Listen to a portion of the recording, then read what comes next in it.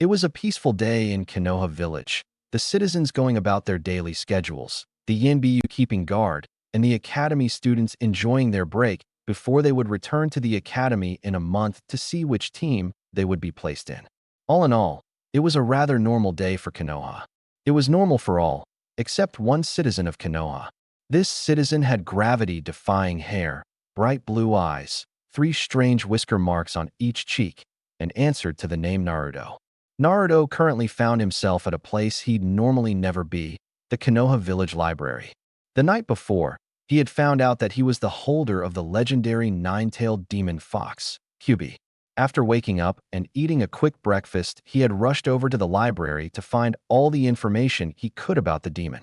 Unfortunately, there wasn't much information. Just the normal stuff taught at the academy. It was big, evil, and could level mountains. With a dejected sigh, Naruto began to leave the library.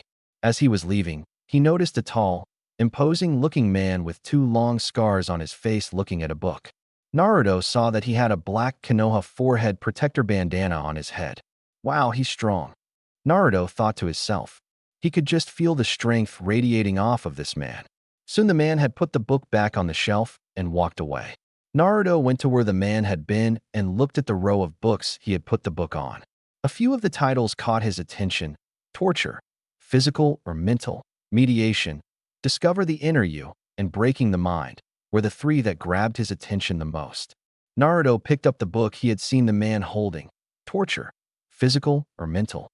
The book was about different ways to torture people both physically and mentally, named the pros and cons of both types of torture, and even how to use the techniques in the book. He's got to be really strong to use this. I want to be stronger, so maybe I should try this. Naruto thought as he tucked the book under his arm. The next book Naruto took of the shelf was Mediation, Discover the Inner You. The book was about how to properly mediate, clearing your mind, and unlocking your mindscape. Naruto was about to put the book back when a thought struck him. If he wanted to know more about the Kyubi, why not mediate and ask him? With that though in mind, Naruto tucked that book under his arm with the other one. The last book he took of the shelf was Breaking the Mind. This book was about shattering a person's mental state and how to withstand mental torture. Naruto thought this would be a good addition as well, so he quickly checked out all 3 books and made his way outside. I'm going to lean this and become strong like Bandana-san. Then, I'll be one step closer to becoming Hokage. After several minutes of walking and a quick trip to Ichiraka Ramen Bar to get some ramen of lunch later, Naruto arrived at a clearing in the forest to do some undisturbed reading. He began reading Mediation, Discovering the Inner You, because he was eager to speak with Kyubi. After an hour of reading, he had the basis of what the book was talking about down. Naruto then quickly ate an early lunch and then began to mediate. With some work, he was able to clear his mind. He sat on the forest floor for an unknown amount of time before he heard a drop of water splashing into more water. Opening his eyes, Naruto saw that he was no longer in the forest, but in a sewer-like hallway. I'm guessing this is supposed to be my mindscape? Naruto asked himself. What he hadn't expected was a reply. That is correct, mortal. Naruto looked around frantically, trying to find where the voice came from. Who said that? He asked in a slightly quivering voice. I think you know who, boy. Come. The voice replied. Naruto saw that at the far end of the hallway, there was a red glow, and he began to make his way through the ankle-deep water to it. Soon he walked into the room and saw that it was massive in size. At the other end of the room were giant bars of like a cage going from the floor to the ceiling. On what looked to be the door of the cage was a slip of paper with the word seal on it. Come closer, the voice said. Naruto carefully stepped forward when suddenly out of the darkness came large, razor-sharp claws aiming at his head. Naruto jumped and scrambled back as fast as he could as the voice laughed. That isn't funny, he yelled out at the cage. It was to me, came the reply as 2 very large, slightly glowing, red eyes appeared. Kyubi, Naruto spoke in a hushed whisper. Yes, it is me. Now, what does my jailer want? It doesn't take a demon of my age to know you've come here for something, Kyubi said. Naruto looked at the eyes and said, Yeah, if you're going to be in me, I want your chakra. It's time you start paying rent. No, was the response he got from the demon. Hey, if I die, you go with me, Naruto cried out. So, if you die, I go to hell. There, I just have to rip open a portal back to this plane. Death doesn't concern me. You were wanting to use some of my power to help you, weren't you? Naruto nodded at the question as QB continued speaking. You aren't strong enough to use my power. However, I could make you stronger. But there's a price. Naruto looked questioningly at the eyes. What's the price? He asked. As far as demons are concerned, you now represent me. With you being weak, it means I'm weak. With you being an idiot, I'm seen as being stupid. So, I'll help you get stronger if you stop being an idiot. QB told him. Naruto stared, wide-eyed. How am I an idiot? He asked the demon. Well, the first and biggest reason for how you're an idiot is the pursuit of that pink-haired menace. What's wrong with Sakura-chan? She's the greatest. Naruto cried out angrily at QB's eyes. Does this look great to you, mortal? On the side of the room, images began to flash. All of them, showing how Sakura treated Naruto. Sadly, none of them showed her as being the kind of girl Naruto had built her up to be in his mind.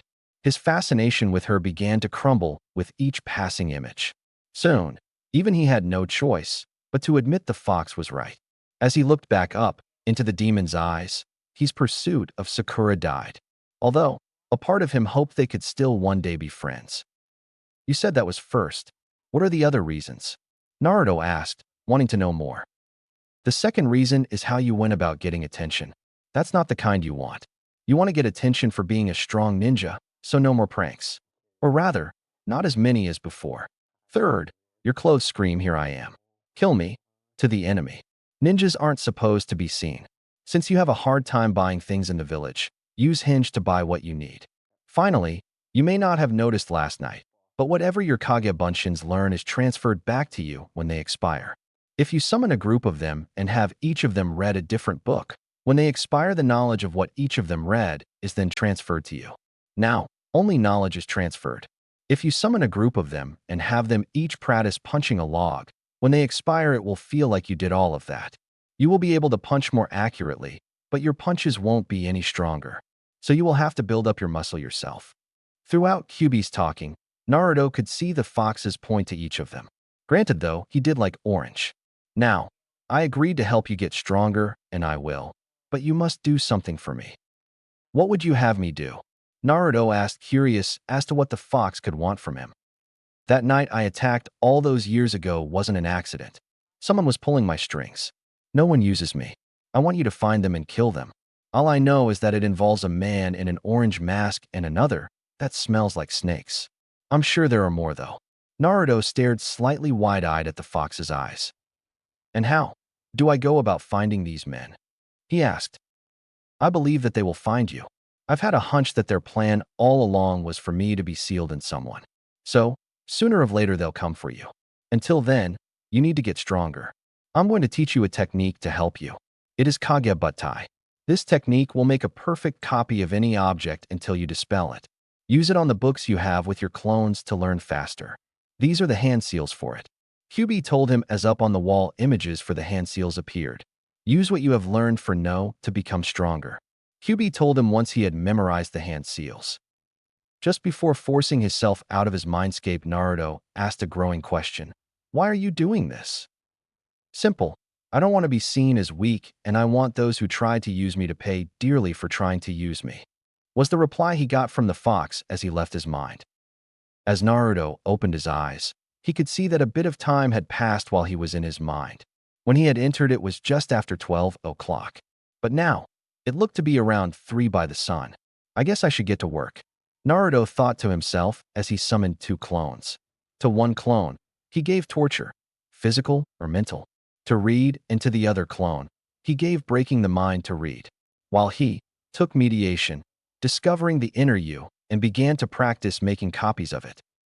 Several hours later, as the sun was setting, Naruto had mastered the Kagebuttai and was able to make 100 perfect copies of mediation, discovering the inner. He then dispelled the books followed by the clones. Naruto jerked slightly as the knowledge of what the clones learned was transferred to him. Wow, I'm going to need to get a lot more books to do that stuff effectively, he told himself as he headed to Ichiraku Ramen Bar for supper. The following day, Naruto went out and bought a dictionary. Afterwards, he checked out several more books from the library. He got books on low-level jutsus, manners, how to do-it-yourself repairs, styling, torture, interrogation, chakra usage, and counterintelligence. He then brought all of the books he had with him to the field he had been at the day before. Naruto used Kagebuttai and made 15 copies of each book. This gave him 180 books. Naruto then summoned 200 clones and had 180 of them start reading. He had 10 practice throwing, 5 practice kicking, and 5 practice punching. While the clones did as they were ordered, Naruto began to work on building his muscles. He then spent the entire day training until the sun was setting. The backlash of the knowledge he was absorbing from his clones caused him to lose his balance for a moment. He did this same routine all week long, with the addition of 40 clones to practice what he had learned. 20 of them would practice jutsus, and the other 20 would practice torture and interrogation. Every day he improved by leaps and bounds, until finally it was time to take his first real step to becoming stronger. He used henge and bought himself some new clothes to make him look intimidating. Naruto went to his apartment and put his new clothes on. He then left and made his way to the Hokage's office. As he walked down the street, he saw that he was receiving the usual cold looks, but some were giving looks of interest. Everyone gave him a wide berth as he walked down the street. Sarutobi, the third Hokage of Konoha, was sitting at his desk going over paperwork and wishing that something would come along to give him a break from the paperwork. "Hey old man, we need to talk," came the voice of Naruto. Sarutobi thanked the gods for Naruto. He'd give him a few hours off from the paperwork. When Sarutobi looked up, he wasn't prepared for what he saw. Standing before him was Naruto, in completely different clothing than from what he had last seen the boy wearing. Naruto had black combat boots, slightly baggy black pants, a black leather belt with a steel skull buckle, and a well-fitting black shirt. He also had a black trench coat that had silver buckles, a high collar that covered the lower half of his face, and at the base of the coat were orange flames. Taking in the boy's new look, he asked, "What would you like to talk about, Naruto?" Naruto sat in one of the chairs in front of the Hokage and began to speak. "You know it's my dream to be Hokage, right?" At this, Sarutobi nodded. "Well, I can't become Hokage if I don't become stronger. Not just physically or mentally, but being able to handle doing certain things. I want to become the first ever genin interrogation and torture specialist of Konoha." Upon hearing the boy's request, Sarutobi's pipe fell out of his mouth. "Naruto, I don't think dash." Naruto quickly cut him off. "I know what the job entails. I've been studying and practicing. I wouldn't be asking you for this if I wasn't sure I could do it. I simply can't make you an interrogator because you asked for it," the Hokage explained. "Then let me prove it. I can interrogate someone, and if I do well, you can let me join. You've got Mizuki, so surely I could interrogate him." Sarutobi looked at the boy. "You're going to be leading a much harder life if you choose this." "It will make me stronger," Naruto replied. "Well, let's head to the Yanbiyu headquarters. The interrogation head is there. If you do well, you'll be trained by him," Sarutobi said as he stood up from his desk.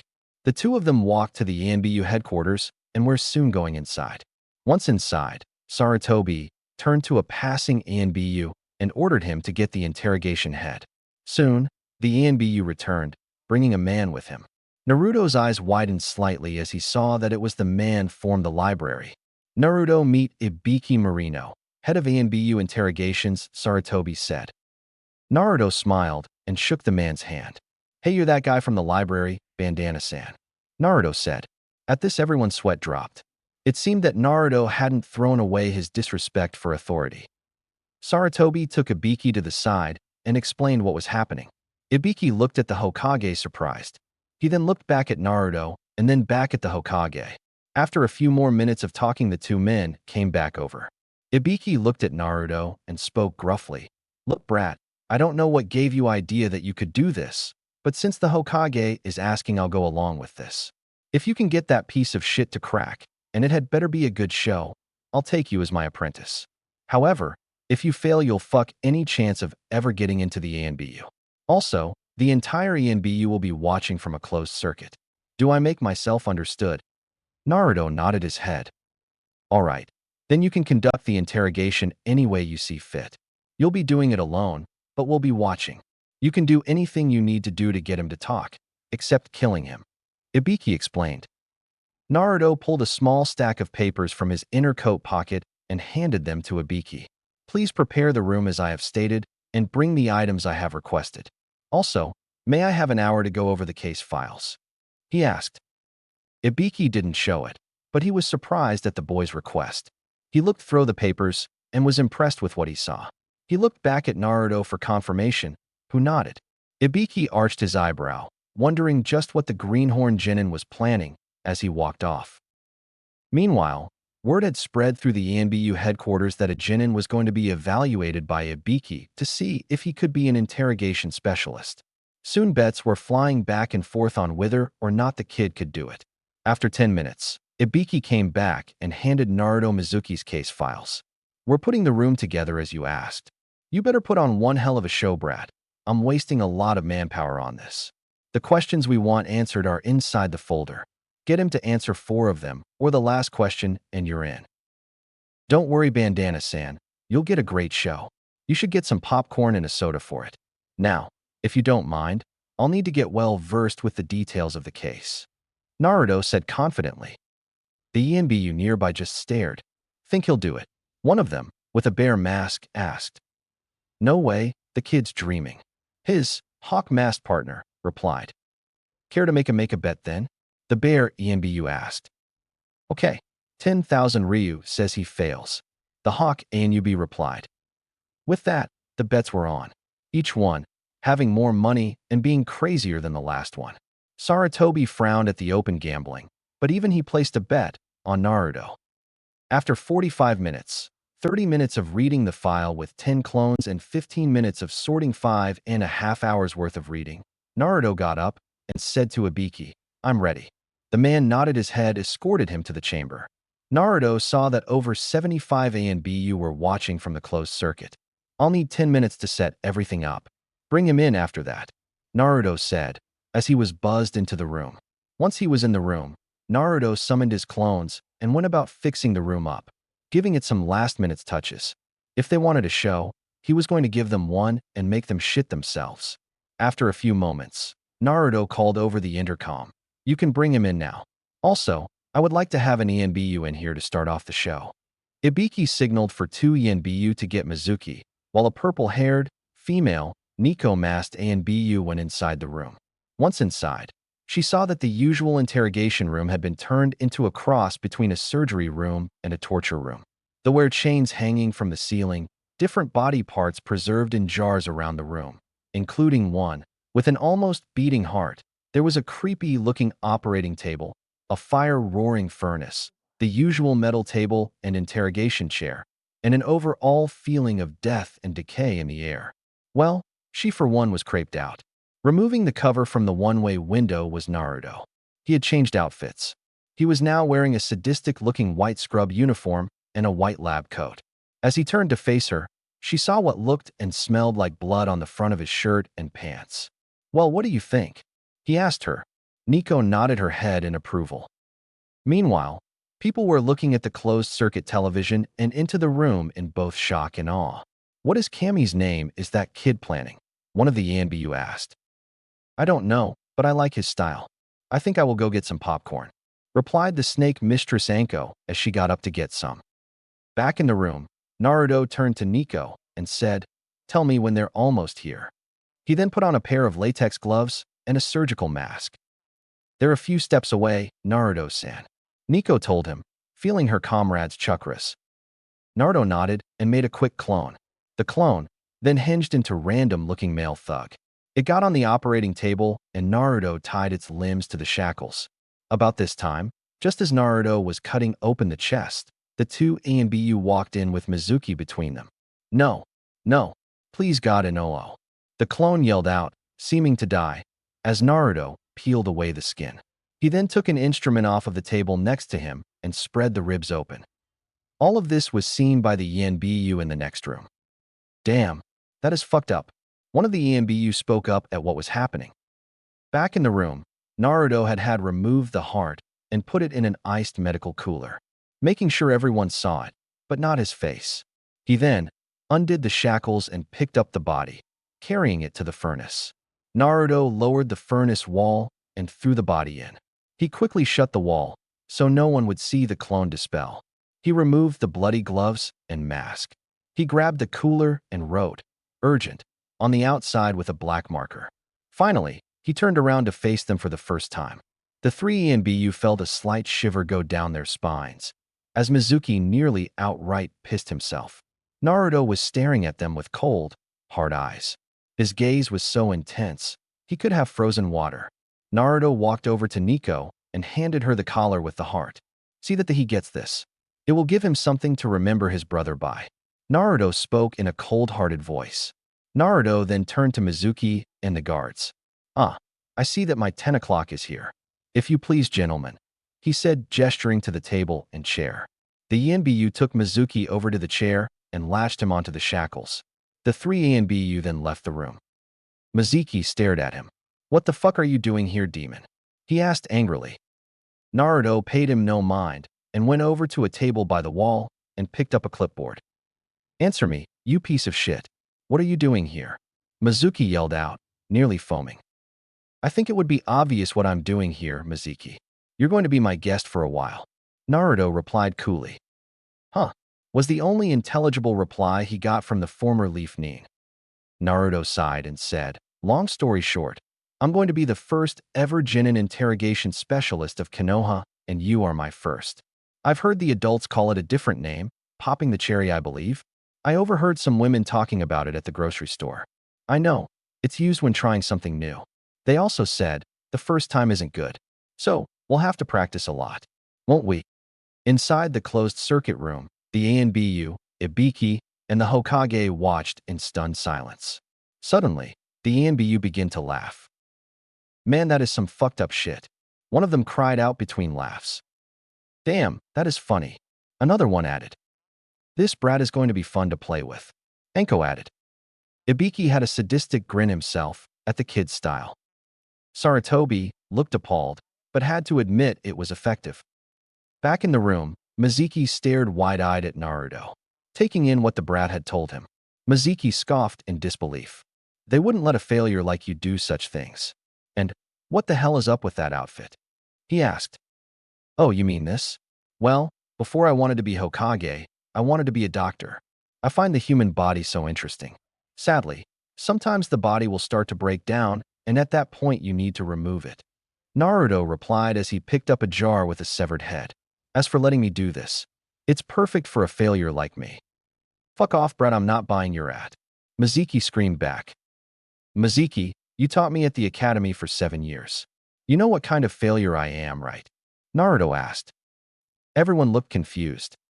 "When I fail, to get something right, I go at it again and again, until finally, I get it right.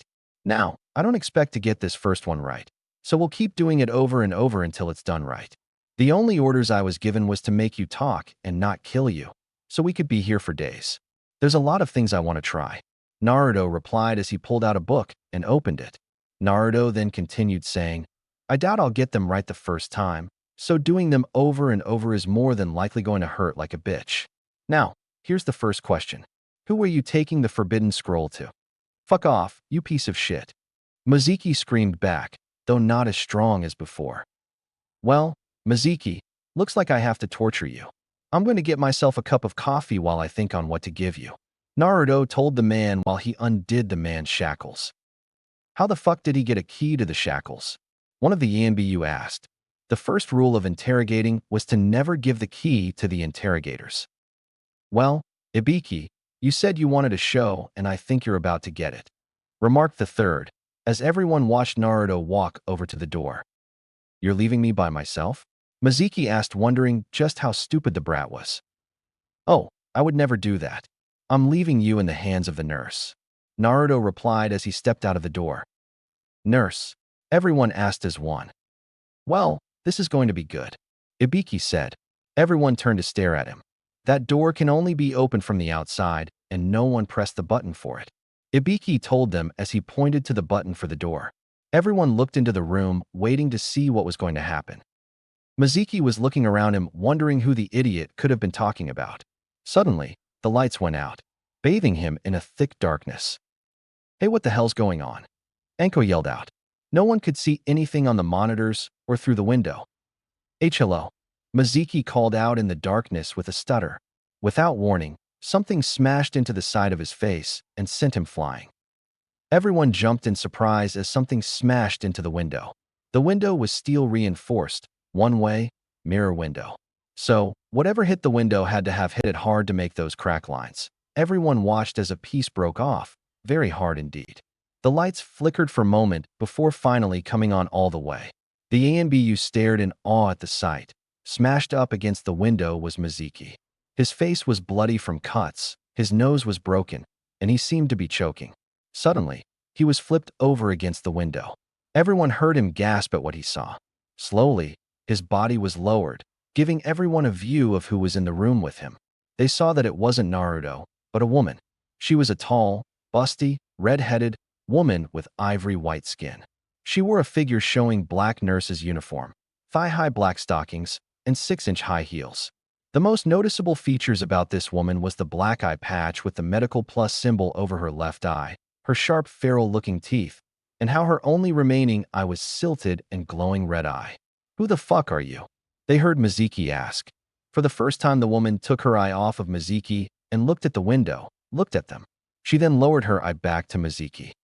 "I am QB, mortal," she replied with a growl. At this, everyone took great notice of the 9 large swishing tails behind her, and Mizuki screamed.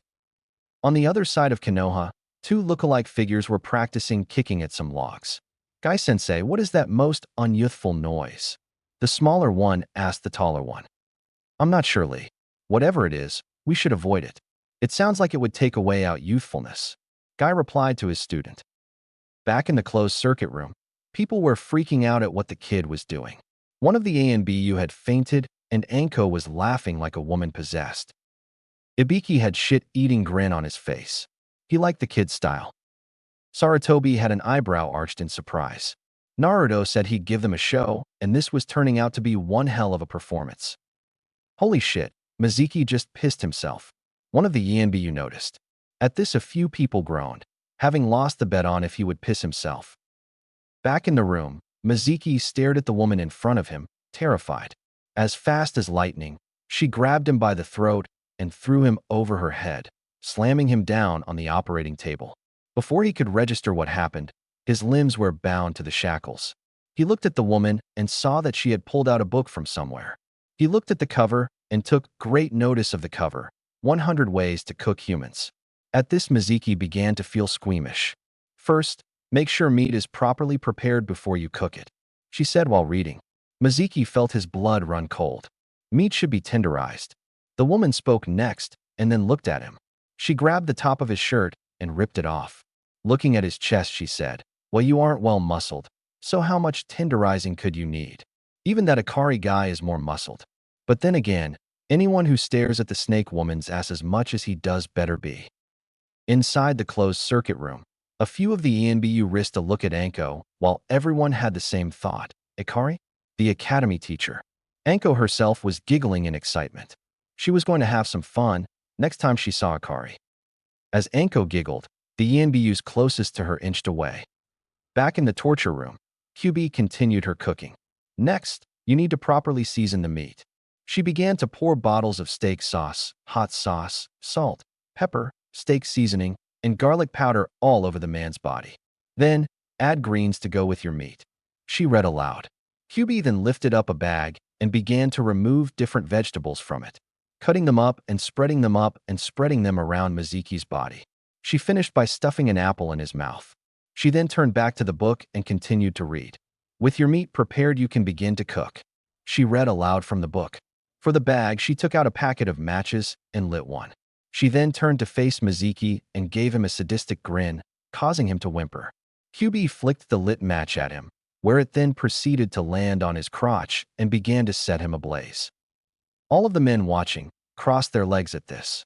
They all stared in shock at what the kid was doing. He really must have wanted Ibiki's approval. A few of the ANBU glanced at the head of ANBU interrogations and saw that he had his hand up to his chin and was stroking his chin thoughtfully. Ibiki himself was impressed. The brat had style, was taking torture to a whole new level, and was being funny about it. If he could get that sack of shit to confess who he was stealing the scroll for, the boy was in. Anko was busy planning on how to get Akari out on a date. Luckily, she always did her best thinking when someone was screaming. She'd have to thank the kid later. Back in the room, QB saw that the weakling was screaming something over and over again. She lifted up a bucket of salt water and poured it over his burning crotch. Once the fire was out, she yanked the apple out of his mouth and leaned closer. Yes, she asked him. I'll talk. I was stealing it for Orochimaru-sama. Mizuki sobbed out in pain. With a poof, the woman disappeared, and in her place was Naruto. Now is that so hard, Mizuki? He asked the burnt man. Naruto leaned in close and grabbed Mizuki by his hair, forcing the man to look at him. Now, if I found out you're lying to me, I'll send you to the real Kyuubi, and you do not want to meet her, he said in a cold voice. The ENBU in the closed circuit room were staring at the kid. He actually did it, one of them said. A moment later, several people groaned at the money they had lost and the things they would have to do. Yes, it was going to be an odd day tomorrow when some of the ENBU go out patrolling tomorrow in pink tutus. Sarutobi looked at Naruto with pride in his eyes. It may not be an easy path, but Naruto could handle it. Back in the room, Mizuki was confessing to everything. How he planned to gain entrance to Orochimaru's village, killing a former teammate, and dozens of other things, including stealing panties at the local washateria. Ibiki nodded his head in approval as Naruto walked out of the room, slightly shaken. Naruto was taken aback by the cheering and whistling for the audience of ANBU. Naruto proceeded to look at them for a moment before puking. As two ANBU carried an unconscious Mizuki out, Ibiki stepped up to him and said, "Not bad, brat. You passed. The first time is always the worst.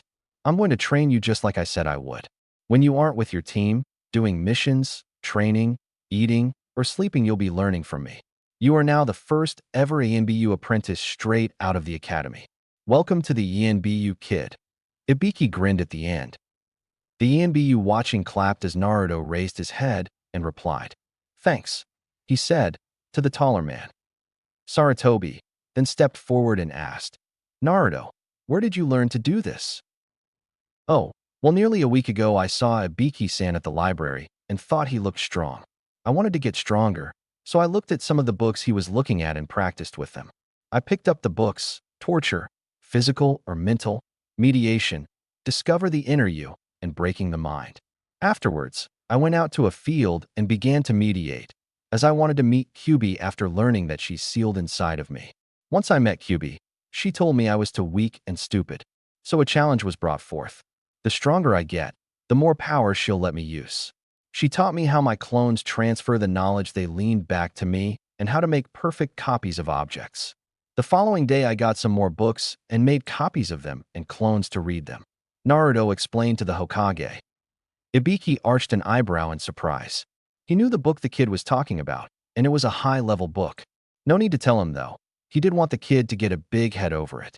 Nodding his head at Naruto's explanation, he looked at Naruto and asked, "What did you mean when you said you'd send Mizuki to meet the real Kyuubi?" "Just that," replied Naruto. "Kyuubi has been teaching me a lost jutsu. The jutsu takes the soul of another and puts it into the caster's body. The person that gains the life force and knowledge of that person. Normally, there would be a fight for dominance. However, due to the seal, they would be stuck with Kyuubi as a roommate, while I got their knowledge. I would also have their life force, unless Kyuubi got bored and ate them," Naruto explained to him. Upon hearing this, most of the ANBU stepped back, as none of them wanted to meet Kyuubi. "What did the demon say, Naruto?" Sarutobi asked, slightly shaken at what Naruto had said. "Kyuubi wants me to find and kill those who forced her to be sealed. She said one of them smelled like snakes, and the other an orange mask," Naruto told him. The Hokage nodded his head, thinking about what Naruto had said. "Well, go HME and get some rest, kid. I'll see you day after tomorrow," Ibiki said, walking up to Naruto, right before he puked again. "Oh gods, do I feel sick," Naruto mumbled out. "Don't worry about it, brat. It means that you're human.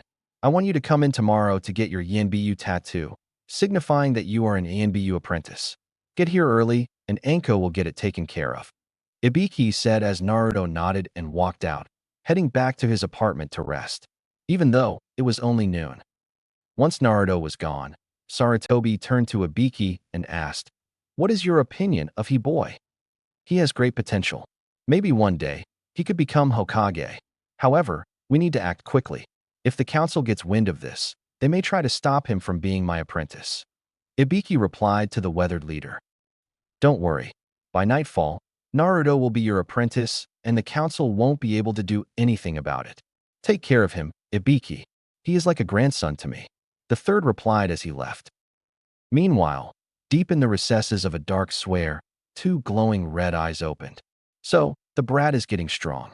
This is going to be fun to watch." The nine-tailed fox demon, Kyubi thought to herself, with an amused laugh. Mortals were such fun and tasty too. The next morning, Naruto made his way to the ANBU headquarters. Once inside, he was surprised at how people greeted him. Several of the ANBUs had their masks off and smiled at him. A few even waved. As he watched the people go about, Anko came over to him with a sleepy look in her eyes. "What happened to you?" Naruto asked her. "Oh, shut up. I had a late night last night," Anko replied. "Now listen here, worm. You are an ANBU apprentice. When doing ANBU work, you outrank Chunin and are on the same level as a Tokubetsu Jounin. Until your training is over. Your training will be done in a year or when you make the rank of Chunin. Once your training is over, you will join as a main interrogator. We can't have your identity known just yet. So, for a while, you will be wearing a mask.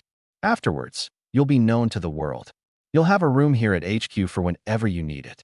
After 6 months, you'll be allowed access to the ENBU library. You now have access to the training grounds. Understand?" She looked to see him nod. "Why are they all staring at me?" Naruto asked, commenting on all of the stares he was getting. "You're now the youngest student of Ibiki, the most feared interrogator in the 5 great nations," Anko replied as they entered the records room.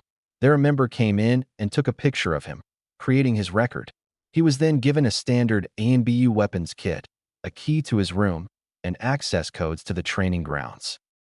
Next, he was brought to the ANBU tattoo artist and given his ANBU apprentice tattoo on his right shoulder. As he let the pain subside, Ibiki came in. "Come with me," the older man told him. Naruto followed his teacher to his office. Once there, Ibiki sat behind his desk and Naruto in front of him. "You're a talented kid, but I'm going to refine your techniques. We, as interrogators, are prime targets. And you become a bigger one being my apprentice, who you are, and what you want to do. However, you shouldn't slack off on your training. Now, we can't have you getting too strong just yet.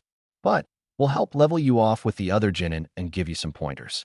You will need to learn the human anatomy, psychology, medicine, and poisons.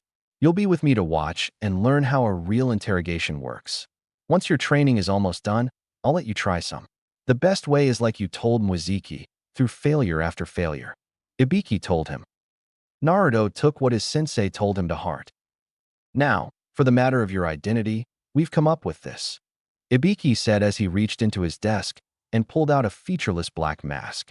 The only noticeable mark on the mask was an orange-colored rip going from the top left of the mask, between where the eyes would be, and ending at the right cheek. "You are to wear this when you are here.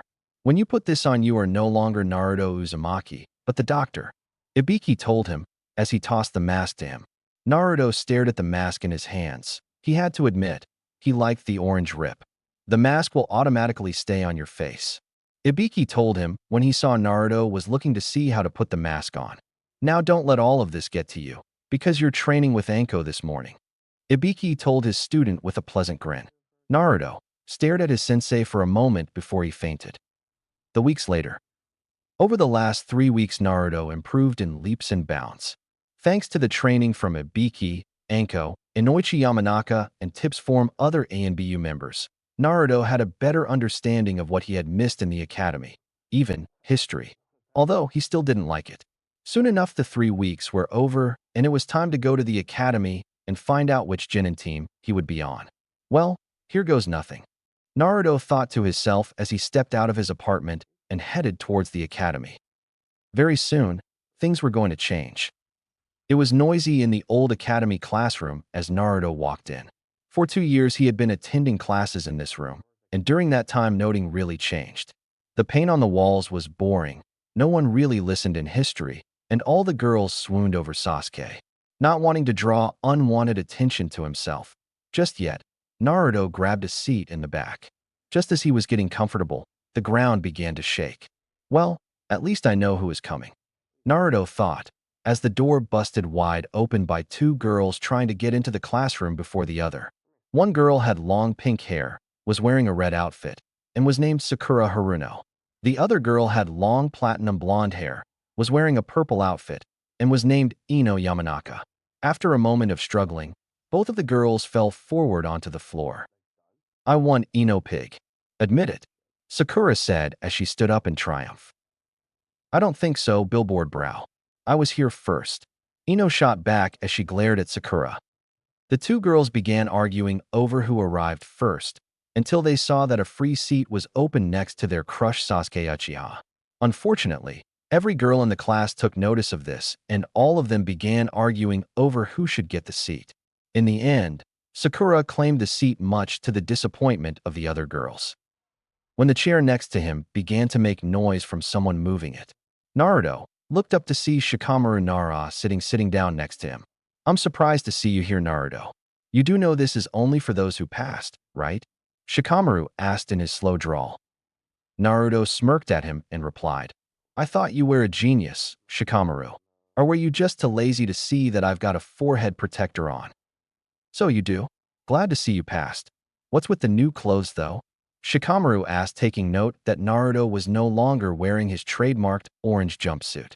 Instead, he was wearing black pants with an orange stripe going down each side and a black shirt with the village symbol in orange on both of the sleeves. I decided that since I was a genin, I should grow up some. As you can see, though, I still like orange. Naruto replied.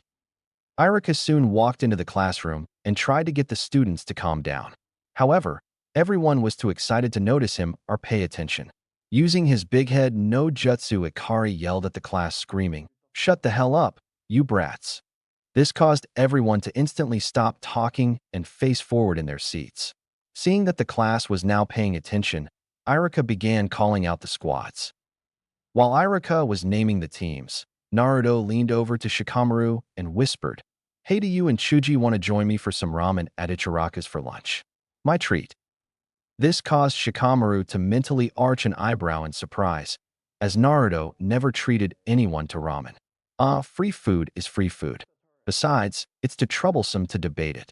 Shikamaru thought to himself before replying, Sure, I'll tell Chuji after W break for lunch. Iruka had just finished naming the members of Team 6 and was now calling a new team. The members of Team 7 are Haruno, Sakura, Uchiha, Sasuke, and Uzumaki, Naruto. Naruto raised his eyebrows slightly. Well, I wasn't expecting that. He thought to himself. They better not slow me down. Sasuke thought as he continued to stare out the window. Sakura, however, was reacting much different to the news than the boys were. What? I'm stuck with the dead last. She cried out in despair. Naruto just rolled his eyes at her over-dramatizing of the situation. After all, he wasn't overly happy to be on a team with a fangirl. Iruka soon finished calling out the teams and dismissed them for lunch, telling them to be back at noon to meet their sensei. After grabbing Chuji, the three friends began to make their way to Ichiraku Ramen Bar. In the courtyard of the academy was a group of girls talking amongst themselves. One of the girls glanced over to see the guys walking towards them, talking with each other. Hey, isn't that Naruto? She asked aloud, catching the attention of the other girls. They all looked in the direction she was pointing to see that it was the hyper ninja himself. Oh great, he'll probably rush over here and start gushing about how excited he is to be on the same team as me and ask if I'll join him for lunch. Groaned Sakura as they watched the guys get closer. The girls waited to see what would happen as they got closer. Soon the guys were level with them and still nothing had happened. Then, they were past the group of girls and not even a glance in their direction. Finally, the guys were past the academy gates and on down the street. Wow, you just got burned, Billboard Brow, and by Naruto of all people, chirped Ino in glee. Oh, shut up, Ino Pig, Sakura replied angrily. An hour later, Naruto was walking back into the classroom to meet his sensei. Soon Jounins began arriving to pick up the newly formed squads. 30 minutes later, the only ones left were Sakura, Sasuke, and Naruto. After another hour and a half of waiting, Naruto got fed up and went to the chalkboard. Grabbing the most chalk-filled eraser he could find, Naruto took it over to the door and wedged it between the door and the door frame. "Naruto, what do you think you're doing?" Sakura asked. "It's what our sensei gets for being so late," Naruto replied as he made his way back to his seat. A few moments later, the door opened and the sound of an eraser was heard hitting a head. The three Genins looked over at the door to see a silver-haired man with his forehead protector over his left eye and a face mask covering the lower half of his face. "Team 7, he asked them. The three Genins nodded. "I'm Kakashi Hatake, your sensei. Now, how can I put this? My first impression is, I don't like you guys," he said. This caused the three to feel slightly depressed. "Now, let's go to the roof," he continued, and then disappeared in a puff of smoke. The three teammates looked at each other and then got up, making their way to the roof. Once there, they saw that their sensei was already waiting for them. "Let's start with some introductions," Kakashi said as the Genins sat down on the steps. "What would you like to know?" asked Sakura. "Things like your name, likes, dislikes, dreams for the future, and hobbies. That sort of stuff," Kakashi replied, shrugging his shoulders. "Why don't you go first, sensei? We don't know anything about you," said Sakura. "Okay, well, my name is Kakashi. I have no desire to tell you guys my likes or dislikes. I keep my dreams to myself, and I have a lot of hobbies," he told them. We didn't learn anything other than his name. The Genins of Team 7 thought as one. "Start us off, Pinky," Kakashi said, looking at Sakura. "My name is Sakura Haruno. The thing I like is, well, the person I like is, should I say dream for the future?" Sakura said while blushing and glancing at Sasuke. "Great. A fangirl," Kakashi thought. "The thing I dislike is Naruto," Sakura continued in a deadpan voice, before blushing again and saying, "My hobbies are," once again looking at Sasuke. "You're up next, emo kid," Kakashi said, looking at Sasuke. "My name is Sasuke Uchiha. There are tons of things I dislike and little I like. I don't have a dream, but rather an ambition. The resurrection of my clan and to kill a certain man," Sasuke said. "I thought so," Kakashi thought to himself. "And now we move on to you, Blondie," Kakashi said, looking at the last member of Team 7, Naruto. "My name is Naruto Uzumaki. I like plenty of things and dislike a few things. My dream is to be the strongest Hokage. My hobby is training," Naruto informed with a smile. "Interesting," Kakashi thought on the final member. "Well, we start our duties tomorrow. First, we're going to do something with just the four of us," Kakashi informed them. "What will we be doing, sensei?" asked Sakura. "Survival training." "Why is our duty training?" asked Sasuke. "I thought we did enough training at the academy," said Sakura. "I'm your opponent, but this isn't normal training," Kakashi said mysteriously. "Then what is it?" Naruto asked, arching his eyebrows in confusion. At this, Kakashi began to laugh slightly. "What's so funny, sensei?" Sakura asked, slightly annoyed.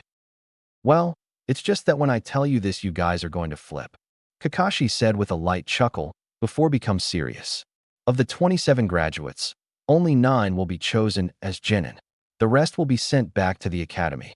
This training is a difficult exam with a failure rate of over 66%. All three of them stared at him in shock. "See, I told you you'd flip out," Kakashi said with a chuckle once again. "Then what was the point of graduating?" asked Naruto. "Oh, that's to see who has the chance of being chosen to be a Genin," Kakashi told him. "Anyway, tomorrow you will be graded on the training field. Bring all of your shinobi tools. Also, skip breakfast, you'll throw up," Kakashi told the team. "I can't fail here. What would Ibiki and everyone else say?" Naruto thought to himself. "The details are in this printout. We'll be meeting at 8 in the morning.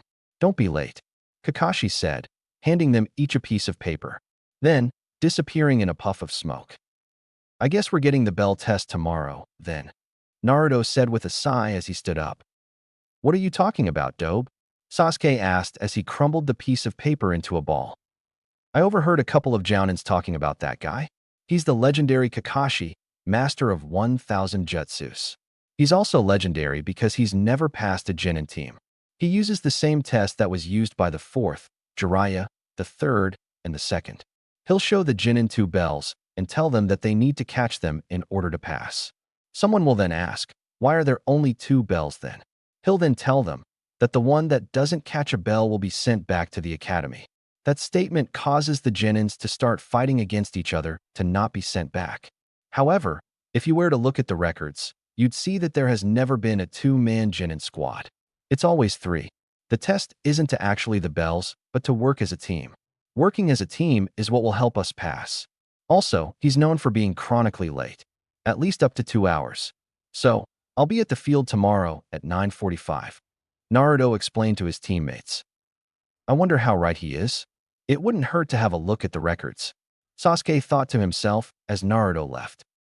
I don't believe they'd make someone that shows up that late so often a jounin. Sakura thought skeptically. Seeing that Naruto was gone, Sakura turned to Sasuke and asked, Sasuke, want to go get something to eat? No, Sasuke replied, leaving for the Konoha Shinobi Records office. Naruto headed out to his training field to get some training done before the exam tomorrow. However, when he arrived, he saw that his field was already occupied by 2 people. 2 people in green spandex with fuzzy eyebrows. Who the heck are these guys? Naruto thought as he watched them train. He did have to admit their taijutsu was impressive. Isn't that? Naruto thought as he walked closer to the 2 training by the logs. Excuse me, but are you Mato guy? Naruto asked. The taller of the green spandex wearing duo turned to look at him and said, Yes, I am he. Has the passion of youth led another student to me? Naruto did his best not to run away. I heard some jounins talking about how you and Kakashi are rivals. They were debating over who was the best, but they all agreed that Kakashi won't teach anyone. So, I was hoping that you could teach me taijutsu. Naruto asked, praying that Inoichi was telling him the truth about guys need to always outdo Kakashi. What? I'll have you know that I am the ultimate taijutsu master, Konoha's green beast. Kakashi could never teach you taijutsu like I could. Guy replied passionately, though slightly angry that someone though Kakashi was a better fighter. Obviously, he'd need to find his eternal rival and challenge him. So, does this mean you'll train me? Naruto asked hopefully. Of course. You shall join me and my apprentice Lee in our training every morning. Together our youthfulness with shine although out Konoha. Guy replied, giving the good guy pose. Thank you very much, said Naruto while bowing gratefully. Now, I want you to kick this log 100 times with each arm. After that, I want you to kick it 100 times with each leg. And finally, I want you to run around this clearing 100 times. Guy said, patting the log next to him. I'm going to kill Inoichi next time I see him. Naruto thought as he started to punch the log. After a few hours of punching, kicking, and running, the training was over. Very good, Naruto-kun. From now on, I want you to join us for our morning training, where I will train you and Lee in the art of taijutsu. Guy told him just before he left. Naruto then hinged into different-looking person and grabbed an early supper. He then went back to his apartment and fell asleep just as the sun was setting. The next morning, Naruto woke up early and sent a Kage Bunshin to study under Ibiki, while he went to meet up with Guy and Lee. After 3 hours of doing the same thing as the day before, Naruto hurried off to Training Ground 7 to take Kakashi's test. When he arrived, he saw that Sakura looked like she was going to kill someone, and Sasuke was close behind her in that regard. Let me guess, you both showed up at 8? He asked them. The 2 of them gave a sigh, thus giving him his answer. A few moments later, Kakashi arrived on the field looking slightly tired. Morning, guys. He greeted them in a chipper mood. You're late. Sakura and Naruto yelled out, while Sasuke scowled at him. Sorry about that, Kakashi said, shrugging his shoulders. Kakashi then pulled out an alarm clock and placed it on a nearby stump. It's set to go off at noon. You have until then to get these bells from me, Kakashi said, pulling out 2 silver bells. Sasuke and Sakura arched their eyebrows at this, remembering what Naruto had said the day before. But sensei, there are only 2 bells, noted Sakura. Yes, the one that doesn't get a bell will be sent back to the academy. You can use whatever means of fighting you have to get them. You won't win unless you come at me with the intent to kill, Kakashi explained. Naruto grabbed a kunai from his holster and arched his arm back, preparing to throw it. Before he could even start to bring his arm forward, it was stopped and the tip of the kunai was pressing against his neck. Calm down. I haven't even said start yet, Kakashi said from behind him. The others looked at him with great surprise on their faces. I didn't even see him move, thought Sakura. So this is a jounin? Thought Sasuke with a mental grin. Well, you seem prepared enough to come at me with the intent to kill. Are you acknowledging me? I'm starting to like you guys, Kakashi said with a slight laugh. Looking at the three Genins, he continued. Well, let's start this thing start. With the command given, the three of them were off as fast as they could run. I guess Naruto is right. We need to work together to pass, thought Sakura as she hid in the bushes.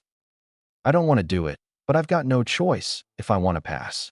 I have to work with them, Sasuke thought as he began to make his way to Sakura. A few moments later, all three of them were hiding under the bushes, deciding what they should do. Interesting, they're working together. There might be hope for this group, thought Kakashi as he sensed their chakras. Suddenly, a plume of smoke arose from the ground. Once the smoke vanished, he saw Naruto standing before him. Come and fight me, Naruto yelled out. You're a bit off, Kakashi told him. The real Naruto was actually still under the bushes with Sasuke and Sakura. I hope the plan of yours works, dope, Sasuke whispered. Don't worry, it will. I just send a clone out to fight him, and we learn how he fights, Naruto replied logically. The only thing a bit off is your haircut, the Naruto clone yelled out as he charged Kakashi. Fighting lesson, taijutsu. I'll teach you about it, Kakashi said as he reached into his weapons pouch, causing the clone to stop and the Genins to tense. Why is he going for a weapon then? Questioned Sakura to herself. The three Genins looked on to see that Kakashi had pulled out a book. The Genin's sweat dropped, and the clone looked surprised. What's wrong? Go ahead and attack me, Kakashi said to the clone. But why do you have a book? The Naruto clone asked in confusion. Why? Because I want to read what happens next. Don't worry about it. It won't make any difference with you guys, Kakashi replied as he began to read, not even bothering to look at the clone. This pissed the clone off, and with a battle cry the clone charged once again. When he got close enough, he threw out his fist, only to have it blocked by Kakashi's hand. The clone then aimed a kick to his head. Kakashi ducked down, not even missing a beat. The clone shot himself forward trying to hit him, but Kakashi had disappeared. A shinobi isn't supposed to get caught from behind, idiot, came the voice of Kakashi from behind him. Sakura took notice of the seal and leaned over to Naruto and whispered, Naruto, he's about you using ninjutsu. When he does, that will be the end of your clone. Then I'll do a quick replacement and the two of you come charging out. Sakura, you hit him low, and Sasuke, you hit him high, Naruto said. Huh, the clone said, before being replaced. Too late, said Kakashi with a glint in his eye as he rammed his fingers forward while yelling out, Konoha Ancient Taijutsu Supreme Technique, 1,000 years of pain. He then poked Naruto in the ass and sent him flying. That wasn't a technique, just a really powerful ass poke, Sakura thought to herself, wondering just how crazy was their sensei. Crap, that hurt, Naruto yelled out in his mind as he landed in the lake. Sakura and Sasuke then got up from their hiding place and began to charge Kakashi, while he had his back turned. Sakura threw 3 kunai at his stomach, while Sasuke threw 2 to his head. Kakashi grabbed the nearest kunai out of the air and with it, deflected all the rest. Sasuke and Sakura kept running towards him, hoping Naruto knew what to do. Just as he was about to dodge them, Kakashi felt a presence behind him. Suddenly, both of his arms were pulled behind him, and he heard Naruto say, Weren't shinobi not supposed to get caught from behind, sensei? Seeing that Kakashi's arms were trapped, Sakura and Sasuke shot their hands forward and grabbed a bell, yanking them off. Kakashi broke one of his arms free and swung Naruto around, throwing him into Sasuke and Sakura. The 3 Genins crashed to the ground. Kakashi then walked over to them and stared down at them. Do the 3 of you understand the answer to this test? He asked in a slightly rough tone. It's teamwork. The test is to see if we can put aside our own interests and work together for the sake of the mission, Naruto said. Yup, for that you guys pass, Kakashi said with a nice smile. As the 3 of them stood up, Kakashi looked each of them in the eye and said, Remember, A ninja that breaks the rules is trash. But a ninja that would abandon his comrades is lower than trash. We will, sensei. The newly passed genin of Team 7 answered. Well, we'll start training and missions tomorrow, team. Be here at 8. Kakashi said to them before disappearing in a puff of smoke. Seeing that they had passed, Naruto turned to his two teammates and said, "Hey, you guys want to get something to eat to celebrate?" Shrugging his shoulders, Sasuke replied saying, "Sure." Sakura nodded her head and followed along. A month and a half later. Over the next month and a half, Naruto trained and did missions constantly. Thanks to Naruto's clones, the members of Team 7 were able to do double the amount of missions of a regular genin team, thus giving them a high ranking for completed missions and more money. His training with Guy had been going along nicely as well. Seeing that his strength was improving, Guy had started to teach him fox-style taijutsu. However, after a few spars with Lee, Naruto saw that he had a long way to go. The two apprentices of Guy had developed a strong bond of friendship together. His training with Ibiki had improved as well. Naruto was now learning how to mix poisons together and was rumored to be hard-ass among the ANBU. The genins of Team 7 had also gotten closer. They had started a tradition of have ramen together every Friday night. Currently, the three genins were in the forest on another mission. "I'm in range of the target," Sasuke said into the comm. "Me too. So am I," came the voices of Sakura and Naruto. "Okay, proceed," Kakashi ordered the genins. The three of them sprang out from behind the trees and dived at the target. "I got him," Naruto cried out as he grabbed a hold of a tail, only to be met with claws to the face. "Oh, Kami, that hurts like hell," Naruto thought as the cat tried to claw Naruto's eyes out. "Are you sure it's the right target? There should be a red ribbon on the lead ear," Kakashi asked. Sasuke looked at the cat that was trying to kill his teammate and replied back into the comm. "Yes, we're sure." "Then mission complete. Let's return," Kakashi told him, ordering them back. "OH, you found my precious Tora. I don't know what I would do without him," cried the fire daimyo's wife as she squeezed the cat close to her, much to the cat's great discomfort. The members of Team 7 looked on in sympathy. Well, all but one member did. "Yes, squeeze harder. Harder," Naruto thought to himself, giving an insane laugh inside.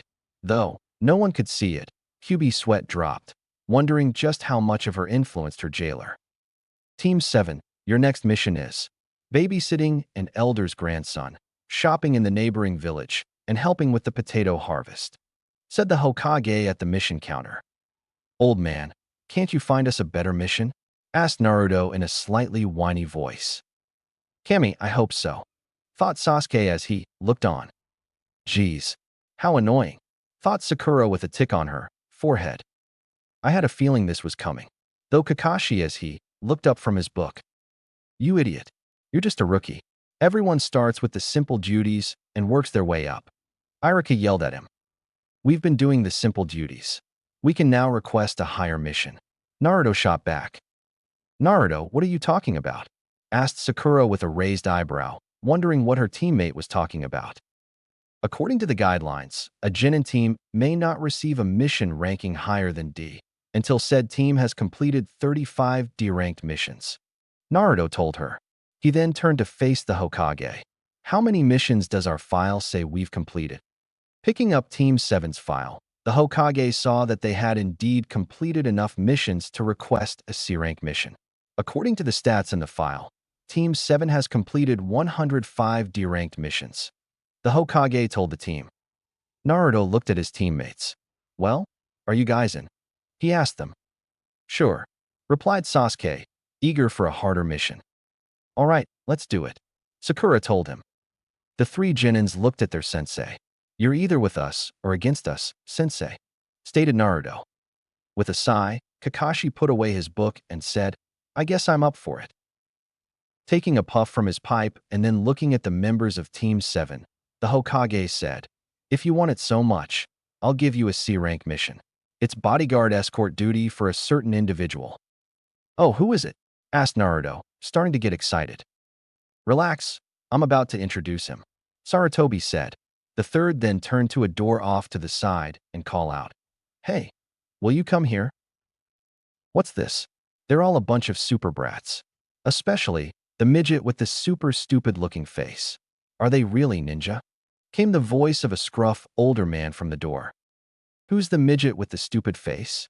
Asked Naruto, only to have Sakura and Sasuke step closer, making it painfully obvious that he was the shortest member on the team. Seeing this, Naruto simmered in anger. He then turned to Kakashi and asked, "Can I kill him?" "Naruto, you can't kill the person that we've been hired to protect," answered Kakashi. "Yeah, but what about after?" Naruto countered. "Sure, knock yourself out."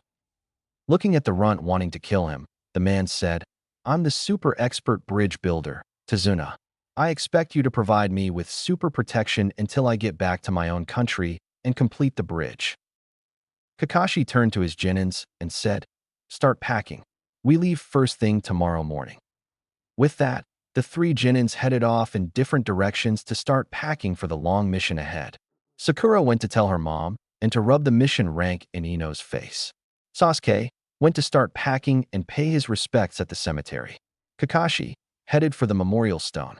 Naruto went to inform Ibiki, Guy, Lee, and Tucci that he would be leaving for a long-term mission.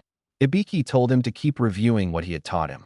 Guy said that once he returned, the flames of youth would guide him to the perfect weapon to go with his style. Lee told Naruto to keep getting stronger and that he looked forward to their next spar. Tucci cried upon hearing that his best customer would be gone. The next morning, Naruto, Sasuke, and Sakura stood at the north gate waiting for Kakashi and the client to arrive. The three looked down the street to see that Kakashi was walking towards them with Tazuna. Seeing the shocked faces of his students, Kakashi asked, "Is there something wrong?" "You're on time," mumbled out Sakura. "Crap," Kakashi thought to himself before saying, "Yes, I wanted to test you. I can't have you getting used to things." Turning to face the Jounin, Tazuna asked, "Am I really safe with these brats?" "Well, I am a Jounin, so no need to worry, sir." Having heard enough from their client, Naruto spoke in a hard voice saying, "Hey old man, don't mess with shinobi. We're incredible. One day, I'll take the elite title of Hokage. My name is Uzumaki Naruto. Remember that name." "Hokage is this village's #1 ninja, right? I doubt someone like you could do it," said Tazuna before taking a sip from his bottle. "Hey, I'm prepared to do anything to become Hokage. Once I do, you will acknowledge me," Naruto yelled at the older man. Looking the blonde idiot in the eye, Tazuna said, "No, I won't, brat. Even if you become Hokage, you still won't be able to force me or anyone else that doesn't want to acknowledge you." Though he didn't say anything, what the old drunk said had deeply affected Naruto. After a few hours of walking, Sakura decided to ask a question. "Tazuna-san, you're from the Wave Country, right?" "What about it?" asked the old bridge builder. Sakura turned her head to her sensei and said, "Kakashi-sensei, do they have ninjas in that country?" "No, not in the Wave Country. But in other countries the culture and customs may be different, but hidden villages exist, and so do ninjas," Kakashi explained to his student. As they walked, Kakashi explained to his students the different countries and the leaders that governed over the ninjas there, mostly talking about the 5 great nations. While their sensei talked, Naruto took in the sights.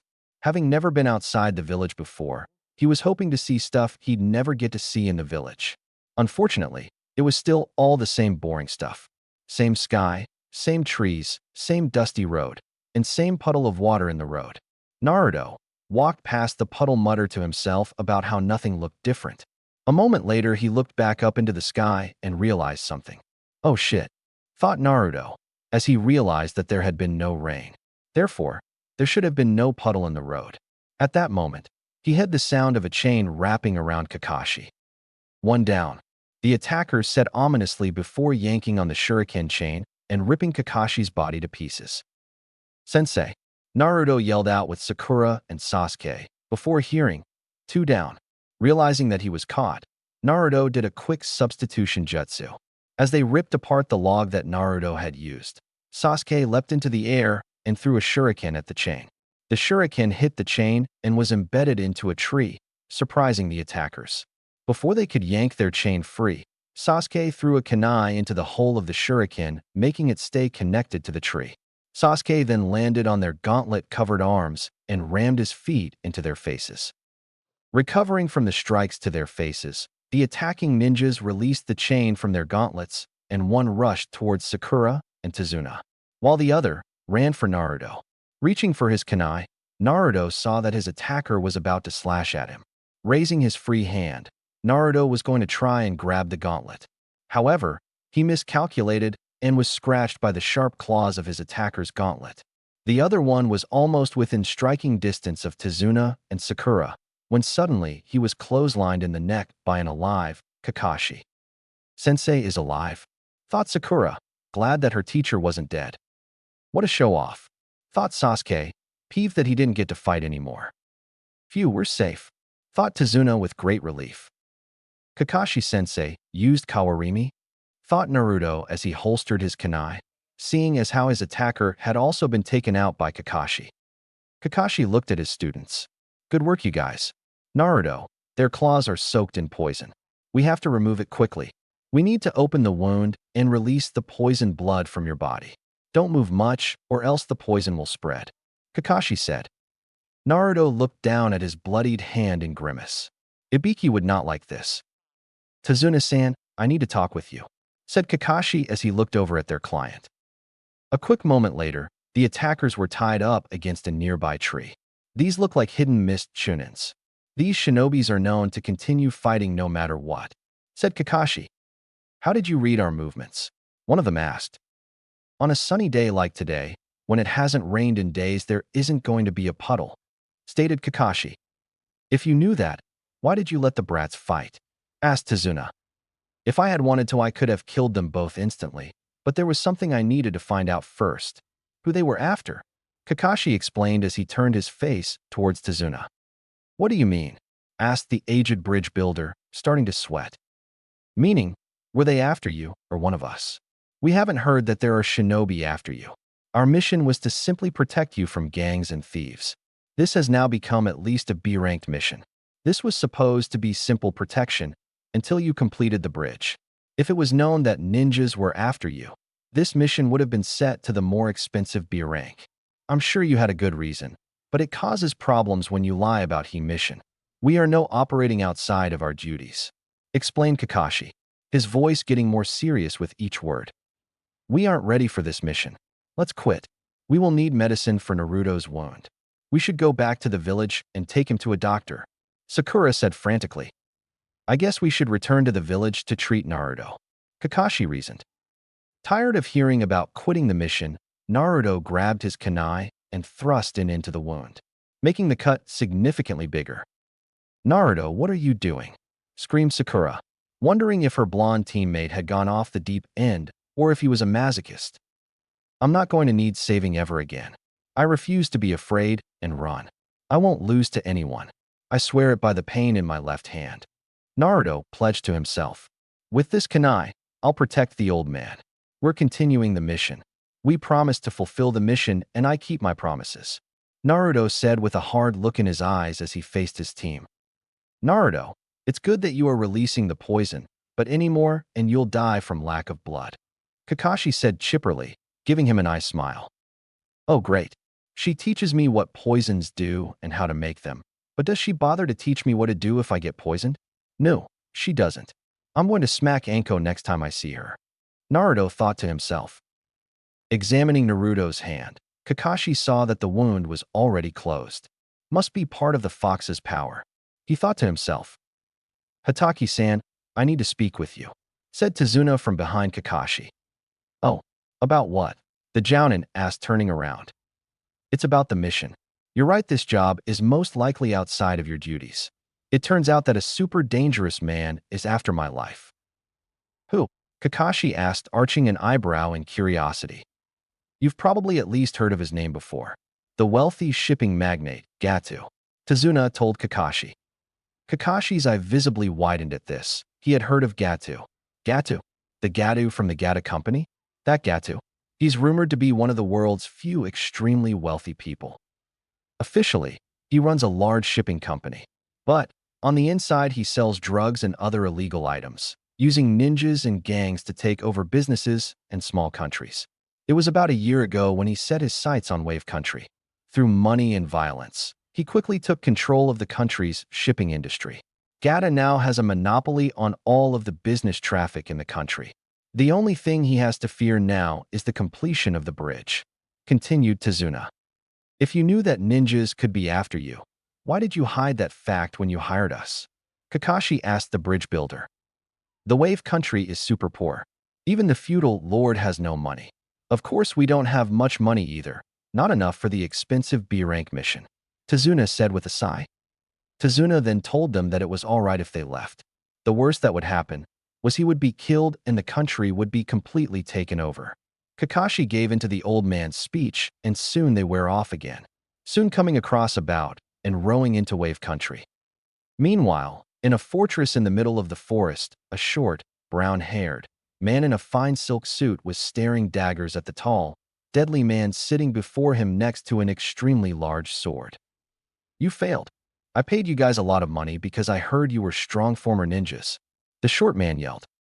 Faster than anyone could see, the tall man grabbed his sword and leveled it at the short man's neck, just a hair's width from his Adam's apple.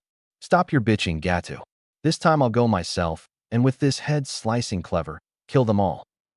Are you sure?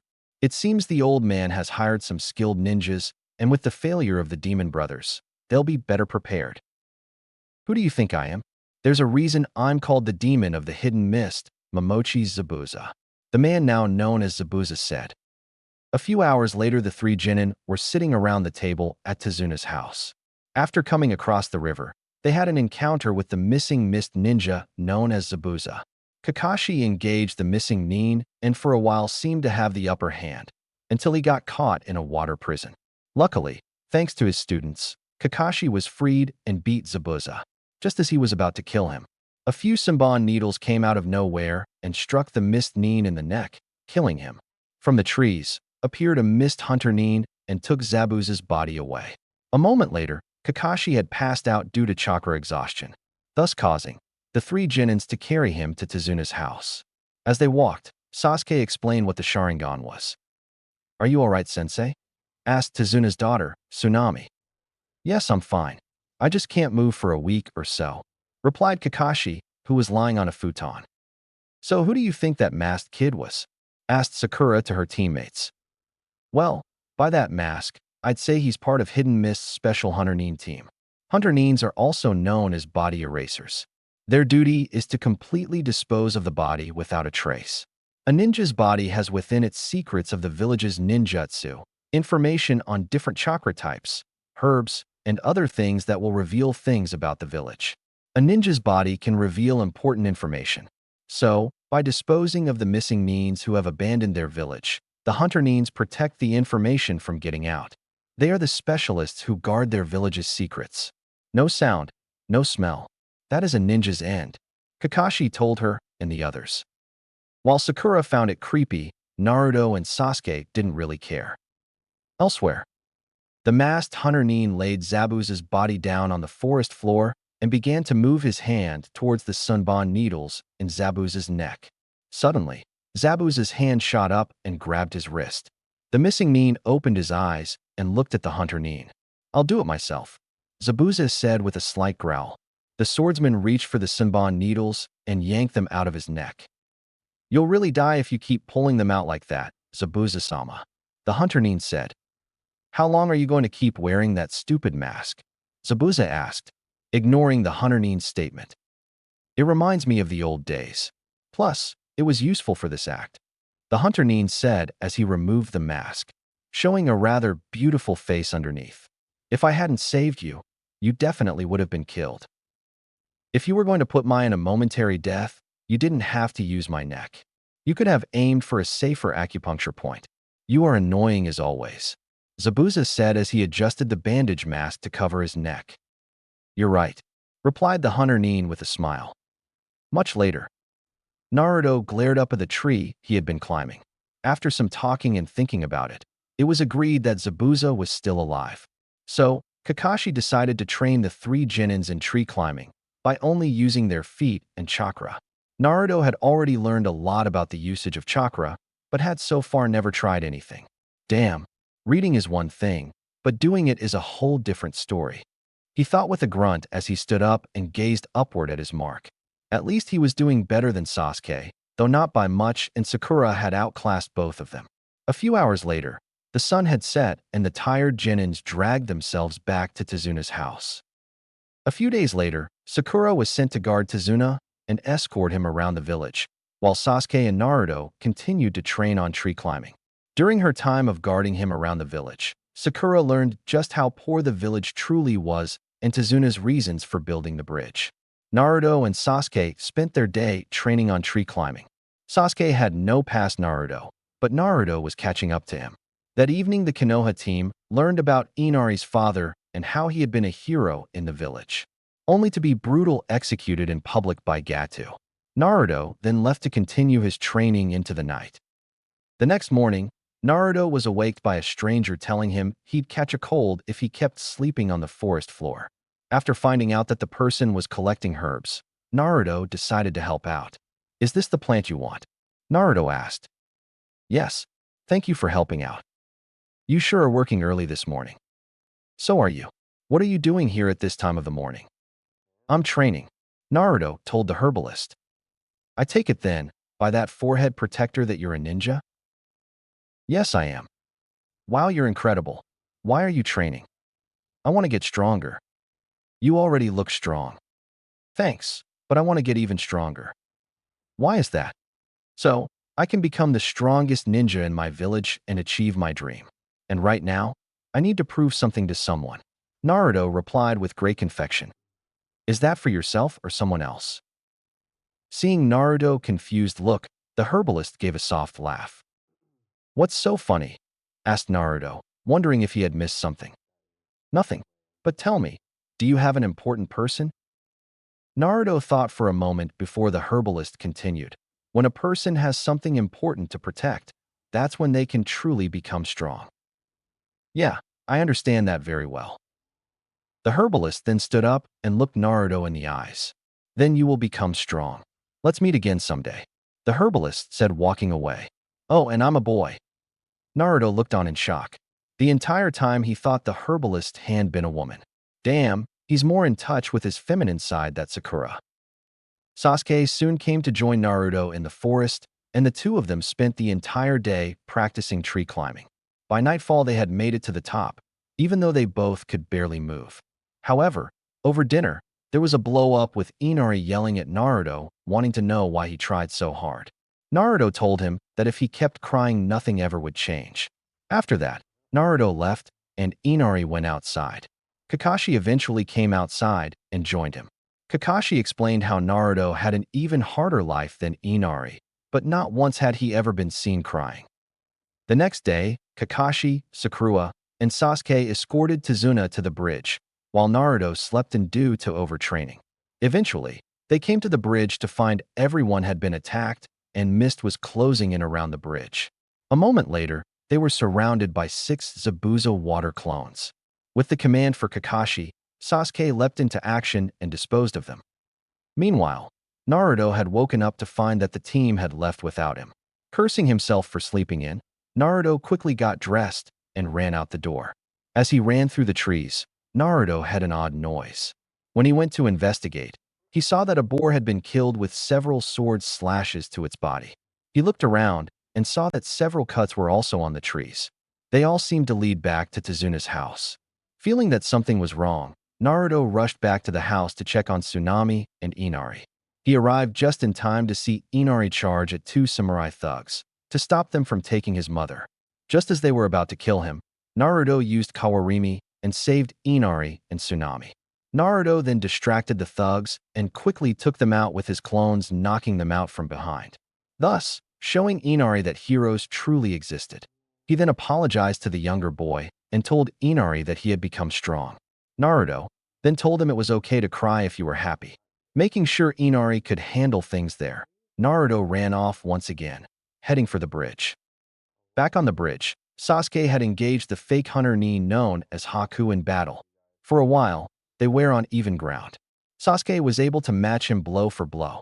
Then, without warning, Haku began to do one-handed seals, something the Leaf team had never seen before. Sasuke dodged the attack and once more engaged him in hand-to-hand combat. But this time Sasuke landed a hit on him. This caused Haku to use his special jutsu, demonic ice mirrors. Sasuke was now trapped in a prison of ice mirrors. Shocking everyone, Haku stepped into the ice and began to appear on all of the ice mirrors. Kakashi ran over to help, but was stopped by Zabuza. The missing meme told him that he was to be Kakashi's opponent. Seconds later, Sasuke began to yell in pain as hundreds of Senbon needles started to starch him, causing cuts, and a few of them piercing him. Sakura threw a kunai in between the mirrors to hopefully give Sasuke a weapon to defend himself. Unfortunately, it was blocked by Haku. What no one expected, though, was for Haku to be knocked out of the mirror when his mask was hit by a shuriken. Everyone looked over to see that Naruto Uzumaki had arrived. Sasuke thought that with Naruto on the outside and him on the inside of the mirrors, he stood a better chance of finding a way around the ice. However, he should have known his knucklehead teammate better, because a moment later Naruto was inside the ice mirrors with him. After trying to melt it with a fire jutsu and smash all of the mirrors with Kage Bunshin, Kakashi realized why none of his students' attacks were working. Haku had a bloodline limit. Haku asked for Naruto and Sasuke not to hate him, but he had to protect his dream, even if it meant killing his heart and killing them. Kakashi knew that his students didn't have it in them to kill and realized that he would have to finish their battle, but first he had to get past Zabuza. So, Kakashi lifted up his forehead protector, revealing his Sharingan. Seeing the Sharingan revealed, Zabuza summoned a large amount of mist, knowing that the flaw of the Sharingan was that you had to be able to see the opponent to use it properly. For the first moment, Kakashi thought that with the mist so thick that Zabuza wouldn't be able to see him.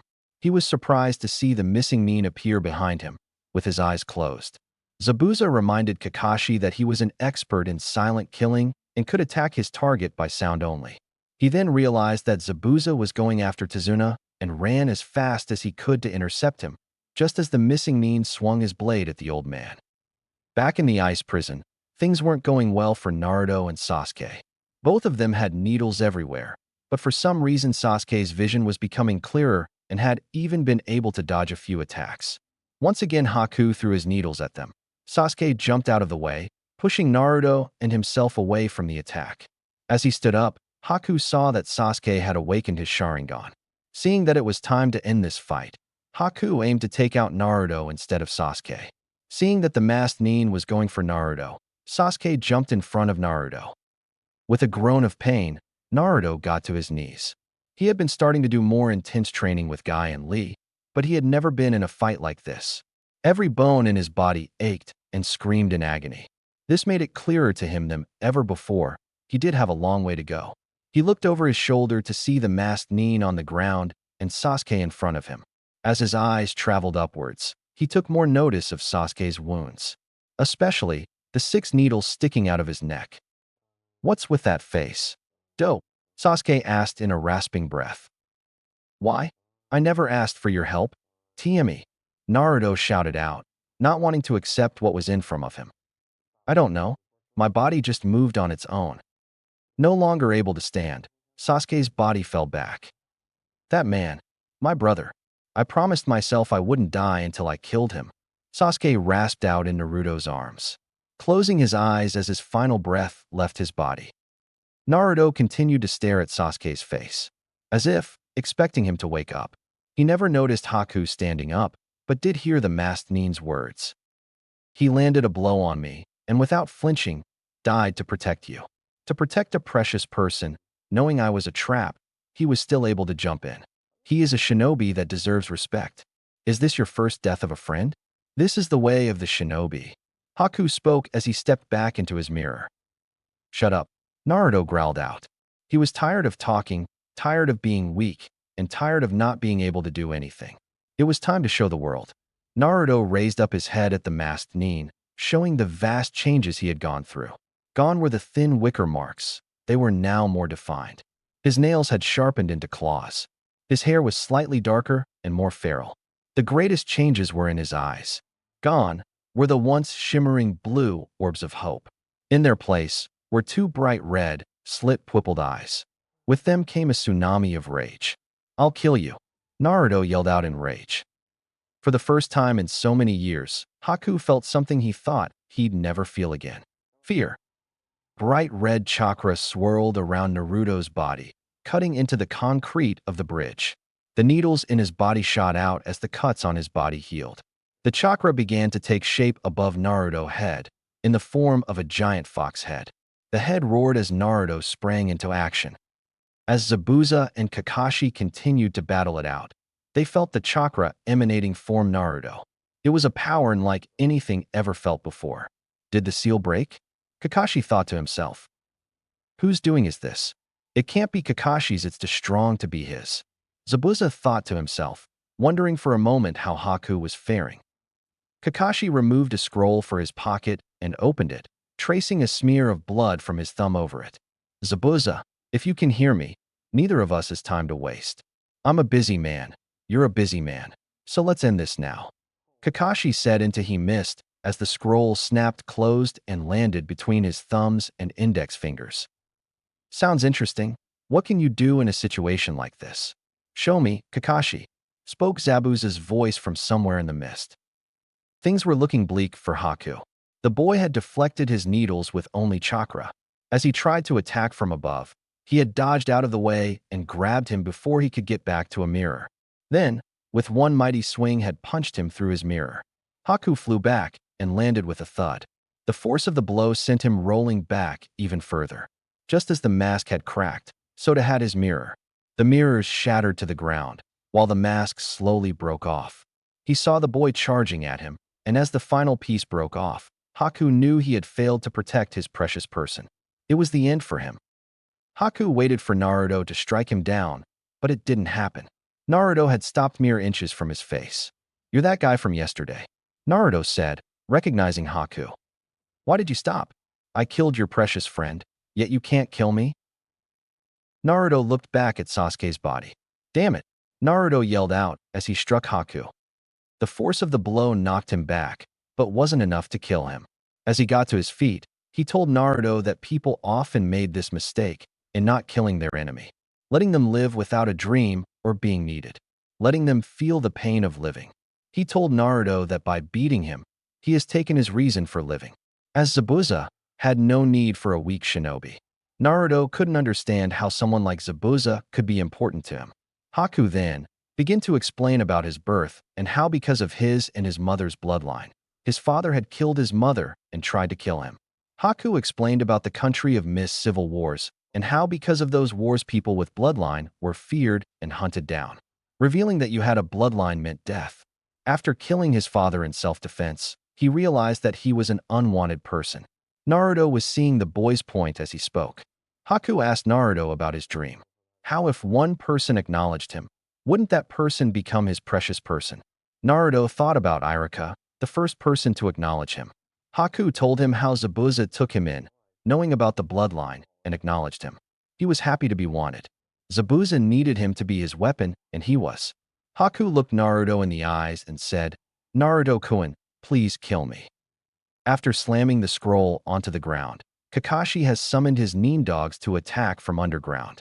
As Zabuza had his eyes closed, he didn't see the attack until it was too late. Now, he was being held in place as the mist slowly started to disappear. Kakashi explained his reasons for letting Zabuza land his attacks on him. How thanks to his blood-soaked weapons, Kakashi's nin dogs could find him. Zabuza watched as Kakashi did a few hand seals and summoned chakra into his right hand. Kakashi told him how his ambition was dangerous. Zabuza argued that he was fighting for his ideals. Seeing that Zabuza was refusing to surrender, Kakashi began to charge. Naruto looked at Haku, not understanding his request. Why are you hesitating? Haku asked. I don't understand. Is being strong the only reason for you to be alive? Something other than fighting? You could have been acknowledged for something else. The day I met you in the forest, I thought you were like me. You should be able to understand. I'm sorry that you have to stain your hands. Is this the only way? Yes, Haku answered in a soft voice. Naruto unsheathed a kunai from his side holster and held it in a striking position. Please, fulfill your own dreams. If we had met under different circumstances, we might have been friends, Naruto said as he readied himself. Thank you, Haku said as Naruto started to run at him. Haku knew that Naruto would one day be a strong Nina, but what this would mean he would never see. Just as Naruto was about to strike him, Haku sensed something. He sensed a massive amount of chakra rushing at Zabuza. Thinking quickly, he grabbed Naruto's arm, blocking the attack.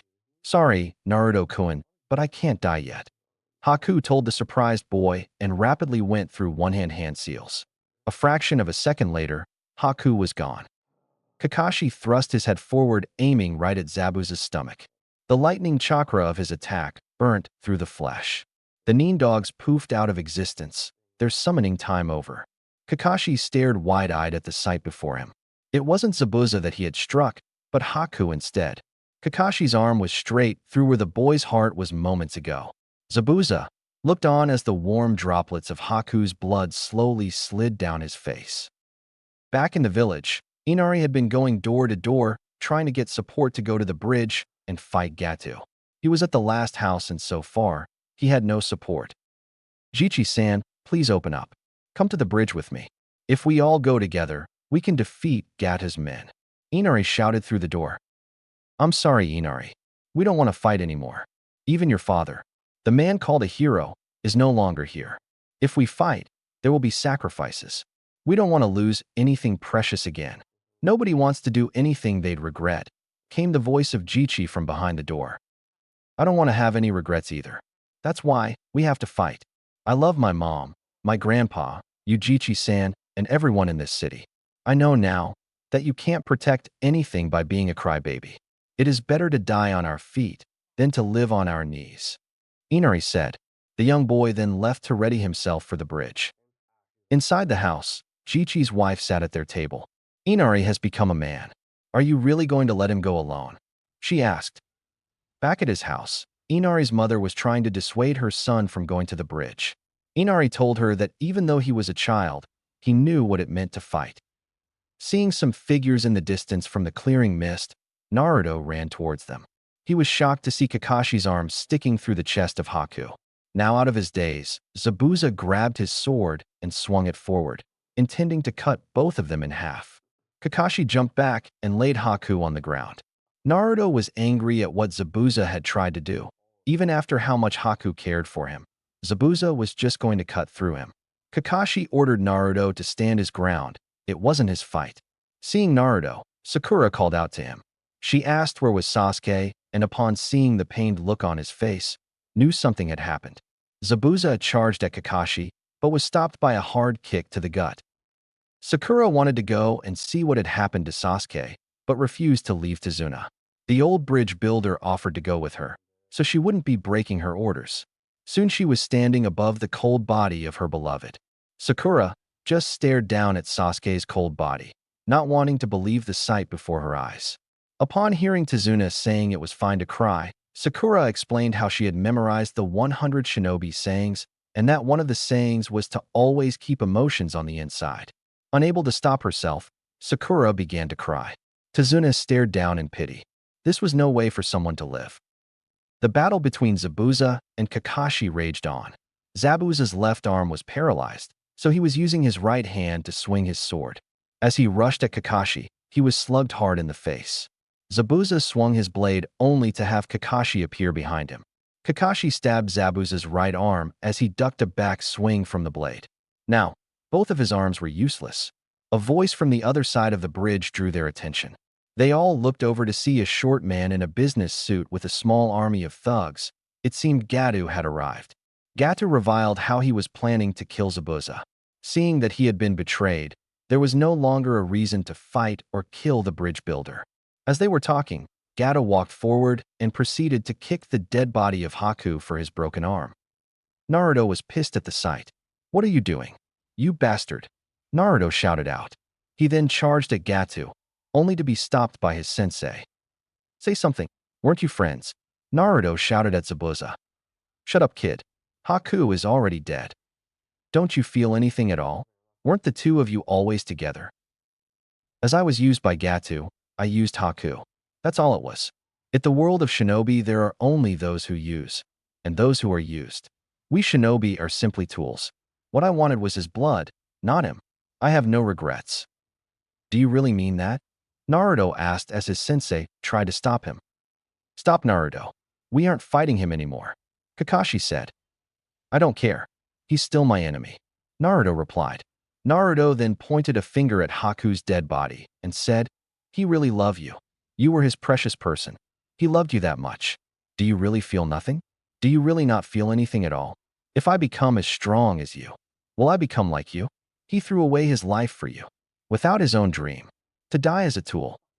Brat, don't you dare say another word, Zabuza said as he slowly turned to face Naruto, a small tear dripping down the side of his face. It pained him to have to fight you. Haku fought not only for me, but for you as well. He was too kind. I'm glad I got to face you in the end. Yeah, kid, you may be right. A shinobi is still a human. We may not be able to become emotionless tools. I've lost. Kid, let me borrow your kunai. All the while he spoke, Zabuza had been chewing away at his mask, so when Naruto tossed over his kunai, it was caught in his mouth by the handle. With the kunai in place, Zabuza charged forward. Gato ran back into the mob of thugs, telling them to kill them. As the thugs watched the injured Zabuza run towards them, it looked like an image of a demon had appeared above him. Gato looked on his horror as Zabuza cut through the thugs. Zabuza wasn't slowing down, even though he had blades sticking out of his back. Soon Zabuza had broken through and stabbed Gato in the chest. Zabuza yanked the kunai out and slit his throat open. As Gato died, Zabuza turned around, and upon seeing the crazed look in his eyes, the thugs gave him a wide berth. After all, he had just taken out over half of their numbers. Naruto and everyone else watched as Zabuza fell to the ground. Don't look away.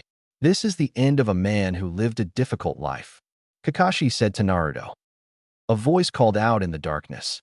Sasuke slowly opened eyes to see Sakura kneeling next to him. Sakura, you're heavy, he gasped out. Seeing that Sasuke was alive, Sakura hugged him in joy. Sakura soon began to gush over Sasuke, eventually telling him that Naruto was fine and Haku was dead. Sakura yelled over at Naruto, telling him that Sasuke was fine. Naruto looked behind him to see Sasuke standing up. At this point, the thugs decided to make themselves known again. They explained to the ninjas how they were going to ravage the town as a response to them killing Gato. He wasn't much to them, but he was a meal ticket. As they ran forward in mass, a single arrow came down from the sky. Everyone turned to look at the far sea of the bridge to see the entire village, each of them with weapons drawn. The thugs looked to see that Naruto and Kakashi had pre-formed Kage Bunshin, resulting in several copies of them. Not wanting to get into a fight, they turned tail and ran, scrambling back into the boat they had arrived in. And this is where things get different. After the thugs had left, Kakashi and Naruto walked over to Zabuza's fallen body. It looks like it's over, Kakashi. I have a request, Kakashi. I want to see his face one last time, gasped out the dying Nin. Sure, replied Kakashi as he slid his forehead protector back over his Sharingan. He looked at Naruto and said, go get Zabuza's sword. Kakashi then knelt down and began to carefully pull the blades out of Zabuza's back. Naruto walked over to Zabuza's large sword and picked it up. He was surprised by the weight of the large weapon. Wow, this would be one impressive sword to use. The young blonde thought to himself as he carried the weapon back to Kakashi and Zabuza. His sensei had just pulled the last blade out and was now carefully picking up Zabuza in his arm. As he lifted up the missing Miss Nin, it began to softly snow. Hey sensei, is it true what Zabuza-san and Haku-kun said? Is this really what being a shinobi is all about? Asked Naruto. Sadly, for many it is, Naruto. Ninjas aren't known for living very peaceful lives. Each and every ninja has to live and deal with that issue.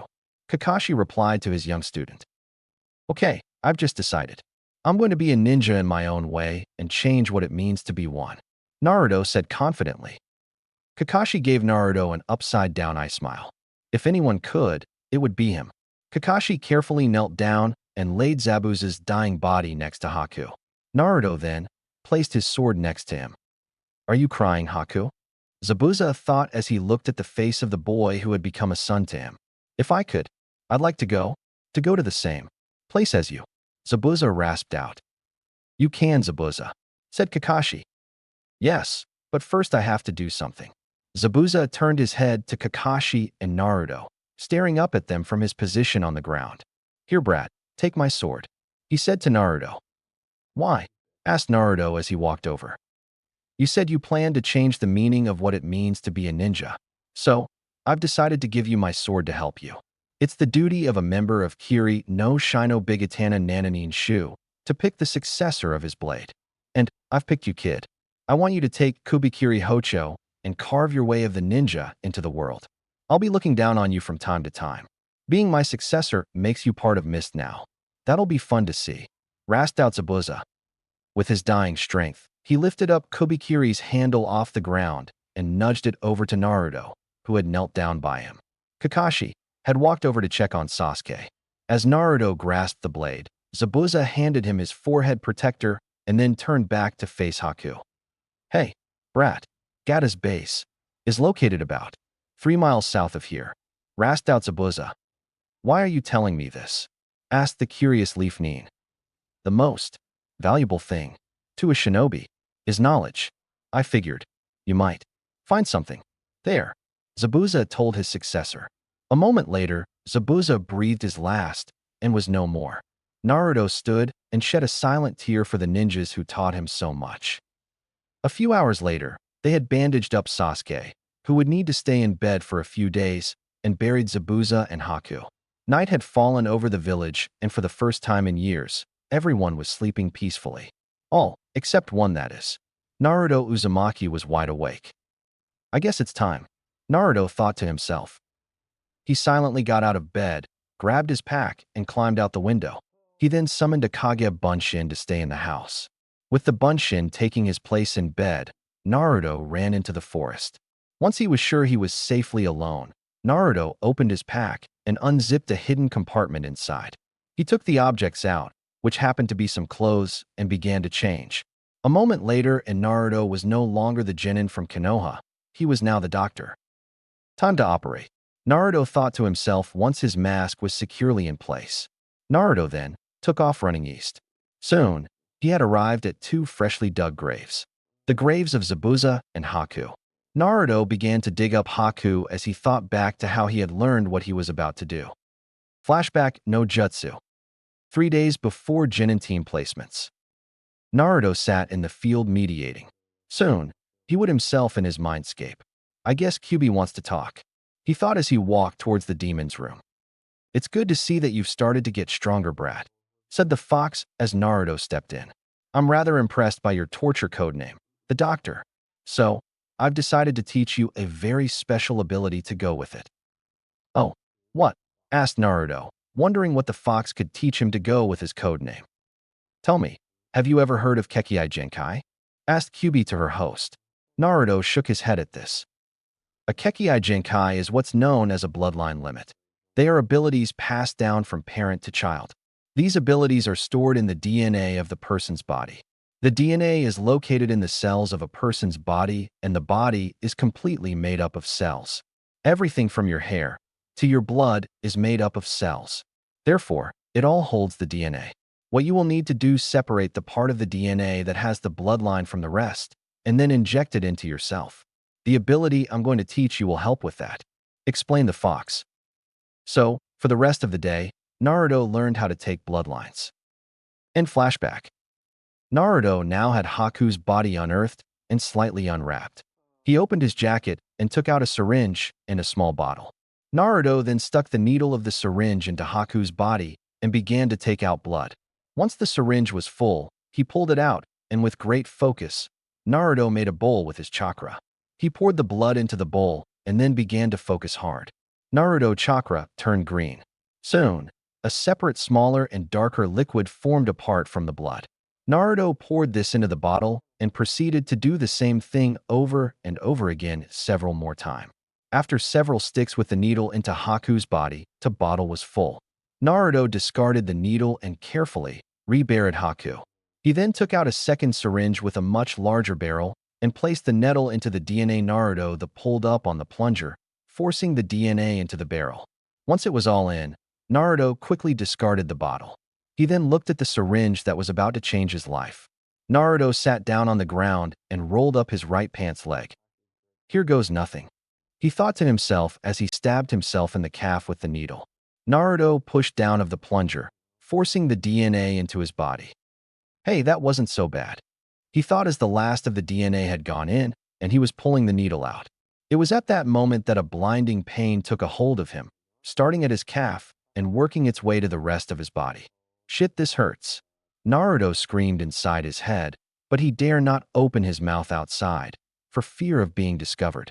After several agonizing minutes of pain, it was all gone. He felt perfectly fine. Is it over? He asked himself. Yes, you have the Mist Nin's bloodline. Came the voice of Kyubi from within him. Are you sure? I don't feel any different. Naruto asked the fox. Yes, you didn't go through all of that pain for nothing. Though it may take you a while to learn to use this Kekkei Gakkai to its fullest, as you don't have anyone to teach you about it. The fox replied. Naruto saw the Nine-Tails point. According to Haku, he was the last one with this bloodline, so there was no one to teach him how to use it. Naruto stood up and discarded the syringe.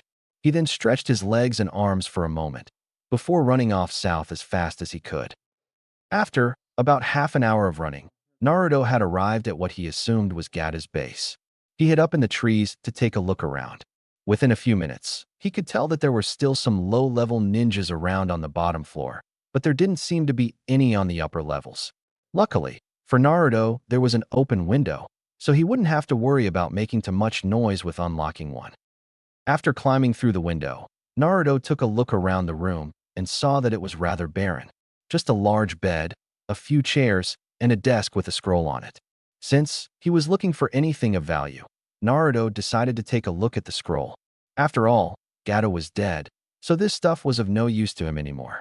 Opening the scroll, Naruto was surprised to see that it was a scroll of instructions on how to weld kubikiri. So, I guess this would have been Zabuza's room. Naruto thought to himself, as he placed the scroll in the pocket of his jacket. Naruto then left the room and looked around the others. In most of the rooms, he didn't find anything interesting. Just some kunai, exploding tags, and a few jutsu scrolls.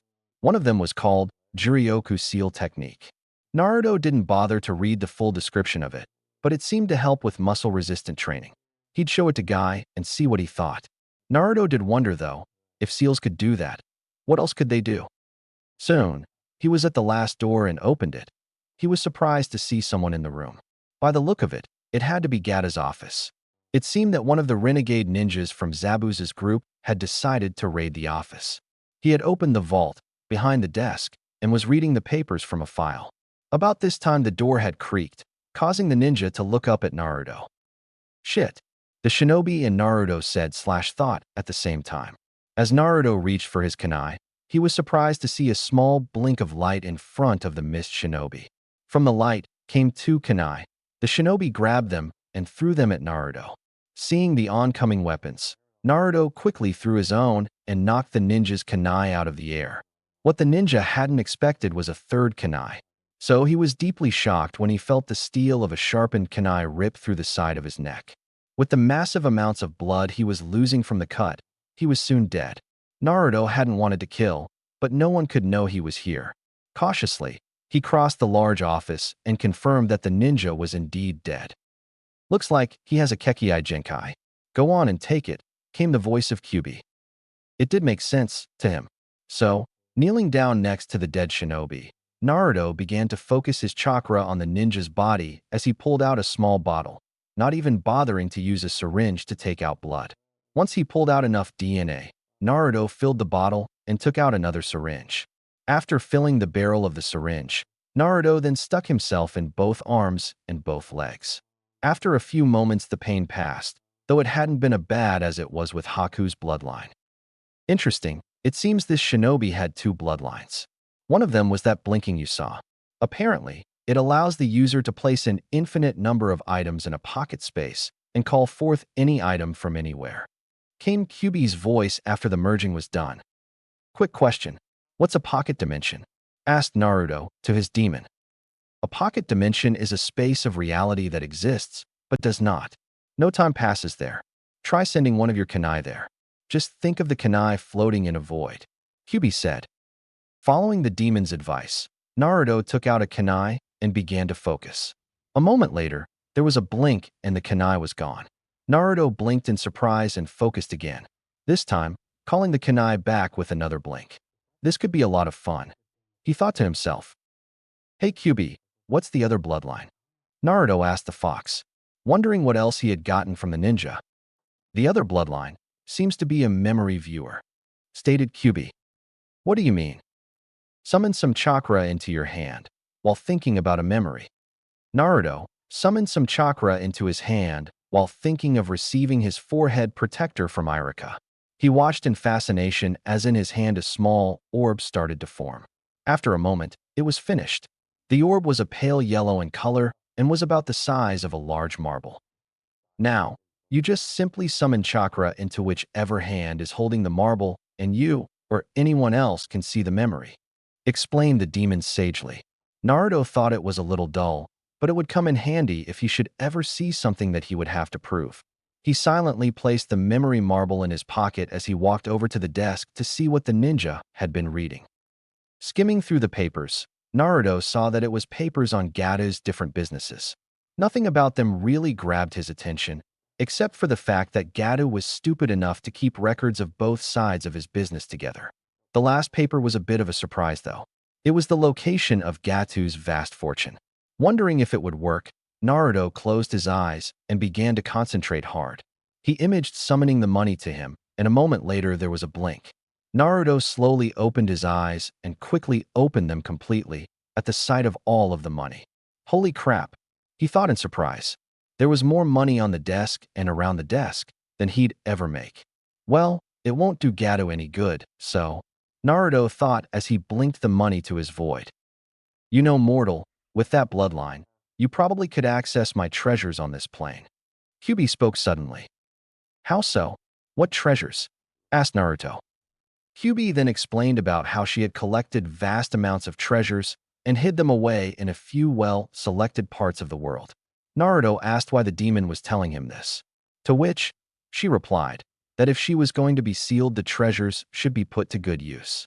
After learning the location of the different treasure spots, Naruto focused once more, and again there was a blink. Naruto looked around in shock and had to bite his tongue to stop himself from yelling out in surprise. The entire room was filled with treasure, and it was a rather large room. The room was large enough to fit Naruto's apartment in it twice, with room left over. All around the room there were piles of gold and silver, scrolls, some weapons, and other items. Naruto quickly sent everything to his void. With Gata's money, now his money, and Kyubi's treasures, he'd be set for life. I guess when I get back to Konoha, I should do some shopping, Naruto thought to himself. Naruto then left the room and began to head back to Zabuza's room to make his escape from Gata's fortress. He was able to get to the room and out of the fortress without being detected. However, he was unprepared for the explosion that had gone off when he landed on a branch. Naruto rolled as he crashed down on the forest floor.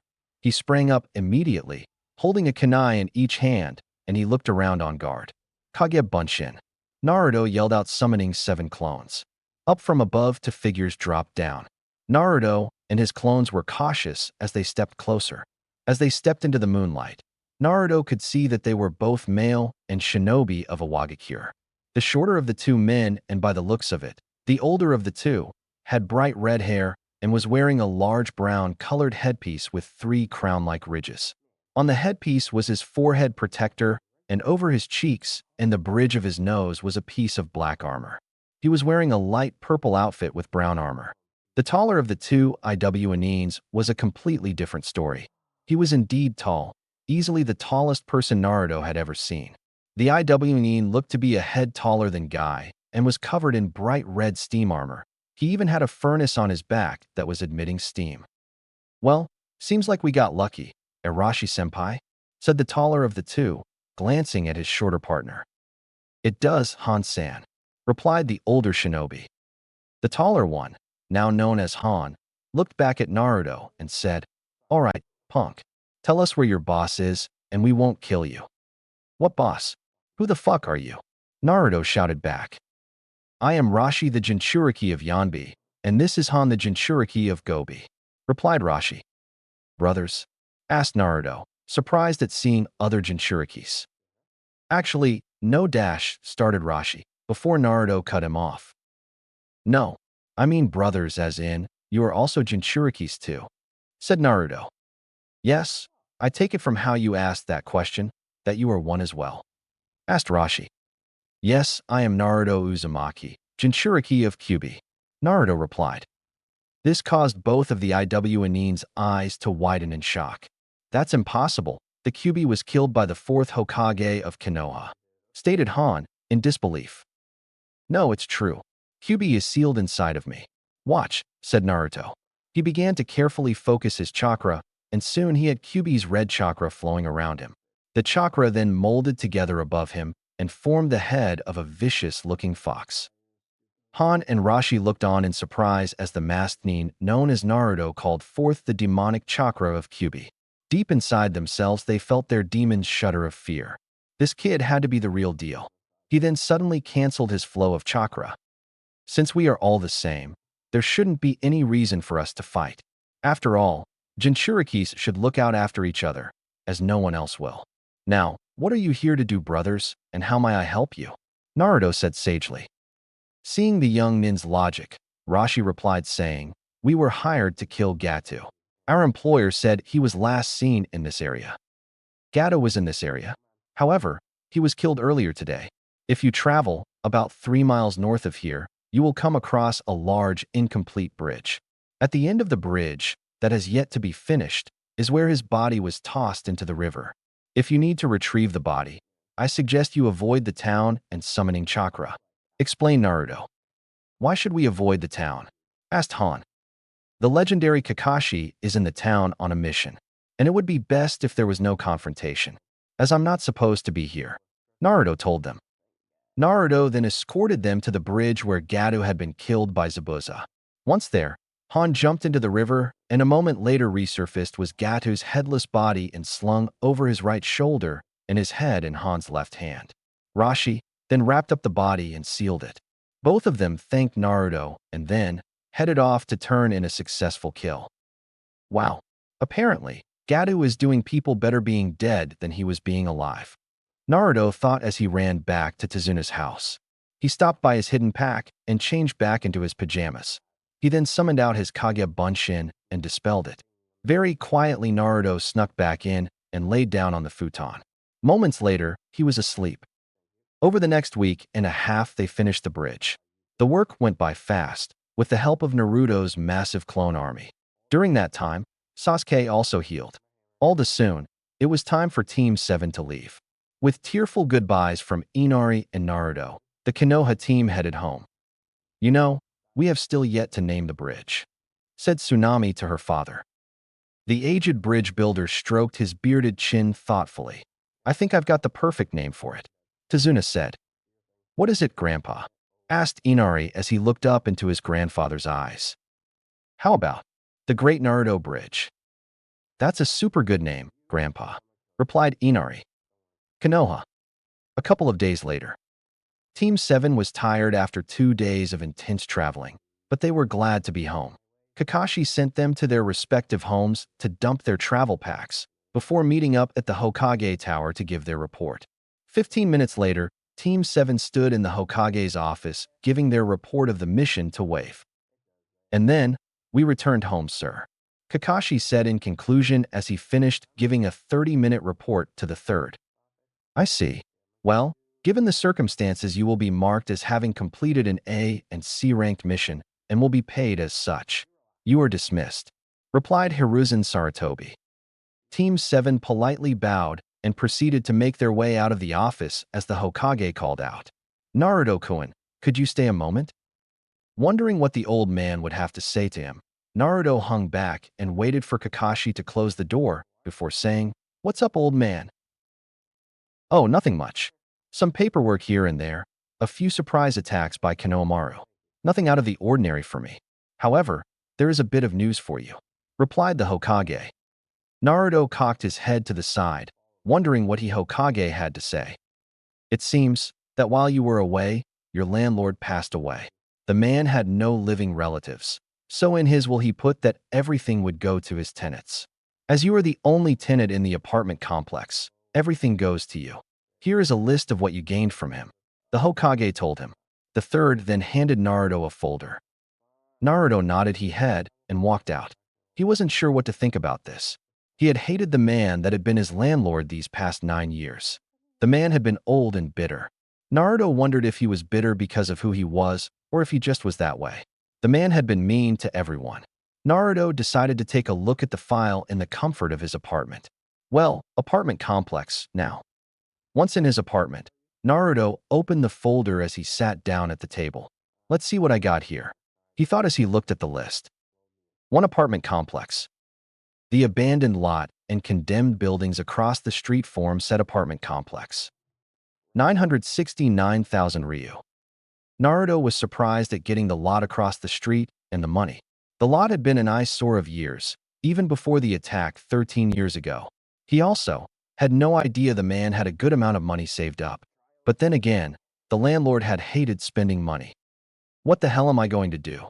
Thought Naruto as he banged his head on the table. Well, if you'd stop killing the last of your brain cells, insect, I could make a suggestion, came the disgruntled voice of Kyubi from within. What's the suggestion? With the money you have gained and the land you now own, why not make it work for you? And how would I do that? You would go to the library and check out books on remodeling, repairing buildings, electric wiring, landscaping, and business management. Then, fix up this hotel and get it looking brand new. Give it a good name and reopen it. You demolish the buildings across the street and build new ones to open new businesses. I also recommend that you learn the trade of the businesses you plan to open. If you want to get more respect from the village, try being in the business world of things. Explained the demon. That could take a while. Naruto thought back. Yeah, it's a shame you don't have something like Kage Bunshin or Kage Butai. You idiot. Roared out the fox, causing Naruto to fall out of his chair. Okay, I see your point. No need to yell. Naruto thought as he got up to head out. He summoned a clone for the library and went to get some ramen for himself. Later, when he returned home after a filling lunch of ramen, Naruto flipped through the books that the clone had dropped off. After looking through them for a moment, Naruto created 100 copies of each of the 6 books, and then 600 clones. When he handed the last book to the last clone, Naruto himself headed for the Konoha Building Commission's office to get a building permit. While there, he was given the cold shoulder, but a quick flash of some money and he left the office with his permit. On the walk home, Naruto thought on how to remodel the apartment complex and what to name it. Naruto wanted it to be shinobi-friendly. He decided that the first 2 floors would be single-bed units.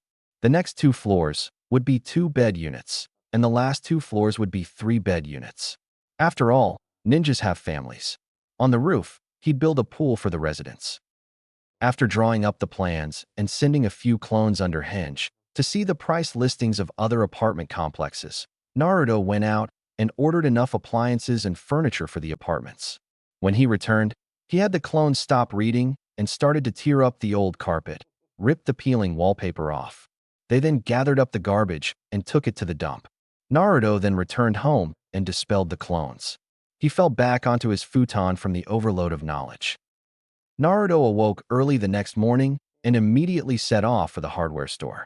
After nearly buying out the entire store, Naruto summoned an army of clones to help him carry the stuff. Upon arriving back at the apartment complex, Naruto and his clones got to work.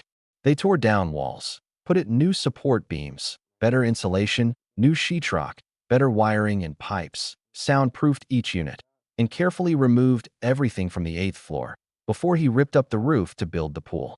After they were done, each apartment was painted a nice tin brown, had wooden flooring, and new furniture.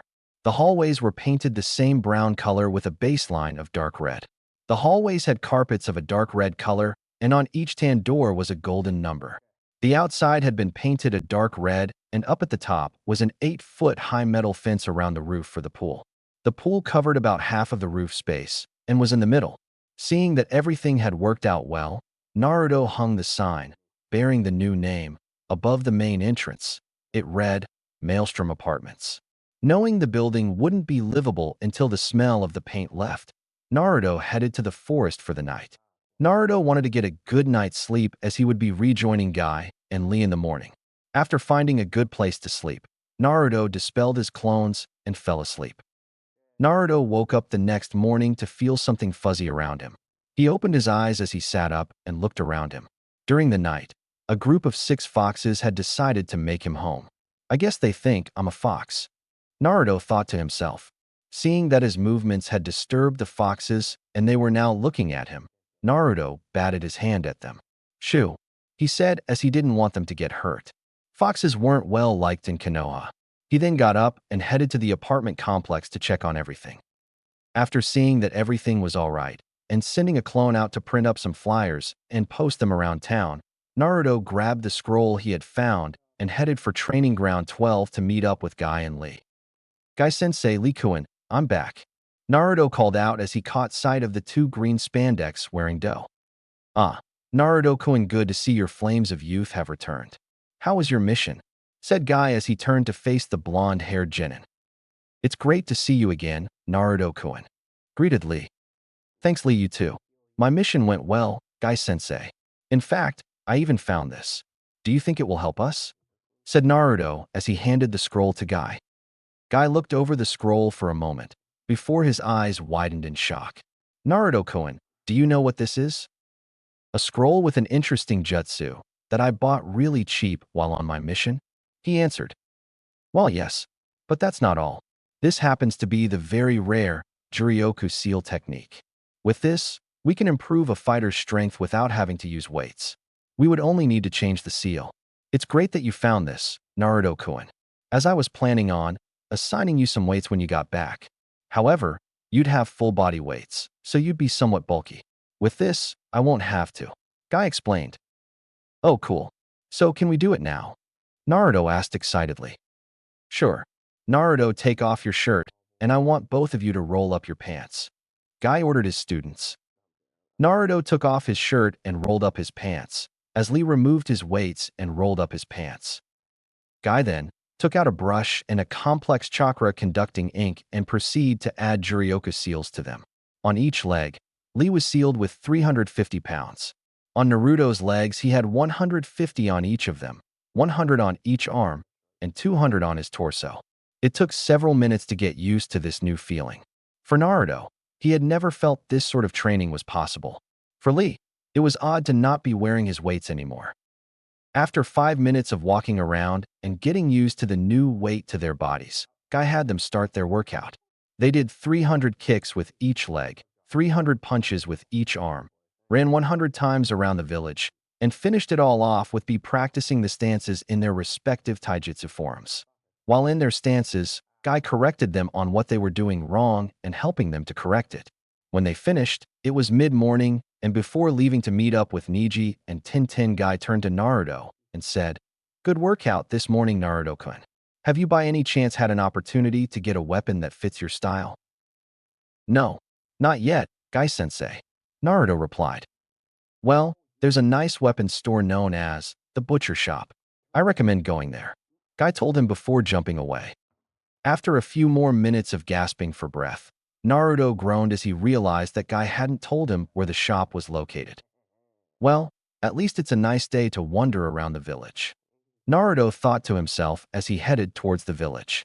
Thankful that he didn't have to meet with Ibiki until tomorrow and then his team the day after that, Naruto summoned a few clones to search around the city while he had an early lunch. The clones had found the butcher shop while he was eating. It was located in the Oak district of the village. Naruto walked into the shop and was rather impressed by the atmosphere of the place. It was brightly lit with a low ceiling and several of the weapons were on display. Welcome to the butcher shop. How may I help you? Came a voice to the side. Naruto looked over and saw that a tall, thinly bearded man with a heavy gray apron was sitting behind the counter. Yes, I'm here for a weapon, replied the blonde. You're Uzumaki Naruto, part of the Rookie 9, right? Asked the man. Yes, sir, Naruto answered, hoping he wasn't about to get thrown out. My name's Jet. You're the first of the rookies to come and see about a weapon. Well, any idea which one you want? Jet asked. Sorry, sir, but no. I did read that weapons should reflect the welder's personality, and I was hoping to find such a weapon here, Naruto replied. Jet rubbed his chin and looked at Naruto. Definitely not a sword or a mace. Do you use a taijutsu style? Yes, sir. Gai-sensei is teaching it to me. Is it long or short range? Short range. Is the style meant to be powerful, fast, or a combination of the two? A combination of the two. Last question. Do you have a lot of chakra? Yes, sir. Then I think I've got just the weapon for you. Jet replied as he stood up and walked to the back room of the shop. When he returned, he was carrying a large, polished, wooden box. Jet placed the box on the counter in front of Naruto and said, "Take a look and tell me what you think." Naruto carefully opened the box and looked inside to see two gleaming steel gauntlets. They looked similar to the ones the demon brothers used, except of a better quality. Very impressive, Jet-san. But I take it that there's more to them than what I'm seeing, replied Naruto. Correct. I call them the Immortals. These gauntlets are the greatest thing I've ever forged. When you summon chakra to certain parts of your arms and hands, the gauntlets will react. When you summon chakra to your fingers, the steel will harden and become sharper than ever before. You'll be able to rip through stone like it's paper. Summon chakra to your hands, and the poison will be released onto the claws. Summon chakra to the underside of your arms, and the blades come forth. Jet demonstrated each function as he told Naruto about them. Naruto was impressed with the gauntlets. Currently, he was looking at the 3-foot blade that had emerged from a compartment on the underside of the gauntlet. Now, when you summon chakra to the top of your arms, is where things change. The left gauntlet will form a shield, and the right gauntlet will shoot out these. Jet continued saying, as he formed the shield and showed Naruto an 1.25-inch long steel stake. How much for the Immortals? 3 rolls of 100 feet reinforced ninja wire, 2 sets of kunai, and a box of shuriken, asked Naruto excitedly. Jet grabbed the rest of Naruto's order and rang it up. Your total is 250,863 ryu. Naruto happy paid the shocked smithy, who hadn't expected him to really have that much money for such an expensive weapon. Naruto then left and placed the weapons in the landlord's office of the apartment complex. He took note of how no one had been by to inquire about the place. Sighing to himself, he went out with a few clones to buy a weightlifting set. After buying a barbell set and weight bench with 900 pounds worth of interchangeable weights, Naruto summoned another army of clones and proceeded to demolish the condemned building across the street from the apartments. Once the last of the rubble was at the city dump, Naruto sent his clones to the forest to work on making chakra strings and studying the scroll for Kubikiri. Naruto then began to lift weights to increase the strength of his arms, so he'd be able to weld Kubikiri better. After a few hours of lifting 150 pounds on each arm with the barbells and bench pressing 225 pounds, Naruto ate a light upper and dispelled his clones in the forest. As his mind assembled the knowledge from the clones, he discovered that the foxes had been watching his clones. The next morning, Naruto awoke early and joined Guy and Lee for their morning training. It was nearly mid-morning by the time training was done. Naruto returned to his apartment for a late breakfast and had a quick shower before changing clothes, putting on his mask, and heading for the ANBU headquarters. As he walked down the hall to Ibiki's office, Naruto waved to a few of the ANBU milling about the hallways. Upon arriving at the door to Ibiki's office, Naruto knocked. Enter, came the hard voice of his sensei. Morning, Ibiki-san, Naruto called out as he opened the door. Good morning, to you, doctor. Ibiki replied as he couldn't say Naruto's name. How was your mission, doctor? Ibiki asked, intrigued about how his student's first C-rank mission had gone. Oh, it went well for an A-ranked mission. Even though he didn't show it, Ibiki's eyebrows slightly rose. He hadn't been aware that the mission had been upgraded. Well, doctor, your training has been going very well. I'm impressed with your work ethic for it. So, since we don't have any patients for you to operate on today, I'm going to teach you a jutsu, Ibiki said as he stood up from his desk. Follow me. The two men then walked down a few floors to the torture rooms and stepped inside. What I'm going to be teaching you is what is known as killing intent. It's easy to describe, but hard to master. In order to better understand this, I will perform it on you, Ibiki said right before hitting Naruto with the technique. There was blood everywhere. So much blood. Death embraced his body completely, and then it was gone. Unable to stop himself, Naruto fell down on his hands and knees. What the hell was that? The masked blonde thought to himself, just before he had to push up his mask to throw up. That was killing intent, doctor. Since it will take you a while to master, we've got this for you. Ibiki said as he opened the door and then walked in the NBU with a dog on a leash. Until you can make this dog cower from it, you will not have mastered the technique. Now, time to work, Ibiki said as he and the NBU left Naruto with the dog. After a few hours, the only reactions from the dog he got was yawning and laying down. Naruto left just before lunch and had his lunch at Ichiraka ramen stand. Afterwards, Naruto and his army of clones began to start work on building some businesses across from the apartment complex. First, he was going to build a grocery store and a bookstore right in front of the apartments. After all, ninjas got to read and eat, right? Next was going to be a toy store, a clothes shop, and a furniture store. Across from those stores would be a weapons shop and 2 empty buildings to become businesses later. On the other side of them would be 3 restaurants. After several hours of working hard, they had finished. Now that the buildings for them were complete, Naruto just simply had to start the businesses. As he walked back into the apartment, Naruto was surprised to see that some people had decided to see about renting out some of the units. A couple had even asked if the 3 bedrooms were available. Naruto wrote down the dates and times for their arrivals. Looks like tomorrow's going to be a good time, Naruto thought to himself as he dispelled his clones and fell asleep. From the time he woke up, Naruto hit the ground running. He did his morning training with Guy and Lee before sending a clone off to the ANBU headquarters and running off to meet his team. His team completed their mission early and Naruto then left to get some quick weapons training in. After getting a feel for the sword and gauntlets, he summoned an army of 400 clones to practice using them. He then returned to the apartment and wrote a few letters. Several of them were to farmers, a few were for miners of iron in the land of iron, some for fabric sellers, and a couple were for wood suppliers. If he was going to start those business, he'd need the right stuff. Naruto quickly sent the letters off and rushed back to the apartment to take a quick shower before his first interview. After finishing his shower, Naruto put on black pants and a dark gray sweater. He sat behind his desk and waited of a knock at the door. "It's open. Please come in," Naruto called out. The door opened slowly to reveal 3 stunningly beautiful and scantily clad women, each with a forehead protector. All of them had green eyes, dark blonde hair, and had dark skin. The shocking things about these women were their model-like looking bodies and the impressive size of their chests. The shortest one had long hair tied into 3 ponytails at the base of her head. She wore typical shinobi shoes, red mini shorts, and had a red sports bra on under a white trench coat. She wore her forehead protector around her neck. The middle one had her hair tied up into 6 buns. She wore the same shoes as the other one. She had on a skin-tight navy blue china dress that barely ended past her knees. The dress had a window view, showing off an impressive amount of chocolate flesh. She wore her forehead protector on her right upper arm. The tallest of them was truly a sight to behold. She had long, unruly hair going straight down her back. She wore black bell-bottom-styled pants. She didn't have a shirt of any kind on, only her forehead protector being used as a thin tube top. "Are you the landlord?" asked the tall woman.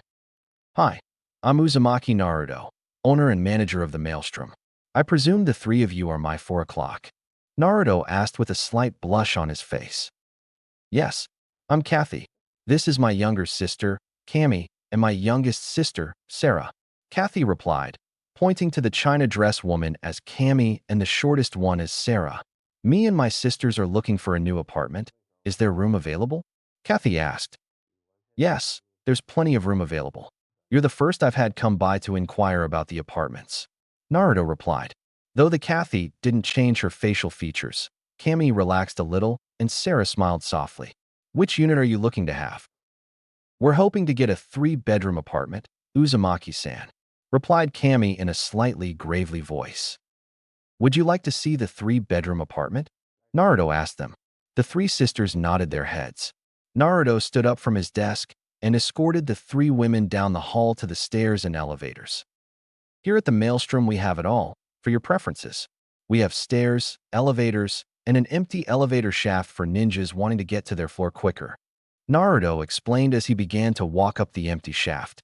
Each apartment is fully furnished with a queen-sized bed in every bedroom, pull-out sofa, love seat, coffee table, dining table with chairs, microwave, 50-inch flat-screen TVs, stove, oven, dishwasher, shower stalls and tubs in the bathrooms of the apartments.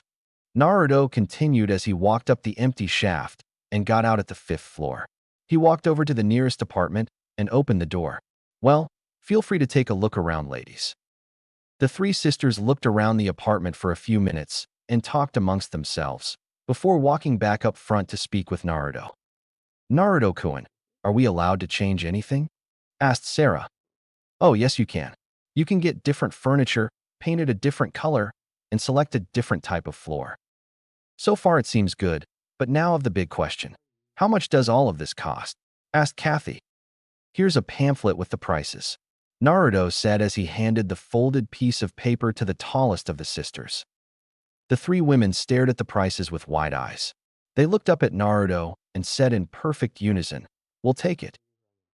"Perfect. I'll get a contract for you to sign. How soon would the three of you like to be moved in, and which floor would you like?" asked Naruto. "We'd like an apartment on the 6th floor and to move in as soon as possible," replied Kami. "No problem then," Naruto told her as he summoned 20 clones. "Help them move their stuff in," Naruto told his clones. He then turned back to the sisters and said, "When you get back, I'll have the papers and your room keys ready." The three sisters then left with the clones to gather their things. They returned 25 minutes later with several large boxes and slowly brought them up to the 6th floor. Naruto showed them their new apartment and gave them the paperwork to fill out. 15 minutes later, Naruto had his first residence. "Well, things are definitely starting to change around here," Naruto thought to himself as he walked down to his office. Meanwhile, many thousands of miles away from Konoha, the winds were blowing around the barren desert. The only sign of life was Suna, the village hidden in the sand. On top of one of Suna's rock walls sat a young girl with dirty blonde hair pulled back into 4 short ponytails. "There is a change coming," she thought to herself as she watched the sunset. Naruto silently sighed to himself. Things in his life were finally going great for him for once. Several more people rented out apartments at the Maelstrom after the Buster sisters.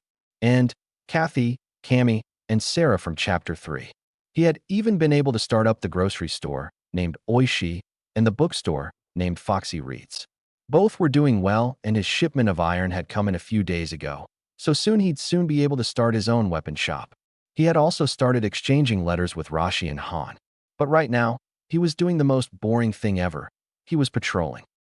Ibiki told him he needed to put in some patrolling time. He may be an apprentice, but that didn't excuse him from duty. If he was asked who he was, Naruto was supposed to introduce himself as the doctor, sergeant major of the Yanbiyu torture and interrogation unit. Even though, technically, he wasn't. Naruto would be eventually, but not yet. The reason he had been sighing was because patrolling was so boring. There wasn't even a cat stuck in a tree. The next time Kakashi-sensei uses that excuse, I'm going to go ballistic. Naruto thought to himself. At least things weren't too bad. He had been paired up with Big Bear and Little Bear, since Middle Bear was out sick. They were 2 female ANBUs with bear masks and were well known in the ANBU for being one of the best 3-man teams. However, the two of them were completely different from one another. Where Little Bear was quiet and deadly accurate, Big Bear was loud and destructive. Currently, the 3 of them were on a roof as Big Bear argued with Little Bear about which type of killing blow was better. "I'm telling you, Little, an explosive tag to the base of the neck is the best. It ensures that the target is dead, provides a distraction, and it's fun as hell," Big Bear replied with a laugh. "Big, please dash," Little started before a chorus of loud screaming down below grabbed their attention. The 3 members looked over the edge to see Konohamaru, Udon, and Moegi being chased by an enraged Sakura and Ino. "I got this, Big, Little. The brats probably just said something to piss them off," Naruto replied as he grabbed his sword and sheathed it. "All right, Doctor. Let us know if you need backup," Big Bear told him just as he was jumping off the roof and heading in the direction he had seen the Konohamaru ninja squad run off to. Konohamaru, Udon, and Moegi were running for their lives. The incident had all started when they had overheard a pink-haired girl talking to a blonde-haired girl about their Nichan, Naruto. The pink girl had called him an idiot and was happy that he wasn't wasting her time by asking her out anymore. The blonde had replied saying that Naruto had no tastes, as he had been trying to get the pink-haired girl's attention instead of her own, not that he would have stood a chance. This made the three of them mad, so the three academy students jumped out of the tree they had been hiding in and in rather loud voices declared that their Naruto and Ichan wouldn't be caught dead with a billboard brow girl or an anorexic blonde bitch. These statements pissed off the two kunoichi, which lead to them chasing down the three academy students. Konohamaru quickly turned a sharp corner and slammed into something large and hard. He fell back onto the ground as a voice above him said, "That hurt." Udon, Moegi, Sakura, and Ino, who were both staring at these foreign shinobi. Standing before them was a guy in a black jumpsuit with purple kabuki face paint and a mummy-wrapped package on his back, as well as a tall tan girl in a lavender battle kimono with dirty blonde hair tied back into four short ponytails and had a large fan on her back. The insignia on their forehead protectors indicated that they were from Suna. Slightly behind the two Sunanines were three more foreign shinobi. One was a guy with light blonde hair with dark skin and was carrying long katana at his side. The other two were both female, one as dark-skinned as the guy with long red hair and also carrying a long katana at her side. The last female was tall with short blonde hair. She was wearing a short black battle kimono and had a cold, impassive look on her face. The insignia on their forehead protectors indicated that they were from Kumo. Sakura and Ino both enviously noted that the three foreign kunoichi were more endowed than they were, but didn't look much older than them. Judging by the stances of the ninjas, they had just interrupted what looked to be the starting of a brawl. "Come here, pipsqueak," growled the boy in the black jumpsuit as he picked up Konohamaru by the scruff of his shirt. "Crap, what should I do? There aren't any jonin around," Sakura thought desperately to herself. Before anything could happen, a voice from the side yelled out, "What's going on here?" 10 pairs of eyes turned to see a short, young-looking guy in long black pants, a black shirt under a large black trench coat, and a featureless black mask with only an orange slash over the mask.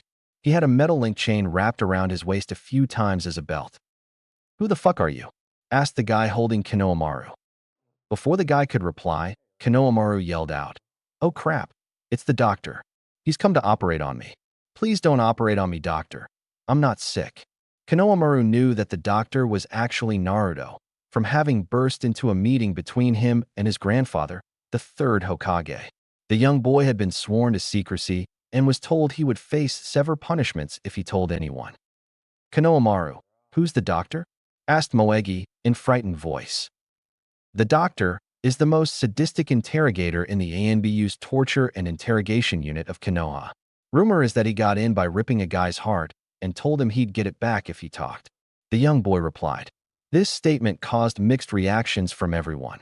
Udon and Moegi became more frightened, Sakura and Ino were creeped out, and the foreign looked on in slight disbelief. "Oh, that's no rumor," the doctor replied as he reached into his pocket and pulled out an object the size of a large rock. As he held it out to them, everyone could see that it was a heart. Looking at the heart in the interrogator's hand, the guy dropped Konohamaru to the ground. The academy student quickly ran over to his friends. "Darn, you let him go.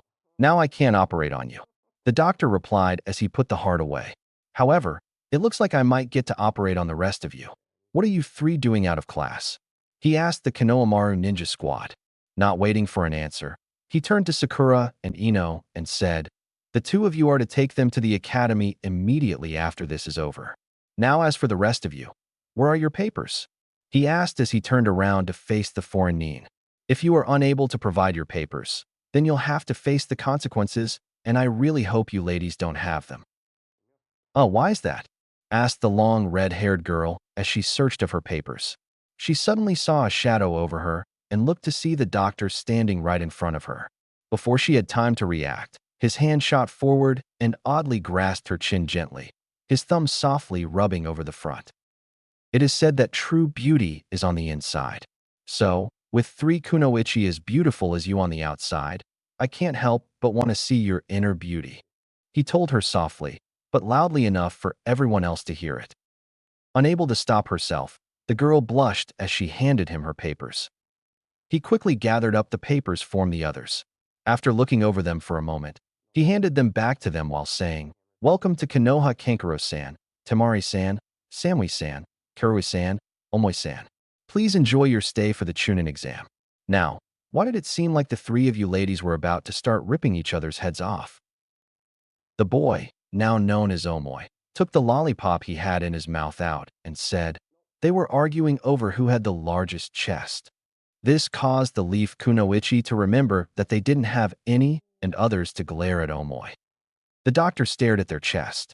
"Well, the three of you all have wonderfully large chests, but if you want to know who has the biggest, why don't you go shopping?"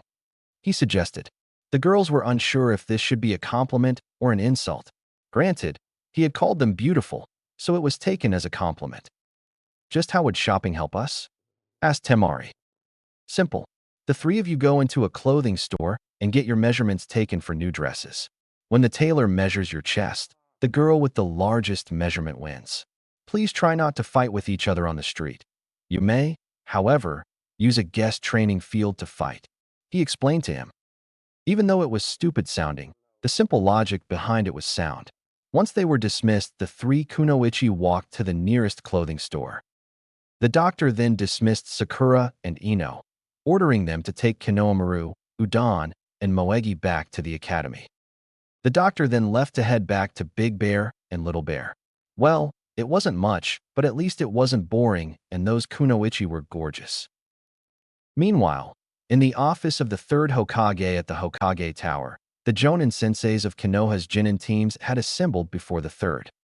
It should be obvious, by the members here, why you've been assembled. It will be properly announced 4 days from now. On the first day of the 7th moon, the Chunin selection exam will begin. First, we will hear from those teaching the rookies. Kakashi, Kurenai, and Asuma. Well, are there any Jinin that you'd like to nominate for the Chunin exam? The third asked. Kakashi, leader of Team 7, Uchiha Sasuke, Haruno Sakura, and Uzumaki Naruto. Under the name of Hatake Kakashi, I nominate them to take the Chunin exam, Kakashi said to the Hokage. The third nodded his head as Kakashi stepped back, while a few people murmured. Next, a red-eyed with raven black hair stepped forward.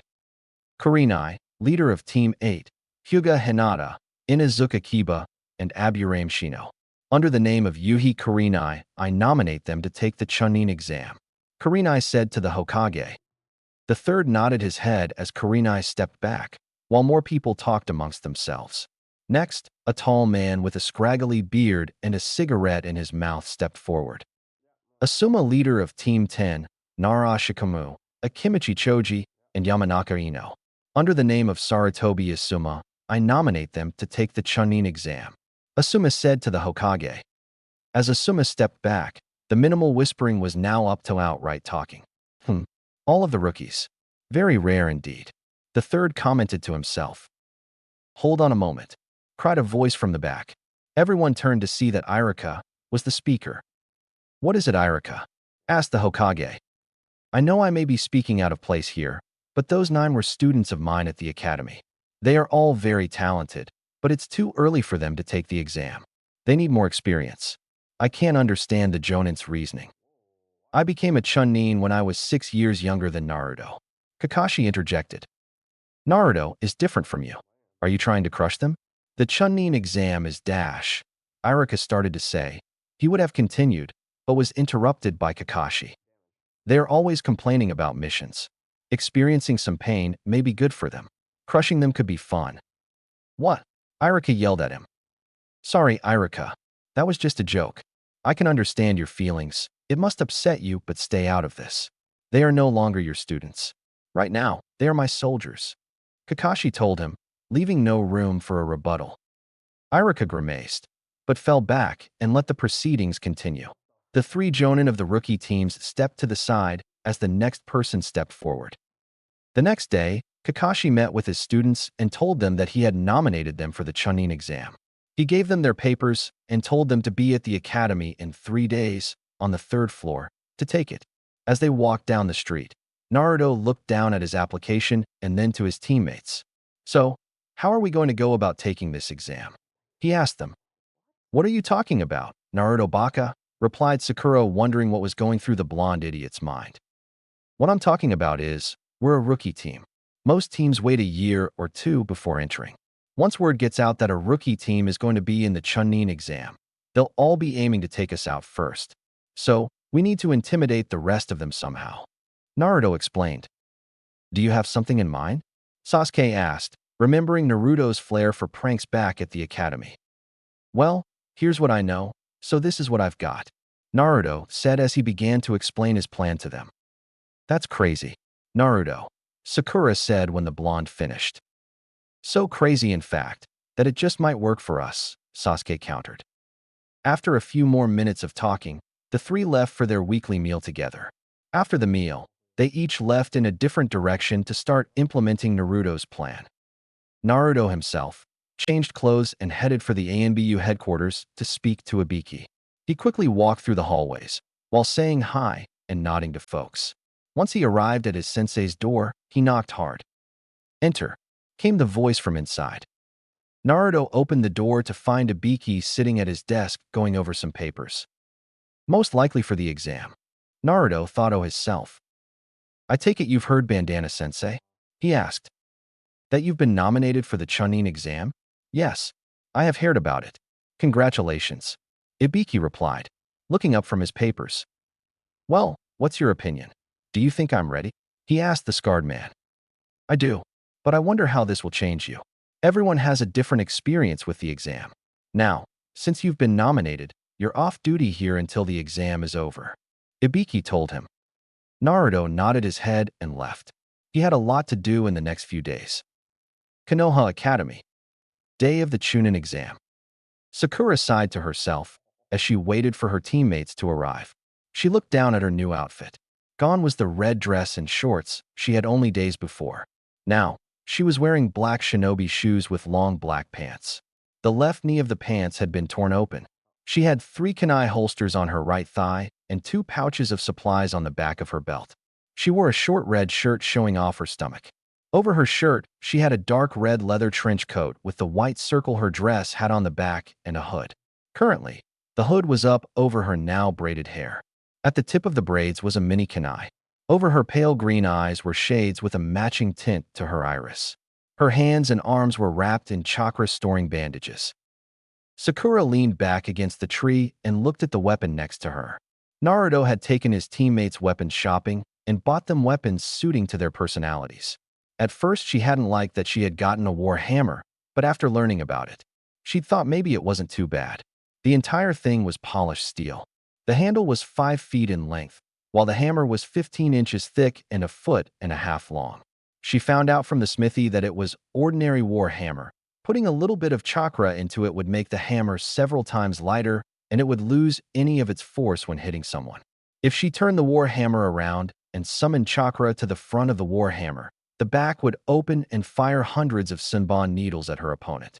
If she summoned chakra to the tip of the handle and twisted it, the hammer would split open and a sinister-looking scythe would emerge.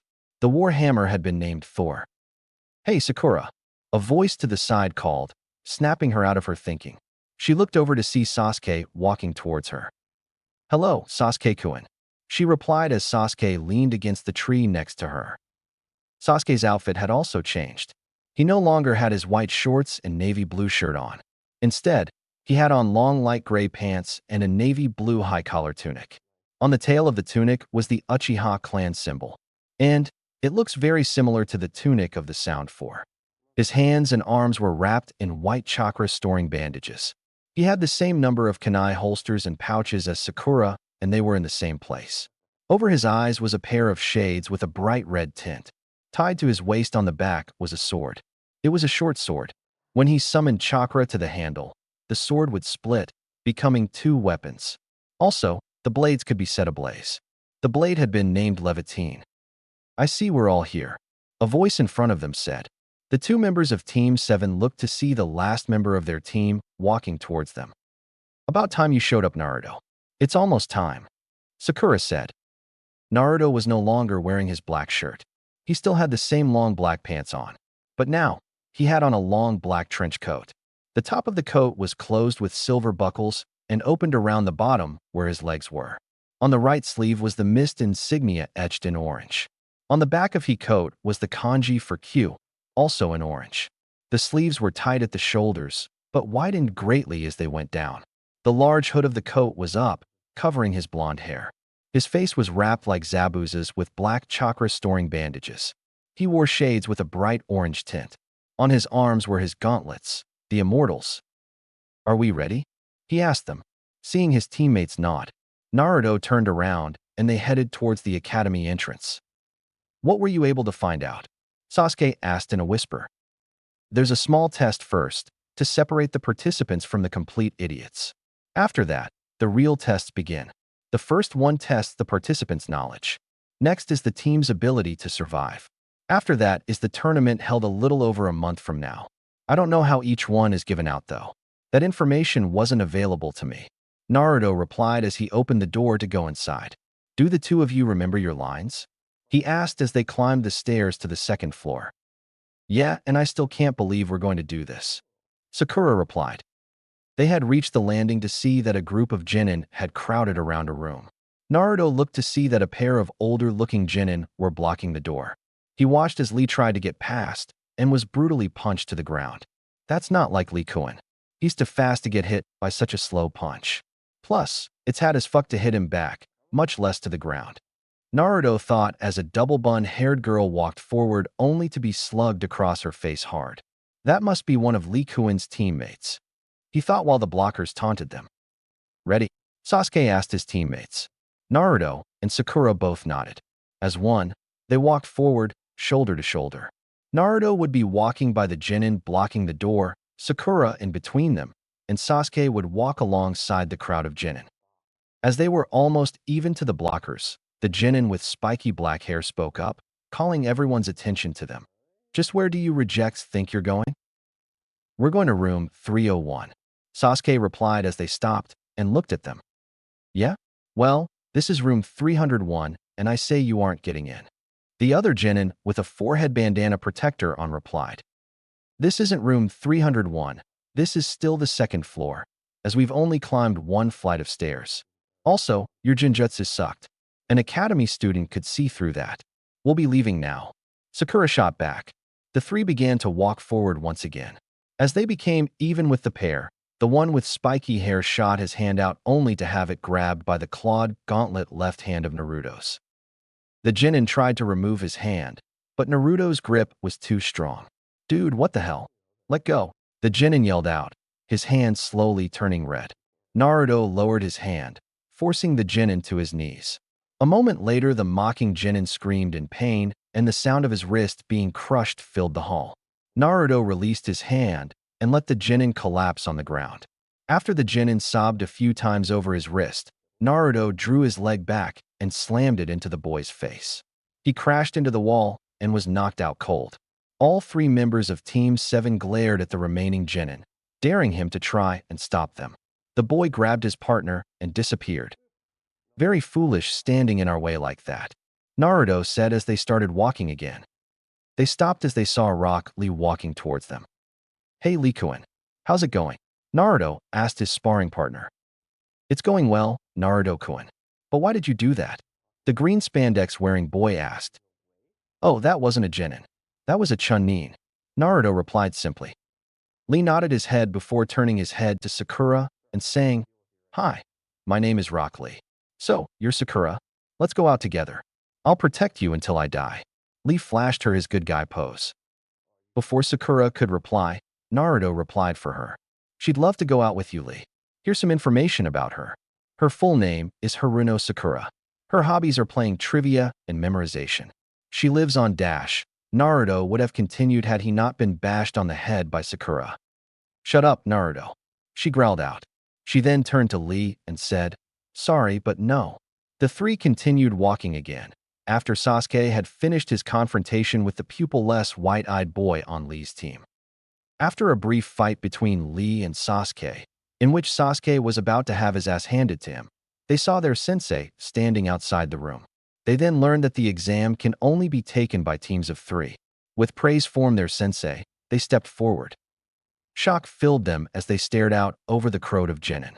There were shinobi from all over the continent. Suna, Hyumo, Odo, Aim, Kusa, and Taki were all being represented.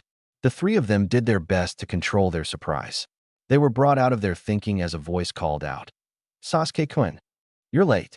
I haven't seen you for a while, so I've been waiting in excitement. The team turned to see Ino of Team 10, glomping Sasuke. Get off of our teammate, Ino, Sakura said as Sasuke forcibly removed Ino off of himself. Well, if it isn't Sakura, Ino replied as she took in her rival's new appearance. Yeah, what? What's with the outfit? Asked the platinum blonde. You didn't expect us to stay the same, did you, Ino? Replied Naruto. So, you guys are taking this stupid test too? Came a voice to the side. Looking over Team 7 saw the remaining members of Team 10 walk towards them, Shikamaru and Choji. Well, I see the idiot trio is here, replied Naruto. Don't call us that, Naruto, Shikamaru said as he took careful notice of Team 7's new look. Hey, we found you guys, yelled a voice, approaching them.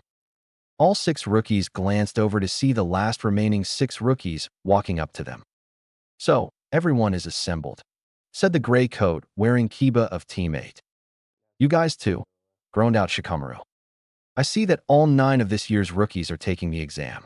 I wonder how far we'll get, as Sasuke asked Kiba.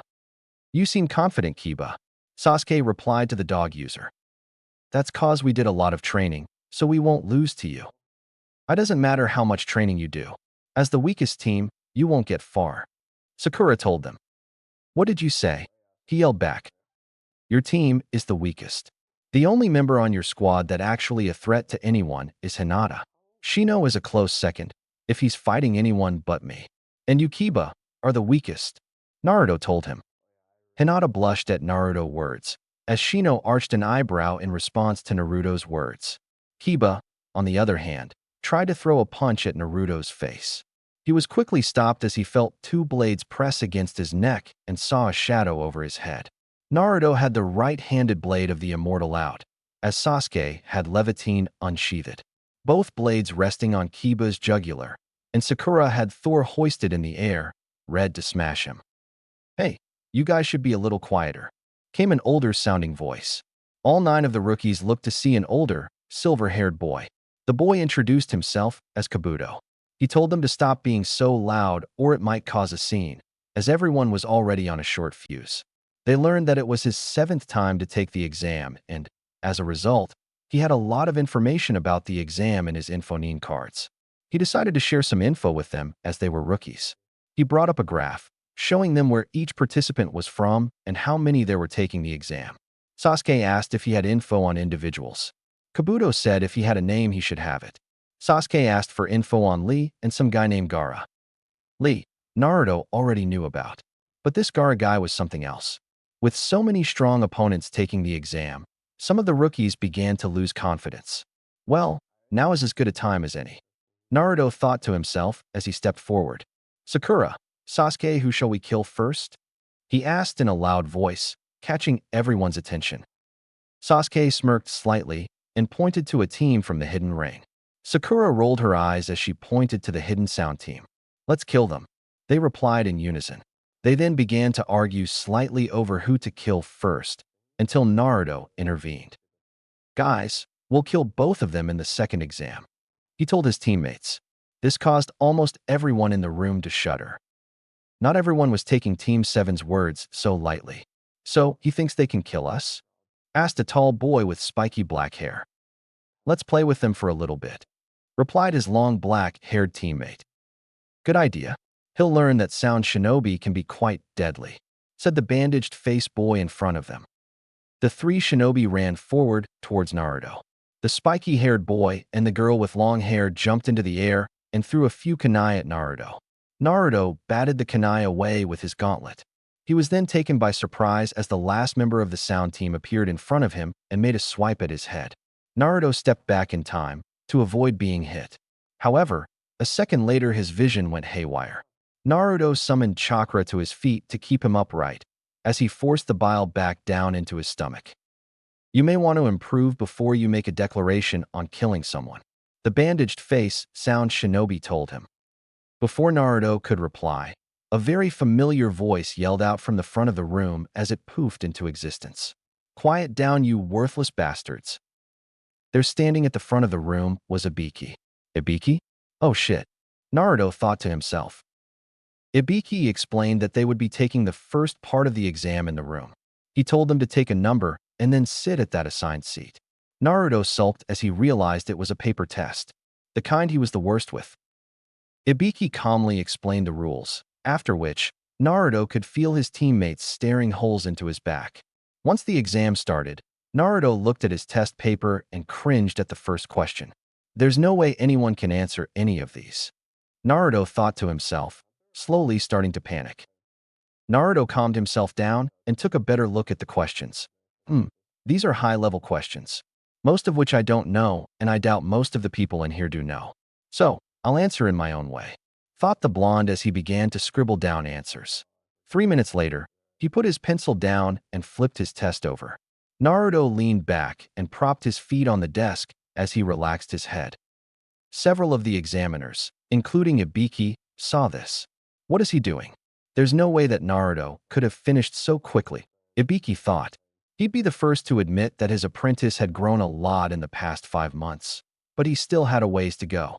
A couple of minutes later, everyone stopped as a sound unlike any other filled the room. Naruto was snoring, rather loudly too. That idiot is sleeping? This is far too troublesome, thought Shikamaru. He calls me weak, yet he's too dumb to stay awake, thought Kiba as his dog, Akamaru, gave him another answer. Hinata was blushing as the boy of her dreams was sleeping next to her. This guy is worse than Killer Bee Sensei, thought a golden-eyed, red-haired Kunoichi of Cloud thought to herself. Surely, Naruto's not really stupid enough to be asleep. Sakura thought, praying to Kami that teammate wasn't stupid enough to fall asleep during a major test. She was disappointed, however, when Naruto spoke. "No, please," Naruto mumbled. "I couldn't eat another bite." "Well, okay." Naruto smiled, sleeping, but only because you're such a cute bowl of ramen. Sakura banged her forehead onto the table. He actually is that stupid. When Naruto woke up, the hour was almost over. Ibiki told them that it was time for the 10th question. If they failed this question, they would remain Chunin forever. Several people began to leave, not wanting to fail. Naruto came face to face with a dilemma. He could stay and answer, and if he failed to answer correctly, he'd stay a Chunin. Naruto slammed his hand down on the desk and declared in a loud voice that even if he stayed a Chunin, he'd still become Hokage. Seeing that no one was leaving after Naruto's speech, Ibiki then smirked as he congratulated the remaining Chunin on passing the first part of the exam. Naruto's eyes bulged as Ibiki explained the reasoning of the test to a busty Suna Kunoichi. "I can't believe that jerk. Well, at least it'll be easier now," Naruto thought to himself.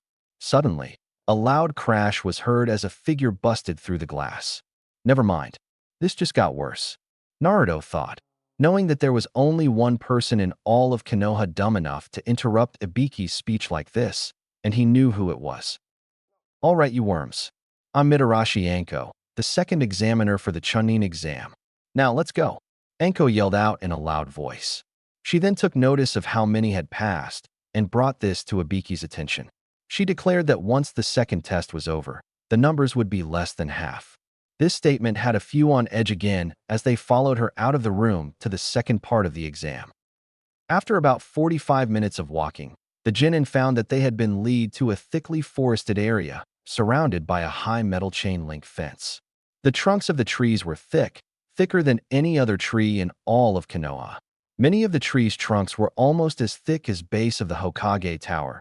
"Please tell me we aren't where I think we are," Naruto thought as he stared into the foreboding forest.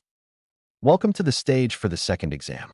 This is Training Ground 44, otherwise known as the Forest of Death," Anko announced happily. In fact, a little too happy. Shit, shit, shit," Naruto repeated over and over again in his mind. He had heard a couple of ANBU talking about this training ground. Training Ground 44 was a Jonin-level training ground. In fact, it had been reported more than once that a careless Jonin had gotten seriously injured by the forest.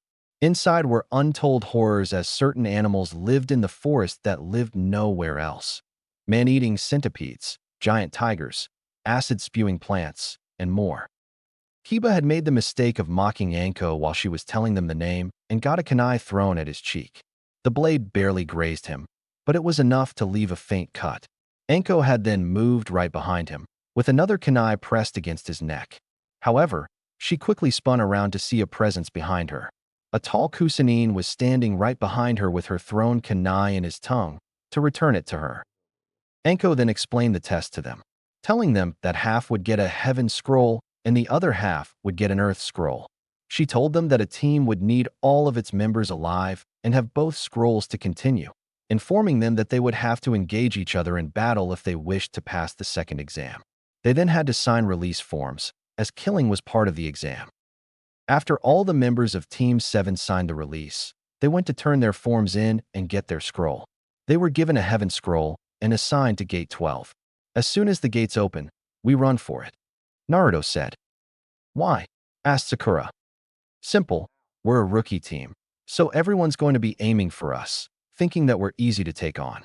Plus, that little show at the start probably didn't help our chances, Sasuke told her.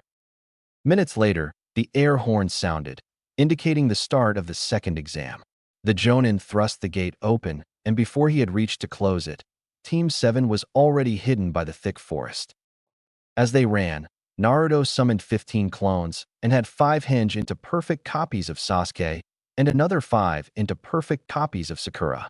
For the next few hours, everything was going fine. Sasuke had recommended that they set a trap close to the tower.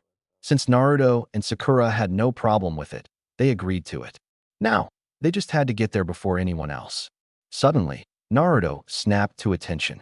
Everyone, on the ground now, he yelled out. When they landed, Sasuke turned to him and said, What's the problem, dope? We've got trouble up ahead. All of my clones were just expelled, Naruto told him. So, Sakura said, not seeing the significance of the situation. By something attacking them from behind and at the same time, Naruto explained to her, There's someone powerful up ahead. If we get separated, then the enemy might try to disguise themselves as one of us. We should have a code word, Sasuke said. So that way, if the enemy gets it wrong, we'll know it's not one of us. What do you have in mind? Naruto asked him. I'll only say it once, so listen carefully. Sasuke leaned forwards. We will ask for the Nin song Nin machine. When asked, we answer with this. A large amount of loud enemies is the friend of the shinobi. Hide and remain silent. A shinobi must understand the proper time, when the enemy is tired and ill-prepared. That's it, Sasuke said, giving them their code word. Sakura nodded her head, having memorized it. Naruto, on the other hand, not so much. Man, why did it have to be one of those old sayings? I suck at remembering them. Naruto thought as he began to stand up from their sitting place on the ground, none of them ever acknowledging an odd reed sticking out of the ground. As he was standing up, he felt something brush against his cheek. Naruto swiped a hand at his cheek and saw that his was bleeding from a cut. Suddenly, out of nowhere came a massive wind blast from behind them. Unable to summon his chakra in time to stick to the ground, Naruto was sent flying. Well, this is going to suck, Naruto thought to himself, soon after he hit something hard and blacked out. Sasuke had hidden under a group of bushes as the wind died down. He had been separated from Sakura and Naruto during the gust. Carefully, he backed up out of the bushes. Sasuke-kun, he heard Sakura's voice behind him say. He spun around to face her with a kunai in hand. Stay away. What's the code word? Nin song Nin machine? Sasuke asked the pink-haired shinobi. A large amount of loud enemies is the friend of the shinobi. Hide and remain silent. A shinobi must understand the proper time, when the enemy is tired and ill-prepared. Sakura replied, giving Sasuke the code word. Sasuke lowered his kunai, now sure that it was Sakura. However, it was soon brought back up as the bushes to the side began to rustle. Out of the bushes walked Naruto. Are you guys all right? Naruto asked them. Naruto, what's the code word? Sakura asked. A large amount of loud enemies is the friend of the shinobi. Hide and remain silent. A shinobi must understand the proper time, when the enemy is tired and ill-prepared. Naruto replied quickly. Sasuke smirked slightly, and then threw his kunai hard at Naruto's chest. Sasuke, what are you doing? It's Naruto. Sakura yelled out. The real Naruto wouldn't be able to remember a song that long. The real one would have said, "Sorry, I forgot the stupid code word," Sasuke told her. The fake Naruto gave a sinister grin before poofing out of existence. Impressive. How did you know there would be a fake? The voice from inside the smoke of the cancelled henge asked. I knew you were listening from underground. There's no way Naruto could have remembered a code word like that.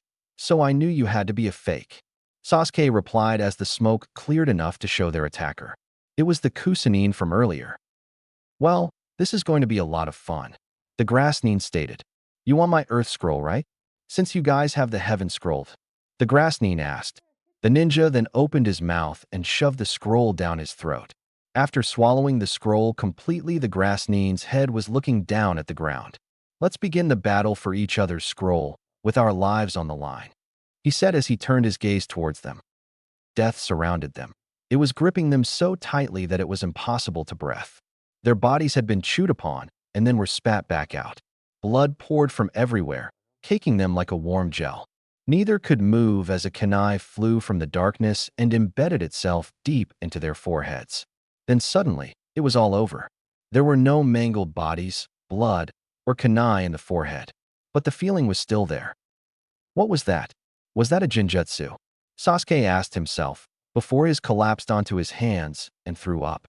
No, that was just fear. The killing intent in his eyes made us see death. Who the hell is this guy? Sasuke looked over to see Sakura shaking in fear, unable to move. The ninja then took out a kunai and threw it hard at Sakura. Sasuke stabbed himself in the thigh to overcome the fear and pushed Sakura out of the way. They tried to run, but were soon found by a snake. The snake got between them and forced them apart. As they went in different directions, the snake chose to go after Sasuke. Sasuke launched a barrage of kunai and shuriken at its head, killing it. However, they watched in horror as the Grassnin emerged from the snake's body, telling them prey should always be trying to escape. Sasuke realized that he was too strong for them to face, so he tried to barter their escape by giving the Grassnin their scroll. Sasuke watched in shock as the grass shinobi destroyed their scroll. The mysterious shinobi then summoned a very large snake and ordered it to kill Sasuke. As the snake launched forward, Sakura jumped in the way and slammed Thor down onto the snake's head. In retaliation, the shinobi threw a punch at Sakura's war hammer as she was raising it up for a second strike. The force of the blow destroyed the hammer and sent Sakura flying backwards. Seeing Sakura jumping like that forced Sasuke to think about his own cowardliness. His brother told him to cling to life. Sasuke then opened his eyes and had his Sharingan blazing. For a while he seemed to be doing well, especially when he hit the Grassnin with a Katan, Ryuka no Jutsu. However, the shinobi seemed to be fine as he walked out of the fire. Sure, the face was slightly melted, but that wasn't stopping him. The nin told Sasuke that his name was Orochimaru, and if he wanted to see him again, he had to survive the exam. Sakura, who had climbed back, wanted to know why they'd ever want to see him again. Without saying anything, Orochimaru's head shot forward, and he bit down on Sasuke's neck. Sasuke-kun will seek me. To seek power, Orochimaru said as he began to sink into the tree branch. Sasuke began to scream in pain as a strange mark appeared on his neck. All too soon, he passed out. Sakura went over to grab Sasuke and began to run. With one team member missing and the other down, they were sitting ducks.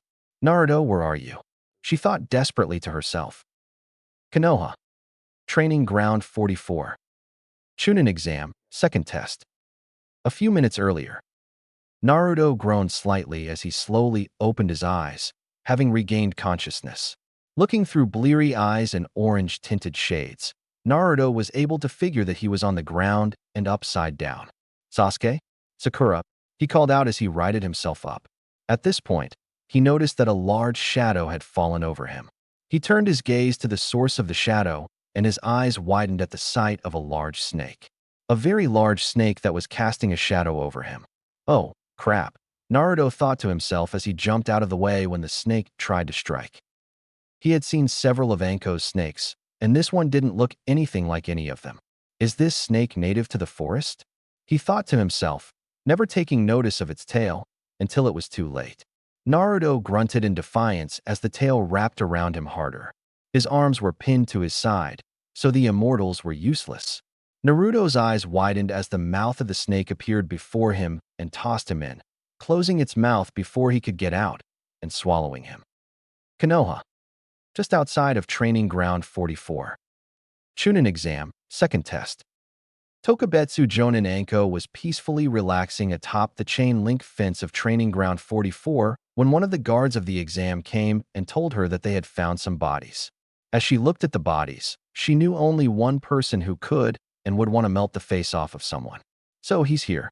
But why now? She thought to herself.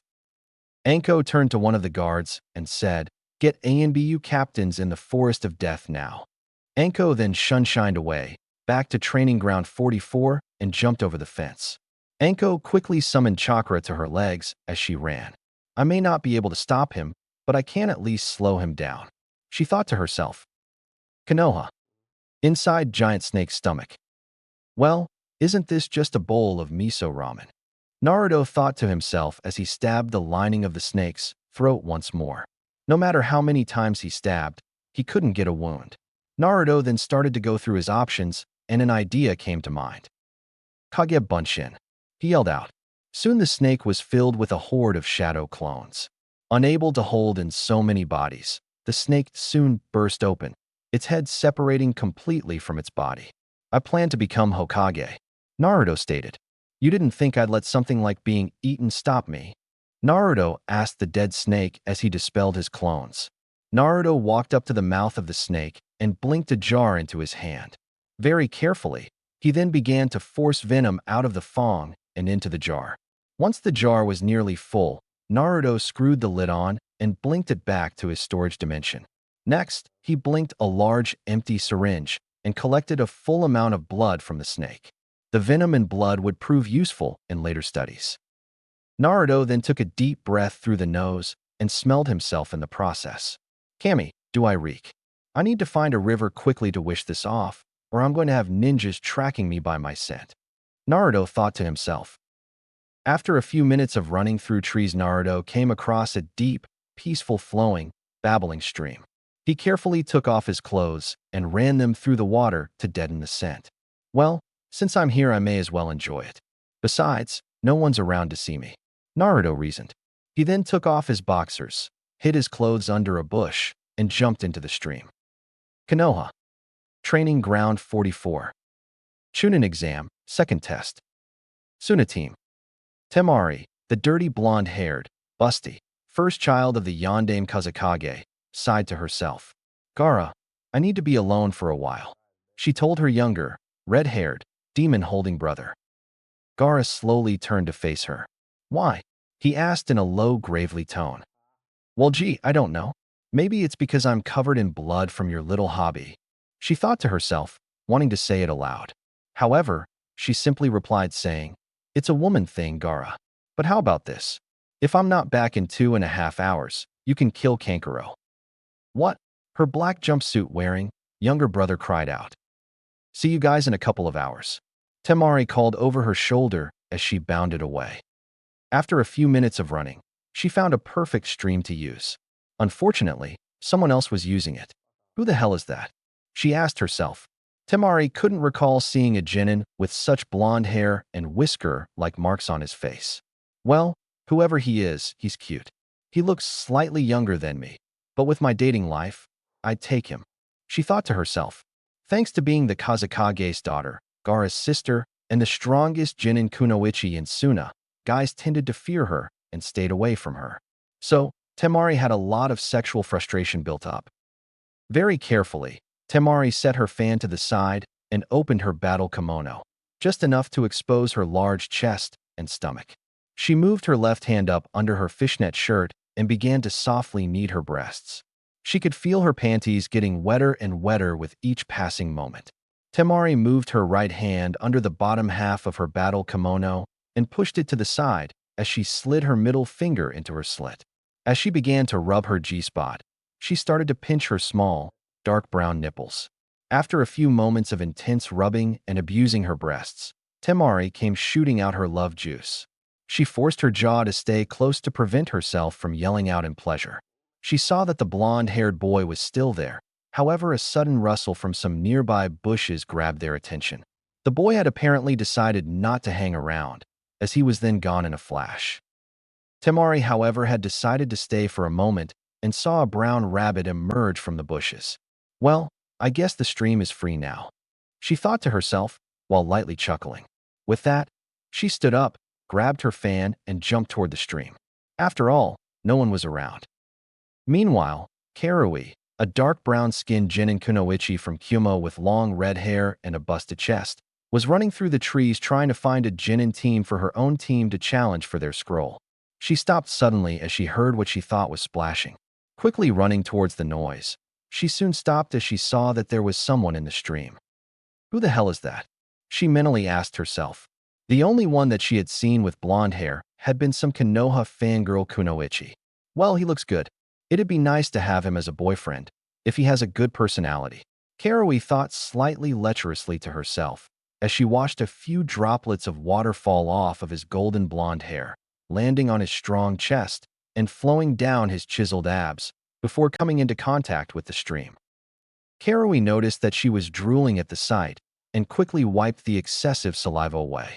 Seeing that no one was around, she took off her sword and lifted up her dark red tank top shirt. She began to roughly knead her large breasts, while every once in a while dragging a fingernail over the areolae of her black nipples. All too soon, she had removed her black skirt and let it fall onto the branch. She had squatted down and thrusted her middle and ring finger into her flowing wet pussy. Within minutes, she let out a silent scream of pleasure as she came, squirting as she did so. Karui noticed that the boy was still in the stream, but suddenly the sound of a bush rustling from up the bank of the stream had grabbed their attention. The mysterious Jinin had apparently decided to run for it, as he was gone in a poof of smoke. She then saw that a rabbit had hopped out from the rusting bushes. She looked down at herself and decided to use the stream to clean herself before meeting up with her team. She stood up, grabbed her skirt and sword, and jumped towards the river. Karui didn't bother to cover herself since no one was around. A mile or so away, Sakura had just finished putting the last touch on a series of traps surrounding her and an unconscious Sasuke when she heard a loud scream. What the hell is up with this forest? She thought to herself as she grabbed a kunai. Temari and Karui both covered themselves as best they could. What the hell do you think you're doing? They yelled at each other in perfect unison. Both of them then got bright blushes on their faces. I take it you were watching that guy? Temari asked the older girl. Yeah, I was. It seems you were too, Karui replied. Temari nodded her head. She then took a closer look at the girl and said, You're that Kumo kunoichi from the other day. Temari thought back to a few days before when she had first met the girl and then that strange encounter with that doctor guy. Granted, his advice did help. She wound up with the second largest chest, having been unable to beat that pale blonde-haired kunoichi, also from Kumo. Oh yeah, you're her. Temari, right? Yes. I believe you were called Karui? Yeah. So, what do we do about this now, Temari? Karui asked the Suna kunoichi. Well, I came here to clean off some blood stains, while my team continues on to the tower with our scrolls. I'm guessing you don't have your team's scroll with you. No, I don't. I was sent out to look for a team to challenge for their scroll. After seeing that guy, I decided to relieve some stress. Upon seeing myself after my moment of pleasure, Karui explained with a smile. I thought it would be best if I cleaned up. Since you don't have a scroll, it would be pointless to fight you. Karui replied. She then thought for a moment before saying, I guess we call a truce? Okay, Temari replied. The two kunoichi then began to bathe in the stream. As they bathed, they got to know one another and found that they weren't so different from one another. When they had finished, the two girls had formed a small bond of friendship. See you around, Karui, Temari said before bounding off to the tower to meet her team. Same to you, Temari, Karui replied, heading towards her team's camp. A few minutes later, Karui landed in her team's campsite to find both Samui and Omoi knocked unconscious. She looked to see that Omoi had their scroll opened on his lap. That idiot. I knew it was a bad idea to give him the scroll. He never dash. Before she could finish her mental rant, Karui was knocked out from behind. Several hours later, night had finally fallen and Naruto was pissed. Where the hell are all of these guys coming from? Naruto mentally asked himself. Ever since running from that stream and hurriedly putting his clothes back on, teams seemed to be appearing from everywhere. So far, 5 teams had fought him, and he had beaten all 5. 2 of the teams he killed, 2 he was able to knock unconscious, and 1 that he killed only 1 member before the others had surrendered. He was able to gain 3 Heaven Scrolls and 2 Earth Scrolls, among other things, from these encounters. The claws of the immortals had become caked in blood. Naruto's jacket as well as his pants had gotten blood spots on them, but he didn't stop to clean them. As he was bounding through the trees, Naruto heard some loud growling coming from below him. Looking down, he saw that 3 large tigers had cornered Anko. Something's wrong. Anko would never let herself get cornered. Why is she clutching at her neck? Naruto thought to himself. At that moment, the center tiger had tensed its muscles and then sprang forward to kill Anko. Naruto grabbed the tree branch and launched himself down at the tiger to intercept him. While falling, Naruto blinked Kubikiri into his hands and swung it down hard, driving it through the tiger's skull. Anko looked on in surprise. Damn, can't believe I had to be saved by the brat. She thought to herself. Are you alright, Anko-san? Naruto asked. Yeah, but I need to get to the tower. We have an emergency, she replied. At this time, the other 2 tigers had gotten over seeing their partner killed by the small morsel in front of them and decided to strike at the blonde. However, both of them found that they were unable to move. Looks like Kaneshibari no jutsu was used. Anko thought to herself as both she and Naruto looked up into the trees to see 2 ENBU standing above them, one in a cat mask, the other in a bird mask. You know, for ENBU, you guys sure are slow, Naruto told them. Oh, don't say that, Naruto-kun. The bird-masked ANBU replied. What's the problem, Anko-san? Asked the cat-masked ANBU. Orochimaru is here at the exam, she replied. This caused both of the ENBU to tense. Naruto, however, didn't, as he didn't know who this Orochimaru person was. We have to get you to the Hokage Tower then, the bird-masked ANBU said. No, we need to go to the tower, Anko told them. She then turned to face Naruto and said, Naruto, find your team and get to the tower. Naruto nodded his head and took off. It was nearly daybreak and he prayed he could find them. He didn't know who this Orochimaru person was, but he sounded bad. Looks like I have some investigating to do, Naruto thought to himself. A few hours later, Naruto found his team. It turned out that they had been in a fight with a single mysterious grass nin and the Sound Trio. Luckily, Rock Lee and Team 10 came to help. Sasuke had awoken with strange black markings on his left arm and the left side of his face. Soon after, Team 10 and Team Guy left, leaving Team 7 all to themselves. Sasuke, can you move? Naruto asked his teammate. No, I'm too tired to move, Sasuke replied from his sitting position on the floor. Then I'll carry you, Naruto replied. He then quickly made a clone and grabbed both Sasuke and Sakura. As he ran as fast as he could through the forest, Sakura kept screaming. A few hours later, they had arrived at the tower. The clone put Sakura down and walked over to the real Naruto to help Sasuke walk through the door. Naruto Baka, if you would have listened to me, you would have heard me tell you that we only have an Earth Scroll. We can't enter the tower yet. Sakura yelled at her teammate. Actually, we can. What are you talking about? Sakura asked him. Naruto reached behind himself and pulled out 5 bloody scrolls, 3 heaven and 2 earth. Naruto, why do they have blood on them?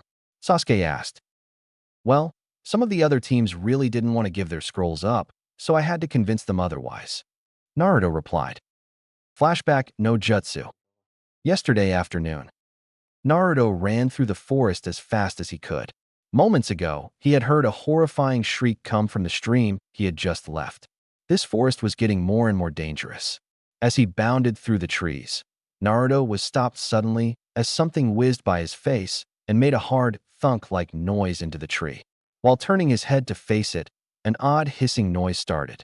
Naruto was greeted with the sight of a kunai with 3 exploding tags about to go off. Oh crap, Naruto thought to himself as he jumped away. However, he didn't jump fast enough and was caught in the blast. The force of the explosion had sent him head first into another 3. Naruto smashed into it hard and tumbled down to the forest floor. Looks like we got the little leaf nin, Naruto heard a voice above him say. He felt the sound of 3 pairs of feet landing. As he groggily got to his knees, Naruto saw that there were 3 Takinins in front of him. All 3 of them were male. The one in the middle was short and bald. To his left was a tall shinobi with long flowing blue hair. The final shinobi was average in size. He had tan skin and short black hair. "Who the hell are you guys?" Naruto asked them. "We are from the Hidden Waterfall Village, and we're here to take your scroll," the bald shinobi replied. "Yeah? Well, sorry, but I don't have the scroll," Naruto shot back. "Then it's sorry for you," the shinobi with black hair said. "If we kill you, it will at least stop your team from passing." With that, the Takinins jumped into action. The bald shinobi ran directly at Naruto, while his teammates jumped high into the air above and began to throw a volley of kunai and shuriken down at him. As Naruto tried to deflect most of the objects and dodge the rest, he was taken by surprise from the bald shinobi and was brutally hit in the stomach. Naruto was slammed hard into the tree and spat out a small amount of blood. "Damn it, I don't have time for this. I need to finish this quickly," Naruto thought to himself. As he looked forward, he saw that the bald-headed shinobi had unsheathed a sword and was swinging it right at Naruto's neck. He quickly raised his left arm up and summoned chakra into the left immortal to form the shield. Naruto lifted up his right arm and summoned the blade for the right immortal. The ninja was unprepared and was taken by surprise as the blade went through his heart. The 2 waterfall nins looked on in shock as their teammate slumped over dead. "You'll pay for that," growled the tall blue-haired shinobi. The nin took in a deep breath of air and let out a scream. It wasn't an ordinary scream, as it had Naruto gripping his ears, trying to keep the sonic volume out. After a few moments, the pain to his ears stopped, but Naruto was struggling to stay on his feet as the sonic blast had caused him to become unbalanced. Before he could defend himself, the sonic torture started again. But this time, it was different. A few seconds into the pain, and Naruto felt the sharpened steel of a kunai lodge itself in his throat. Suddenly, the sonic torture was over and Naruto's head slowly lowered down to the ground.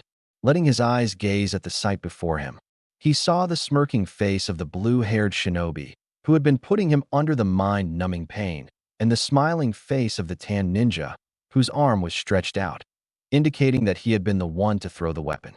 Naruto collapsed in a heap on the ground, as his blood began to slowly pool around him. "Pull the blade out, you weakling," screamed the voice of Kyubi from within him. "If I do, won't that just kill me faster?" Naruto asked in gasping thought. "Not if you use my chakra to heal yourself, idiot," the demon told him.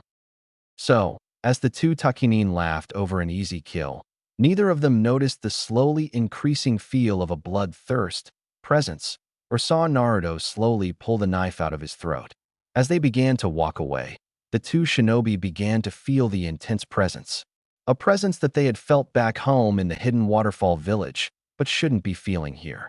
After all, she didn't come with them to the exams. A gargled ahem was heard behind them, the behind them where 2 dead nins should be. Slowly, they turned around to see the last of what should have been a fatal wound on the blonde leaf nin's neck heel. "Son of a bitch. He's just like the 7-tailed demon whore back home," the blue-haired nin yelled out. This statement intrigued Naruto, but he only needed one of them alive to tell him about this demon. Naruto ran as fast as he could at them, and just as the blue-haired shinobi was taking in a breath of air for more sonic torture, Naruto swung hard with the claws of his right-armed immortal, ripping out his throat effectively. The tan nin stared on dumbly as his teammate's blood splashed onto his face. He was completely taken by surprise as Naruto slammed him hard into the ground. "Well, looks like it's just you and me. Now, tell me about this 7-tailed demon that you know of," Naruto told him as he stood on the shinobi's arms and sat down on his chest. All the while, the blade from the right immortal was pointing at his throat. "Why would I do that?" the nin asked. "Tell me, what assurances do you have that you'll make it out alive? Give me the information that I seek, and I'll have a reason not to kill you," Naruto explained. Her name is Fu. She is the Jinchuriki for the 7-tailed horned beetle, Nanabai, the nin replied in a quivering voice. "Thanks," Naruto replied, before shoving the blade into his throat. "Oh, I'm not killing you. The hole in your throat is." Now, Time to search them for their scroll. Naruto thought to himself as he began to search among the bodies. After a few moments, he found their earth scroll with the blue-haired shinobi. I wonder. Naruto thought to himself as he tore open the guy's shirt and summoned chakra into his hand, concentrating as he did so. I thought so. That sonic attack was a bloodline. Naruto began to focus and started to gather a small pool of the shinobi's DNA into his chakra bowl. Soon it was enough, and Naruto blinked a syringe into his free hand. After filling the barrel of the syringe up, Naruto injected himself in his left calf muscle. Once the pain was over, he picked up the scroll, blinked the extra supplies to his dimension, and began to go on his way. In flashback, no jutsu. Sasuke arched an eyebrow at what Naruto was indicating to them, while Sakura just stared on in shock. This can't be the same Naruto Baka from the academy. He's supposed to an idiot.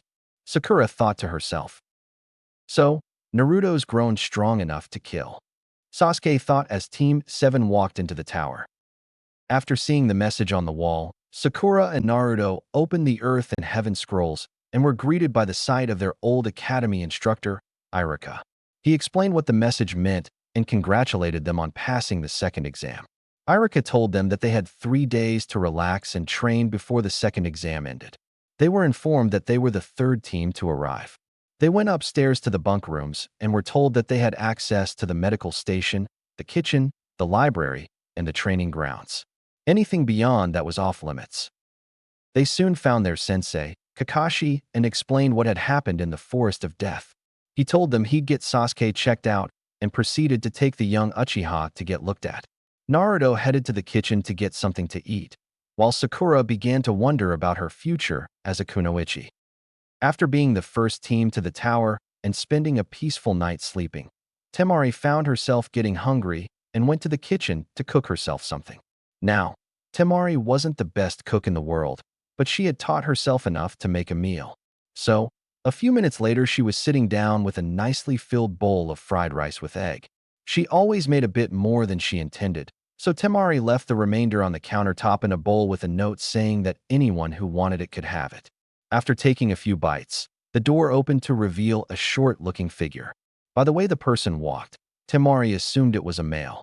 He was shorter than she was, wore black shoes, pants, and a large black trench coat with the hood covering his hair, as he also had his mouth wrapped in black bandages. Taking note of the orange kanji for 9 on the back of his coat, Temari realized that it was the genin that had gone to sleep in the first test, and then when the 10th question was asked had challenged the examiner.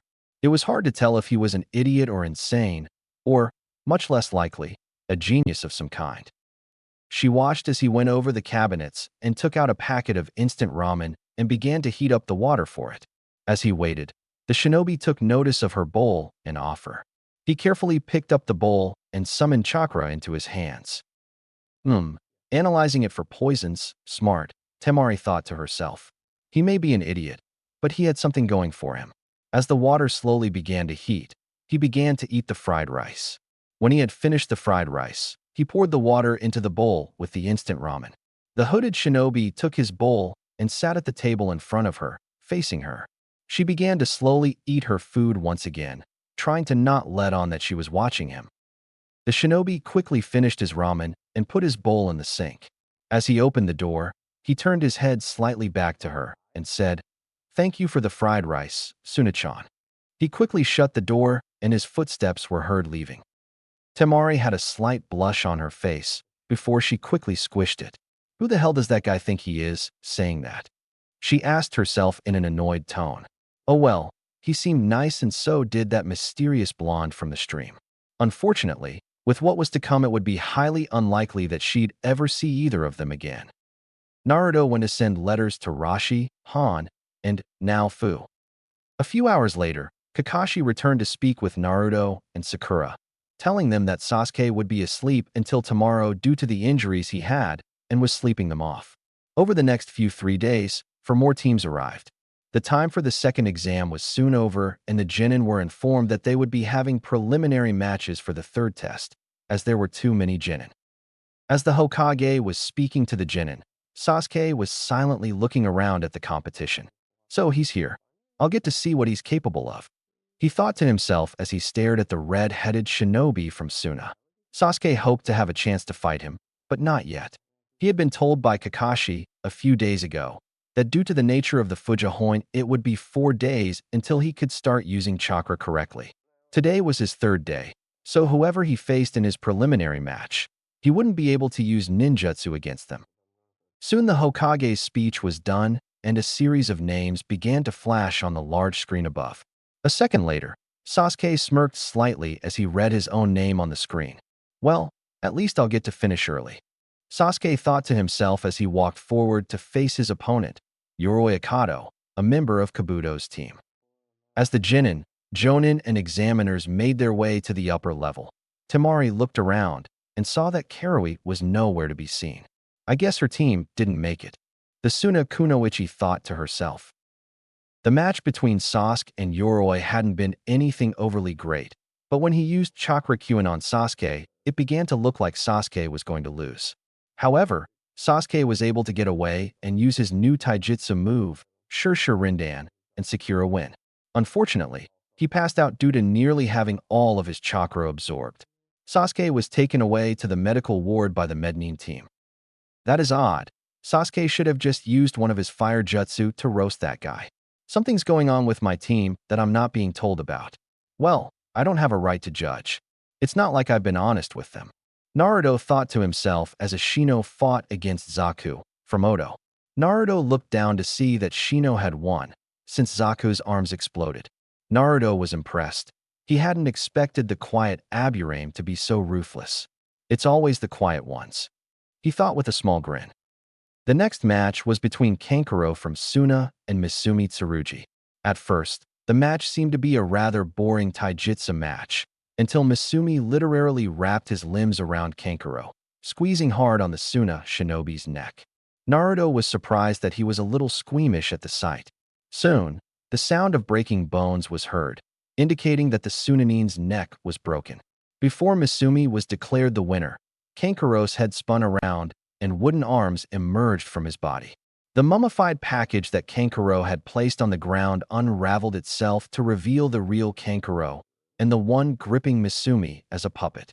Kankuro tightened the arms around his puppet until Misumi's spine broke, earning him the win for the round. The fourth match was between Sakura and Ino Yamanaka. For the first minute, the two-leaf Kunoichi talked back and forth, which slightly got under Naruto's nerves. But it gave him more time to prepare for his own match. Eventually, the girls tied their forehead protectors onto their foreheads and began to fight. For a while it was a taijutsu and insult-throwing match. Though, with Lee's crush on Sakura, it was like poetry to him. Eventually, Sakura insulted Ino about only caring about her perfect hair. This, in turn, caused Ino to snap and cut off her hair. She threw the cut strands at Sakura, declaring that she didn't need them and that she was going to force Sakura to give up. After having pretended to use her family's Shintenshin no Jutsu, but in reality trapping Sakura with chakra flowing through the cut strands of her hair, Ino used Shintenshin for real and took over Sakura's body. Ino made Sakura raise her hand and started to announce Sakura's forfeit. Naruto sighed to himself as he unclasped the immortals, setting them down. He cupped his hands over his wrapped mouth and shouted out, "Sakura, you've come this far. Don't let yourself lose to that Sasuke-loving idiot. If you lose, you will never be acknowledged by him," effectively cutting off Ino's controlled surrender of Sakura. Sakura's body began to shake and fell to the ground as she regained control from Ino. Naruto was quietly impressed. Throwing a Yamanaka out of one's mind was no easy task. With one last hurl of strength, the two-leaf Kunoichi charged each other. They slammed their fists as hard as they could on the other's face, resulting in a double knockout. Kakashi and Asuma shunshined down to the lower level and took their students to the upper level. After checking on them, they saw that they were fine. The two Kunoichi then woke up and were told that due to a double knockout, there would be no winner for the fourth match. The fifth match was between Tenten, the Kunoichi from Team Guy, and Temari, the Suna Kunoichi. Naruto looked down at the two Kunoichi as they stared each other down, as he, Sakura, and Ino tried to protect their ears from excited cheers of Lee and Guy. Hopefully, this match will be better than the last one. Naruto said as Tintin jumped into the air. What's that supposed to mean, Naruto Baka? Sakura asked with a glare at him. It means, Sakura-chan, that after having done something that only a handful of other shinobi have done, you tied in your match. You threw a Yamanaka out of your mind, but by the end you tied. You should have had something up your sleeve. Naruto simply told her. Like you could do any better, Naruto. Ino said, defending her friend. Actually, I could and will. Unlike someone on my team, I haven't been gushing for the past 4 months. You've been doing the same training as Sasuke and I, Sakura said, starting to get really pissed at her blonde teammate. I've been doing the same training that you know of. Naruto corrected. I happen to also train by myself. Besides, do you really think that Sasuke stops training when he gets home? My specialty is Kage Bunshin, and one of the effects of Kage Bunshin is that whatever my clones learn, I learn when they are dispelled. So, Naruto concluded, in the 5 months since we graduated from the academy, I've done 25 months worth of training. You, Sakura, on the other hand, have just been messing around, making yourself a liability. That is something that I'll be putting a stop to. Naruto finished. This had Kakashi and the other eavesdropping Jonin raising their eyebrows in curiosity, wondering what the academy dead last could hope to do. All the while, Ibiki smirked to himself. Kamaitachi no jutsu. Temari cried out, sending a vortex of razor-sharp gale winds at Tenten.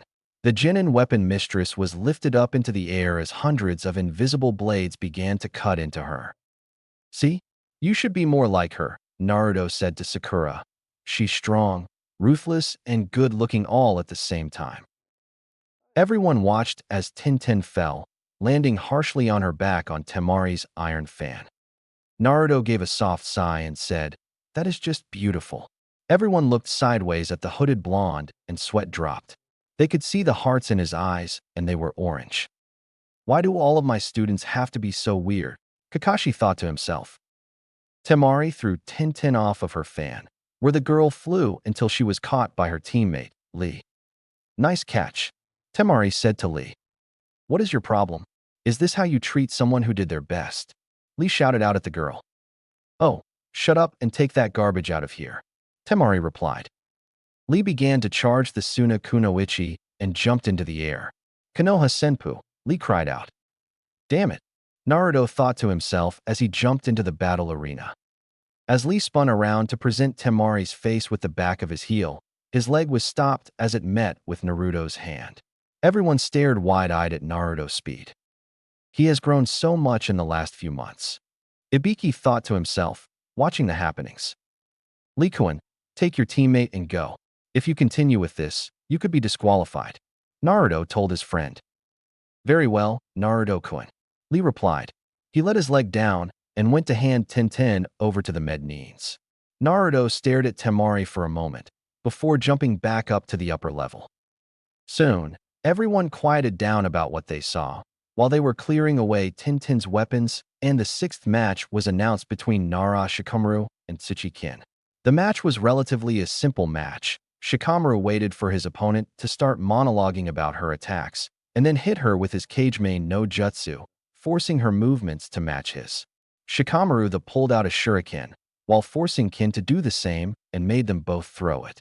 Just as the shuriken was about to hit, Shikamaru just let his body fall back into a handstand.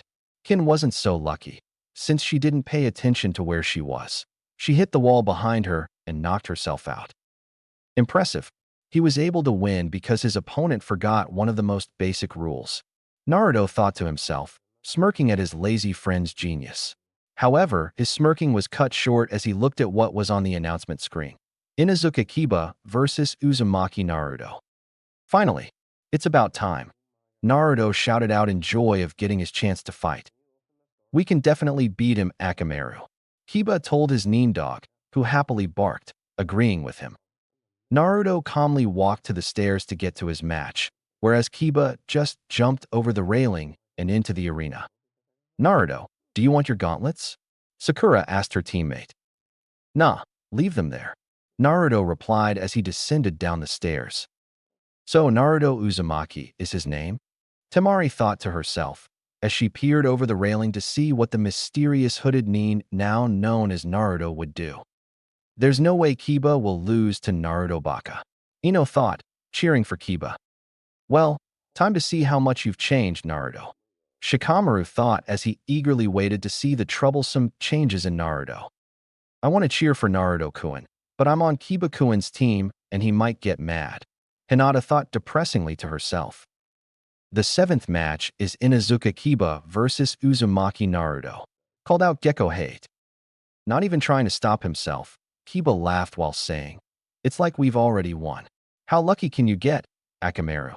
Akamaru barked happily from inside Kiba's coat. "Oh, shut the hell up." Naruto shot back, before continuing. "And don't bring a puppy into this fight, either. It's just in the way. Yubaka, Akamaru is fighting with me. The Inuzuka clan fights using mean dogs. There are tools, just like a kunai or a shuriken. Animals and bugs are seen as weapons," Kiba replied, as he put Akamaru down on the ground. Naruto shrugged his shoulders and replied, "Fine, you'll need all the help you can get to beat me." "Huh, acting all tough. Akamaru, you stay out of it.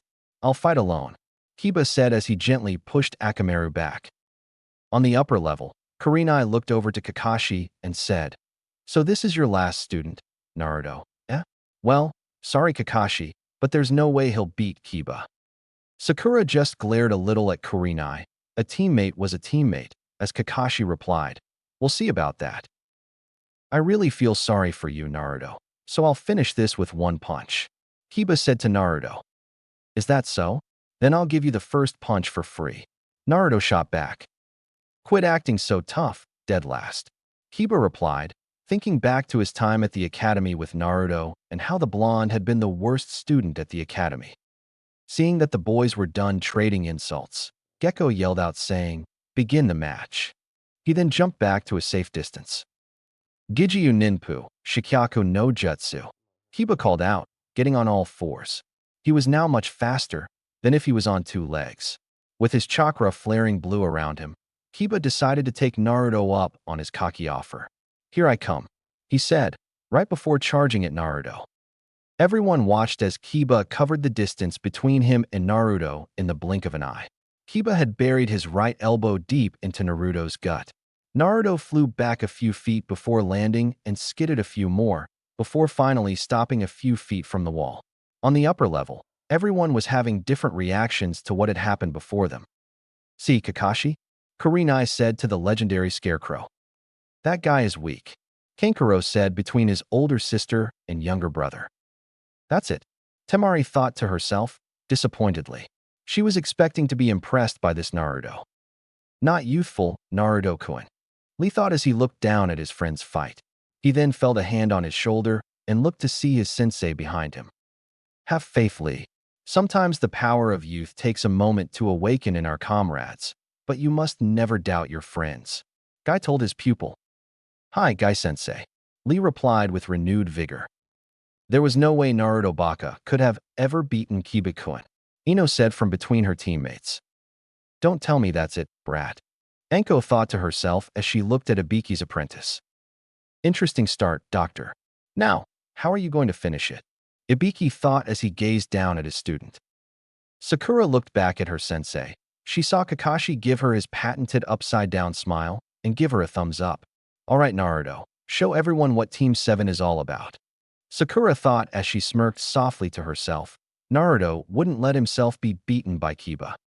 Back in the arena, Kiba was walking back to Akamaru when he turned to the examiner and said, "He won't be waking up anytime soon, Examiner-san. Go ahead and call it." Kiba's smirking and congratulating of himself was cut short as he heard the gasps of every above him. He then heard what could only be described as a blink behind him, followed by the opening of a bottle, and finished off by an extremely annoying slurp of someone drinking something. Kiba turned around to see Naruto standing and drinking a bottle of water.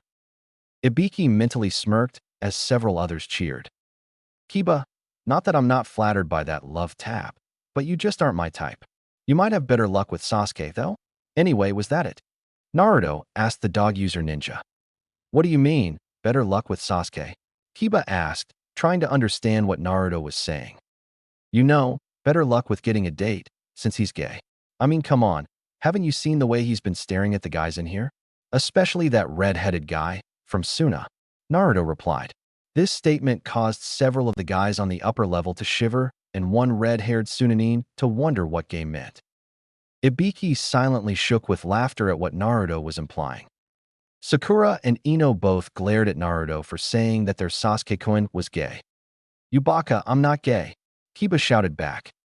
Hey, I told you I was sorry.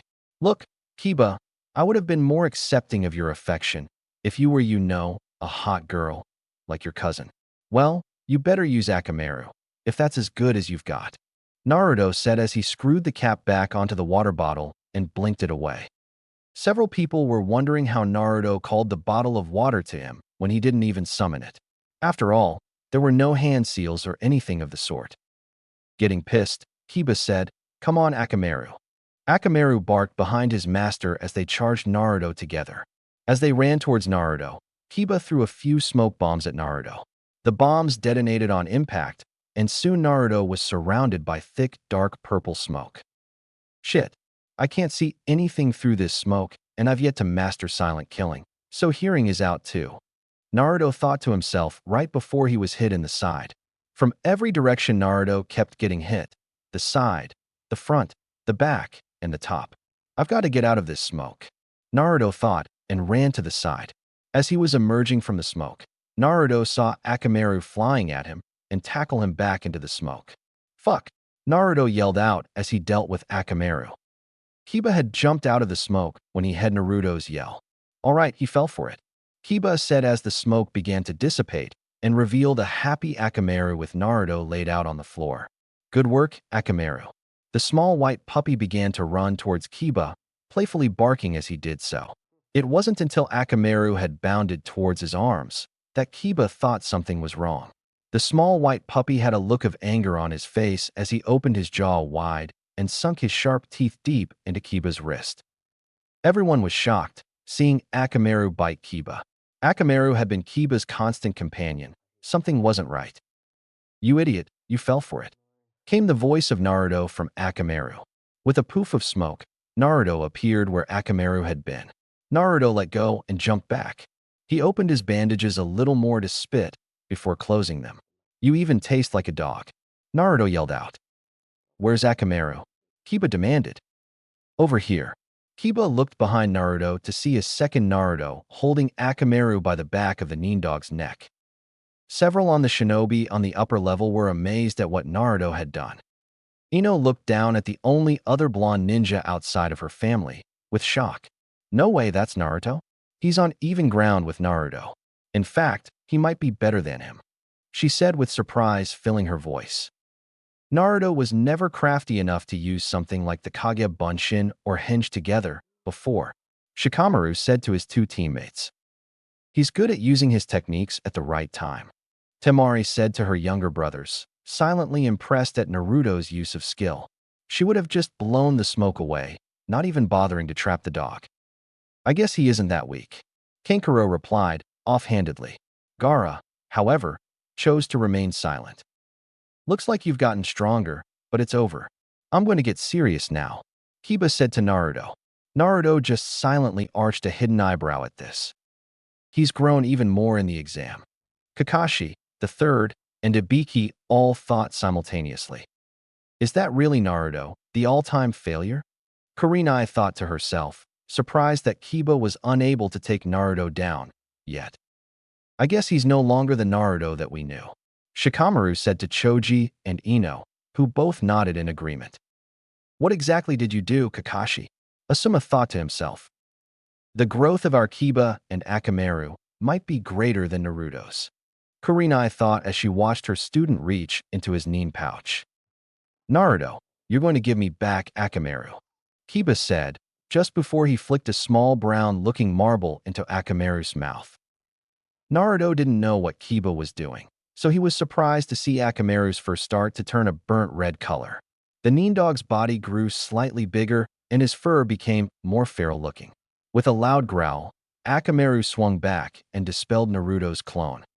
What the hell did you give that dog? Naruto asked as Kiba also consumed one of the odd pills. Food pills, Kakashi thought to himself, wondering what the Inuzuka boy was planning on doing with his student. Looks like Kiba is planning to end this now, Kurenai thought with a smile to herself. Let's go, Akamaru. Kiba yelled out as he crouched low to the ground. Akamaru jumped on his back, giving to confirmed barks. Gijiu Ninpu, Jujin Bunshin. Kiba yelled out. A puff of smoke then covered the dog user and his dog, but when the smoke cleared, Akamaru was replaced with another Kiba. Both were very feral looking, especially the bottom one, the real Kiba, with his blue chakra surrounding him. This doesn't look good for me, Naruto thought, as he looked at the angry expression on the face of both Kibas. What did he eat?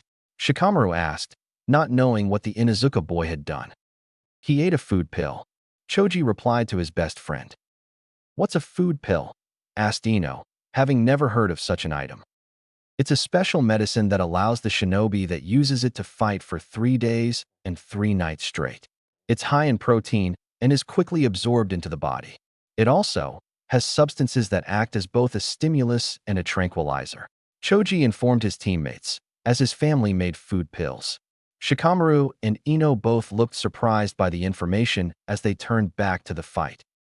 Kiba and Akamaru's chakra have most likely doubled, even if it's temporary. Choji added. Time to end this. Let's go, Kiba yelled out. The two Kibas jumped forward at Naruto with amazing speed. Shit, Naruto thought as he jumped back to prevent from being smashed.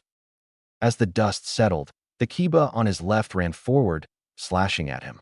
Naruto was able to dodge, but given the new speed of his opponent, he was only able to concentrate on one at a time. So, he never noticed the other Kiba running along the wall and lunge at him, until he turned around. Naruto dove to the side to avoid being hit. Naruto, Sakura yelled out for her teammate. Naruto is in a bad situation, Asuma commented from behind his students. The members of Team 10 looked back at their sensei, waiting for him to elaborate. Kiba has chakra surrounding his body, and he is a total combat-type fighter that brawls like a beast. A food pill that doubles his chakra is perfect for him. Back in the arena, Naruto was still only dodging Kiba's well-timed attacks with Akamaru. Shit, when I dodge one of them, the other is there with an attack. They're the perfect tag team, Naruto thought as he jumped back from the latest attack from one of them. With having to dodge and move so much, Naruto didn't know which one was Kiba and which one was Akamaru. As the two slashed their clawed hands at him, Naruto jumped high and far into the air. Unfortunately, he was too slow. I see a vulnerable spot, one of them yelled out. The two Kibas charged forward to where Naruto was going to land. Take this, Getsuga, Kiba yelled out. Both his and Akamaru's bodies spun around at high speed, looking like two living drills snaking their way to Naruto. Naruto looked back just in time to see the attack bearing down on him. Unable to dodge, he took the attack full force. Over and over again, sharp claws starched at him with great force, ripping at parts of his coat and shattering his shades. He was then tossed into the air and landed hard with a thud, nearly at the entrance of the arena, by the stairs to the upper level. He could feel the blood coming out of his mouth slipping between the black wrappings. Everyone looked on in surprise at the force from which Naruto hit. That's the difference in our skill, Kiba said tauntingly as he stood. Slowly, Naruto's fingers curled inward. I'm going to be a Hokage. I can't lose here. Naruto groaned out. He face planted into the ground, as he focused on his dream to get his through the pain. You? Hokage? When you're weaker than me? Kiba asked. He then began to laugh as said, I'll become Hokage for you. As Kiba continued to laugh at him, Naruto slowly began to recall all of the laughter he had gotten from the other academy students, due to his mistakes. How people would look down on him, as if he was nothing more than a speck of dirt in the road, not ever worth acknowledging. But yet, he had done it. He was able to pass the Chunin exam, learn an A-rank jutsu in a single night, become a member of Konoha's torture and interrogation ANBU unit, beat Haku, start his own businesses, and befriend two IWNE. No more holding back. You know inside that you can't become Hokage, so stop acting tough and give it up dead last, Kiba said as he continued to laugh even more. Yup, Naruto had decided to crush Kiba. The dog user had not only insulted him, but his dream. It was time to turn dog boy into dog bitch. On the upper level, Hinata's heart broke for her longtime crush. She knew he wasn't weak. Hinata had seen Naruto's strength when no one else had, but now everyone was watching. As the Jonin and the examiners watched the taunting, they each took note of one particular detail. It was getting colder in the room, a room that didn't have AC. Slowly, Naruto began to stand, much to Kiba's dislike. As he stood, Naruto began to unclasp the silver buckles of his trench coat. Carefully, he took his coat off as he didn't want to damage it any more than it already had been. Everyone stared at the rock-hard chest, chiseled abs, and muscle-toned arms of the young blonde shinobi. Several of the females present were blush as they gazed at his sun-kissed torso. That's what Naruto looks like under his coat, thought Sakura, surprised at her teammate's physique. Damn, it's him, Temari thought to herself as she recalled the blonde shinobi she had watched while she pleasured herself. Even though it wasn't intentional, she could feel a heat growing between her legs. That's hot, Ino thought dumbly to herself. Hinata was blushing as bright as a tomato at seeing Naruto exposed flesh, while in the back of her mind a small voice yelled out, "Yeah, take it off for mama, you naughty boy." Kakashi, Asuma, Kurenai, and Guy, however, were all staring at an interesting tattoo on Naruto's right shoulder. Naruto threw his jacket up on the upper level, all the while never raising his head. Kiba began to growl slightly at Naruto's actions. He was getting sick of the dead last not staying in his place. "If you compete with me over the title of Hokage," Naruto said, with barely restrained anger, "I'm going to crush you." He finished as he raised his head. Kiba and everyone in the room stared at Naruto's eyes. The sky blue orbs formed earlier were gone and were replaced with the ice-cold spheres before them. His eyes were almost glowing with a radiant of coldness. If only looks could kill. Though he would never admit it, Kiba knew he struck a nerve, and that was going to cost him. "Geez, you sure are an annoying guy," Kiba complained, trying to ignore the foreboding atmosphere. "Fine, I'll make sure you never stand up again," Kiba yelled out, trying to get his confidence back up. "Getsuga." Both Kiba and Akamaru charged the blonde shinobi. As their bodies spun towards Naruto, the other Leaf Genin looked at Naruto, waiting for him to move. However, all he did was cross his arms over each other and brace himself. Everyone waited with bated breath as they saw Naruto gather chakra into his arms. Just as the two swirling vortexes of Kiba and Akamaru were about to hit him, Naruto spoke. "Chakra Nami." He swung his arms forward, blue chakra coming forth from both hands in an arch and hitting Kiba and Akamaru. They both went to different sides of the arena, both of them having been knocked out of their Getsuga attack. Kurenai and her students looked down at what had happened with shock written on their faces. Kurenai herself couldn't believe what she had seen.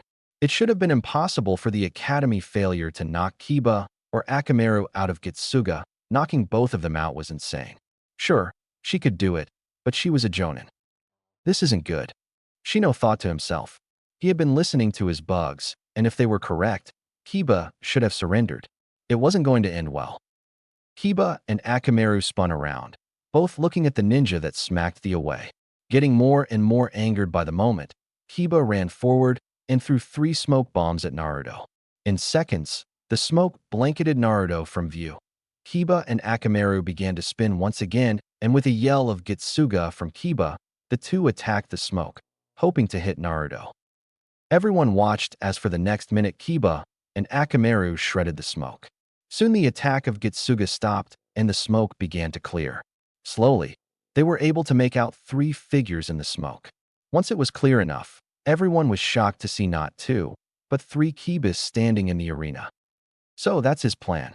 Interesting, Kakashi thought to himself. The 3 Kibas stared at each other for a moment. I may not have recognized it last time, as I wasn't focusing. But this time, it's a different story, Naruto, Kiba said, right before he swung his fist into the left cheek of the Kiba to his left. The force of the blow caused the Kiba to fly back.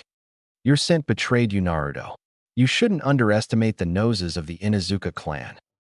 Good plan, but Kiba is able to focus his chakra into his nose and increase his sense of smelling by 1,000-fold. With that, he's easily able to tell people apart by just smell. Kurenai was thinking to herself as the Kiba that was punched disappeared in a poof of smoke. However, instead of seeing a downed Naruto, everyone saw the unconscious form of Akamaru. Akamaru, Kiba exclaimed in great surprise at seeing his downed partner instead of seeing his downed opponent. The members of Team 8 were all surprised at what happened. Kiba's nose shouldn't have failed him. Then it's you. Take this. Kiba yelled out as he spun around and slammed his fist hard into the remaining Kiba's face. The Kiba flew back and bounced a couple of times on the stone floor before he started the skid. During the skid, the hinge was dropped, and coming out of the smoke wasn't Naruto, but a second Akamaru. Oh crap, Kurenai thought, as she realized what had happened. Kiba heard the releasing of a hinge from behind him. As he turned around, Kiba saw Naruto bearing down on him and was unprepared for the force behind Naruto's punch. The young Inuzuka boy was sent hurling backwards. Was Naruto ever this clever back at the academy? Ino asked her teammates in the upper level. Kiba landed next to Akamaru and gazed down at his partner. Akamaru turned his head slowly to Kiba and gave a soft, pleading whine. Akamaru, are you alright? Kiba asked as he moved his right hand toward Akamaru. In response, Akamaru shot forward and bit down on Kiba's hand, hard. What the? Kiba thought to himself, right before the voice of Naruto came from Akamaru. Dude, how stupid can you be to have fallen for this again? Naruto Akamaru asked. What is it now 3 times? Kiba threw the fake off of his hand and watched as Naruto dropped the hinge. He stared at the 2 Narutos standing in front of him. See you around, Kiba. The Naruto on the right said as the left one waved his hand. The next moment, both of the Narutos were gone. Both of them were clones. Temari thought to herself. Over the course of the match, it had been interesting to watch this Naruto guy fight, but she was wondering what it was all leading up to. Where's Naruto? The Jonin thought to themselves. Inuzuka-san, I don't think you're taking this fight seriously, came Naruto's voice from behind him. Kiba spun around, as everyone turned to see Naruto holding a bound Akamaru.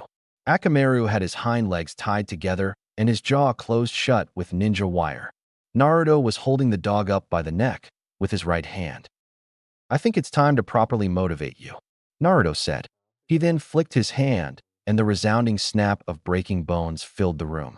All of the Leaf Genin and their sensei stared at what had happened in open horror. Naruto had just killed Akamaru. This has gone too far, Kakashi thought to himself. Sakura couldn't believe what she was seeing. To hear about it was one thing, but to actually see someone kill in front of you was something completely different. There would be no awakening for the Nin dog. You seem angry, Kiba, Naruto pointed out to his shocked opponent. Why are you angry? Sure, I broke your tool, but that's no reason to be angry, Naruto asked his opponent. Why am I angry? Kiba asked, shaking. You just killed my friend, you bastard. Kiba yelled back as he started to foam at the mouth. I didn't kill your friend, Kiba, Naruto replied, a darkly aloof look on his face. You said so yourself. He then began to focus chakra into his left hand, and soon a small golden sphere appeared in his hand. Naruto summoned chakra into the sphere and then out of the sphere. Everyone watched with incredible amazement at what they were seeing before them. Somehow, a holographic screen had appeared before everyone in the middle of the arena. On the screen, the image of Naruto and Kiba appeared, just as they were before their fight. The Inuzuka clan fights using Nin dogs. Kiba's image said, "They're our tools." Just like a kunai or a shuriken, silence filled the room as the recording continued. Animals and bugs are seen as weapons. After a few replays, the image stopped and the screen metallized back into the sphere from which it came. Understand now? Naruto asked Kiba as the horror showed on the Inuzuka's face. If Akamaru was your friend, why didn't you save him, Kiba? You let him die, Naruto asked as he pocketed the sphere. In the upper level, Ibiki saw what his apprentice was doing. You're playing a dangerous game there, Naruto. He thought to himself. Doing psychological torture on an Inuzuka by killing their Nin dog is not a good idea. It was because of the bond between the Inuzuka clan members and their Nin dogs that none of them were able to join the ANBU torture and interrogation unit. Although, there were several in the basic ANBU unit and even more in the ANBU Hunter Nin unit. Kiba was trembling in anger. Anger at himself, at Naruto, and more. I'll kill you, Kiba yelled savagely as he charged at Naruto. As Kiba began to run towards him, Naruto gently tossed Akamaru's dead body to the side. He didn't move or reach for any weapons as the Inuzuka boy bared down on him. Just as Kiba was almost upon him, Naruto shot his arm out and caught Kiba by his throat. Kiba began to slash over and over at Naruto's chest, cutting into his flesh, either not caring or not knowing that Naruto had his hand on his throat. After a few moments of letting Kiba claw at him, Naruto sighed to himself. Well, I think I've given everyone a decent show. Time for the big finale, and then end the match. Naruto thought to himself, preparing to end the fight. Naruto stared directly into Kiba's eyes and released a massive amount of killing intent.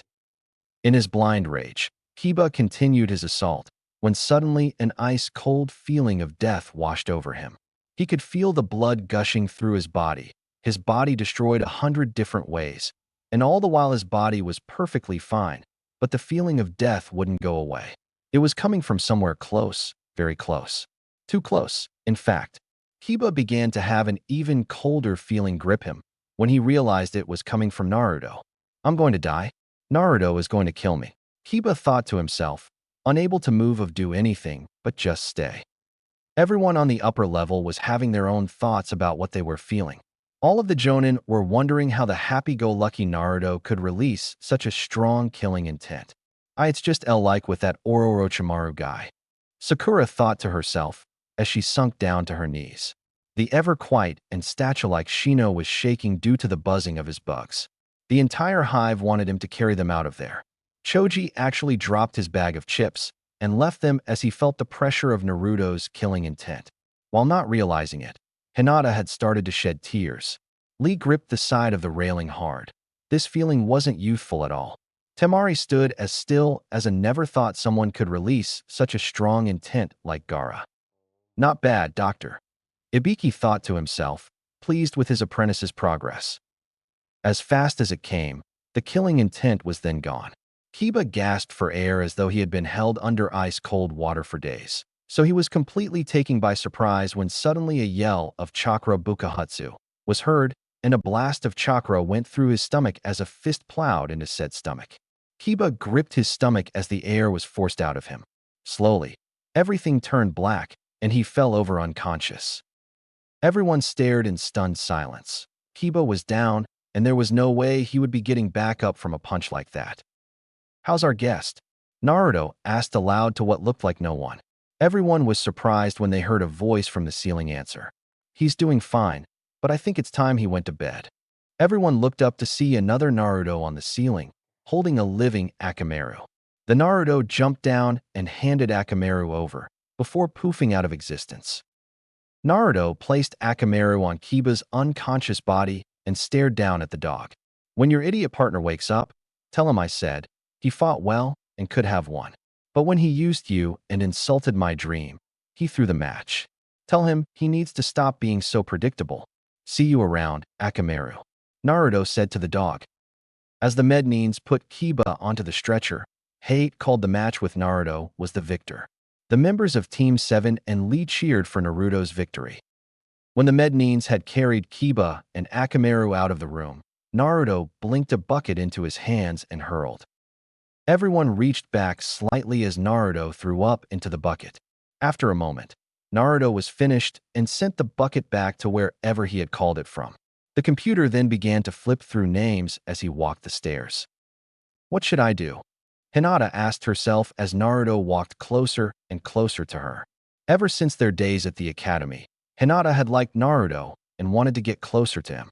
Now was a perfect chance, but she didn't know how to start. In Naruto-kun, she called out as he walked past.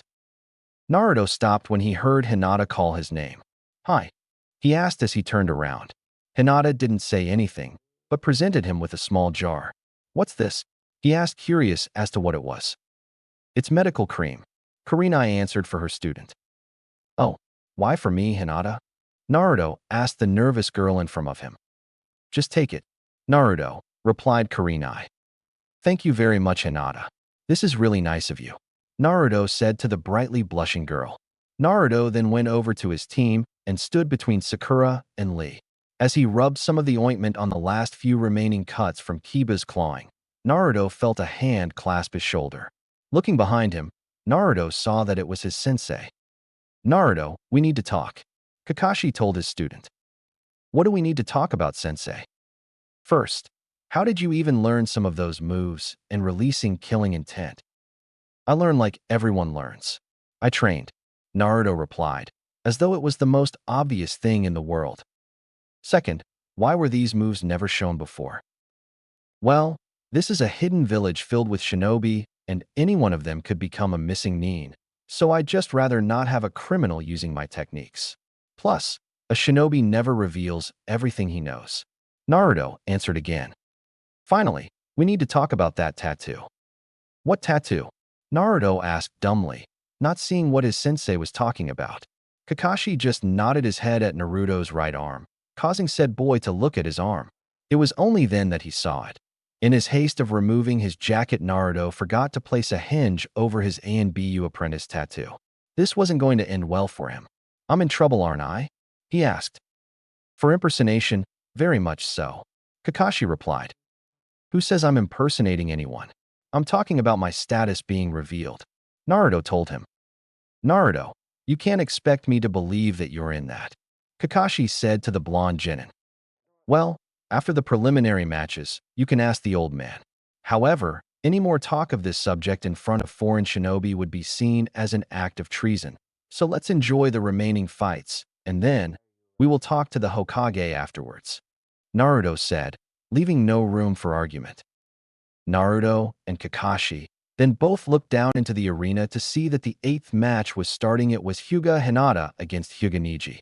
The match was clearly in Neji's favor. At the beginning, Neji kept spouting about destiny, while Naruto was educated on the Hyuga clan by Lee.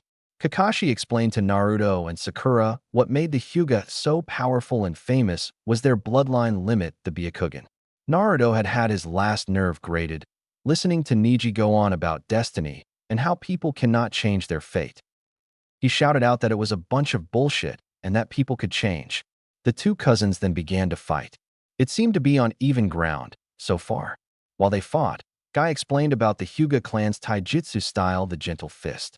Rock Lee then told them how the inner coils system worked. It was at this point that it looked like Hinata was about to land a critical strike on Neji, when stopped the flow of her chakra and hit her with a critical strike instead.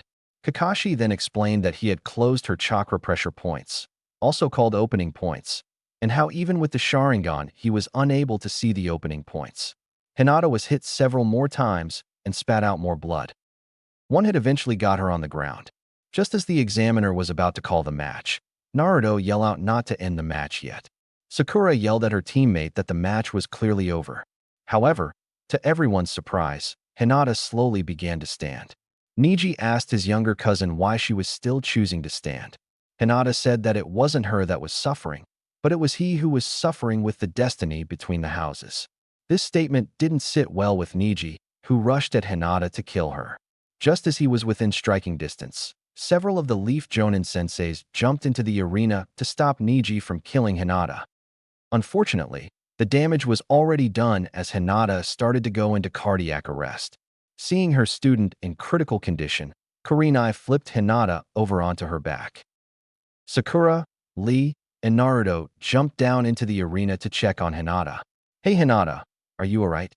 Naruto asked. "Her color doesn't look good," Sakura said from over his shoulder. It was true, most Hyuga were pale as far as skin tone went, but Hinata was more of a sickly white paste at the moment. "I could probably use it, but it's still in the experimental stages." Naruto thought to himself on how to help Hinata with her condition. "Hey, the loser over there," came Niji's voice from the side. Naruto looked up to see that Neji was talking to him. "I'd like to tell you two things. First, if you're a shinobi, then cut out the pathetic cheering of others. And second, a loser is a loser. They cannot change," Neji said to the annoying young blonde. Naruto stared at Neji with a calculating look. This guy had really been pissing him off, with his junk about fate and destiny. "Do you want to test me?" Naruto asked him in a low voice. Neji simply gave him a smirk as a reply. "That does it," Naruto thought to himself as he turned back to Hinata. Everyone watched, as Naruto hovered his hands above Hinata's stomach and chest. Soon dark green chakra covered his hands and was slowly covering Hinata's body. What do you think you're doing? Kurenai yelled, trying to stop Naruto from possibly further damaging her student. Don't interrupt me. Naruto growled out to her, caused the Jonin to back off. A few moments later, Naruto was able to pull the blood that had been going into Hinata's organs and was able to repair said organs and give her some energy back. Soon the dark green chakra began to pull back until it was only holding the blood that he had removed. Hinata's eyes slowly fluttered open and the blurry images formed into Naruto. Naruto-kun, she called out softly. Hey Hinata, are you alright after that last attack? The blonde shinobi asked her. Hinata looked around to see that she was on the arena floor instead of being in a hospital room. Everyone else nearly had their jaws on the floor, seeing Hinata wake up so soon. She should have been out for a few weeks after that beating she went through. Hey Hinata, could I ask you for a favor? Naruto asked the pale lavender-eyed girl. What do you need in Naruto-kun? Hinata asked, as she blushed slightly with Naruto being so close to her. Can I have this? He asked, showing her the blood. I guess so. Sure. Hinata replied, confused. Thanks, Hinata. You're the greatest. Hinata blushed slightly more at the comment. He then watched in wonder, along with everyone else. As Naruto began to separate something from the blood, it was much smaller. The blonde shinobi tossed the blood aside and released the chakra around it. He then blinked a syringe into his hands and began to force the strange substance into the barrel. Well, here's to changing destiny, Naruto said as he looked at the syringe and then at Hinata. Hinata didn't understand what Naruto was talking about. She gasped in surprise as Naruto turned the syringe onto himself, stabbed the back of his neck with the needle, and ejected himself with the strange substance. Naruto, what the hell are you doing? Yelled Kakashi as he rushed over to his student, wondering if the boy had gone off the deep end. Naruto collapsed onto the ground in pain. This had to be the most painful thing in the world. His eyes felt like they were on fire. Unable to hold back anymore, Naruto let out a yell of pain and began to beat his fist down on the concrete blocks. The Jonin, examiners, Hinata, Sakura, Lee, Neji, and everyone else watched as cracks began to appear from Naruto's hitting. A moment later, the yelling and hitting stopped. Well, that was an experience unlike any other, Naruto said between gasping breaths. Naruto-kun, what did you do? Hinata asked him. If you could show me your Byakugan for a moment, I'll show you. Naruto replied evasively. Not sure what Naruto was getting at, but complying anyway, Hinata went through the hand seals with a small cry of Byakugan, activated her family's bloodline limit. A moment later, she deactivated it. She then looked at Naruto as they were standing up. Well, this is what I did, Naruto replied as he started to go through a few hand seals. A few very familiar hand seals. In fact, they were the same hand seals that Hinata had just done. Naruto, you can't be serious, Sakura had started to say, but was interrupted when Naruto cried out, Byakugan. Everyone stared at Naruto with open shock. What they were seeing should be possible, but it was. Hinata gazed at Naruto's face and said her first public cussing. Holy shit fucking hell, what the Beelzebub is that? For years to come it would get laughs out of people. Right now, everyone was looking at a blue-eyed Byakugan in Naruto's eyes. Well, I can see now why everyone is so impressed with this bloodline limit, Naruto said, taking in the 360-degree vision. Something wrong there, Neji? Naruto asked, the older boy as he turned around, facing him Byakugan to Byakugan. What is that? Neji asked, venom dripping from his voice. Oh, this? Naruto asked, pointing to his eyes before continuing. This is the Byakugan. I know that you baka. What I don't know is how you got it. Neji replied. This is the power of the Uzumaki clan. What's the matter, Neji? Not so sure of the Hyuga clan's power anymore? Naruto asked him cryptically. No, because however the hell you got it, it has to be illegal and will be removed. Neji answered. Oh, it's perfectly legal. Naruto grinned menacingly. In accordance with the founding of Konoha, in the laws regarding giving bloodlines, bloodlines may be given either by the clan head or by the clan heir. As Hinata is the firstborn child of Hyuga Hayashi, she is the heir of the Hyuga clan and is allowed to make such a decision. This can only be challenged by the current clan head in a fight, in which he may either fight or choose someone to represent him. Naruto replied smoothly, while silently thanking Kami that he had decided to read up on several of the laws when he started his businesses. Everyone was wondering how Naruto could possibly know that, and if it was true. Heads turned to the Hokage for confirmation. It is true, the third Hokage replied. Granted, the law had been formed to allow for someone marrying into a clan, but Sarutobi just took a puff from his pipe and said, "This can all be discussed in more detail later. Right now, we have matches to finish." Everyone in the arena went back to the upper level, except the examiner and Hinata, who, after being told by Naruto, went to get herself checked out by the Mednines. The ninth match was between Gaara and Lee. For the first few minutes of the match, the fight was in favor of neither of them. Every time Lee attacked, it was blocked by Gaara's sand, and every time Gaara attacked with his sand, Lee moved out of the way. Guy explained to Sakura why Lee was only used taijutsu and not ninjutsu. The simple fact was, Lee couldn't. After the explanation, Guy looked as his student was one the fingers of the statue and told him to take them off. Surely, he doesn't mean. Naruto thought to himself as Lee took off his leg warmers and showed the weights underneath. Even after getting the seals, he kept the weights on? Naruto questioned as Lee stood up. Lee then dropped the weights to the ground, causing the entire tower to shake from the craters that were formed. Damn, no wonder I never beat him. Naruto thought with wide eyes as Lee jumped into action. The next few strikes from Lee never hit Gaara, but each one of them got closer and closer. Slowly and surely, the attacks were breaking through Gaara's sand until eventually, Lee was able to strike Gaara with a powerful kick and cut his cheek open. Oh crap, was the unified thought from the Suna team.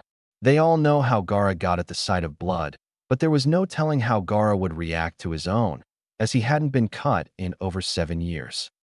They watched as Lee hit Gaara hard enough to send him flying back. The Leaf Chunin cheered for their comrade. As Gaara stood, pieces of sand were breaking off, revealing a crazed smile from Gaara underneath. Lee unwrapped the bandage wraps around his arms and began to run circles around Gaara, literally. Out of nowhere, Lee appeared in front of Gaara and kicked him high into the air. While in the air, Lee wrapped the bandages around Gaara to prevent him from moving and began to pin them around as they headed back to the ground at a high speed. A split second before hitting the ground, Lee jumped away so he would be hurt and left Gaara crashing into the concrete blocks of the arena floor. Sakura cheered, claiming Lee had won. However, Sakura was wrong. The body of Gaara began to crumble, revealing that it was only sand and not Gaara at all. As Lee stared in shock along with everyone else, a figure slowly arose behind him. Lee turned around to see Gaara behind him.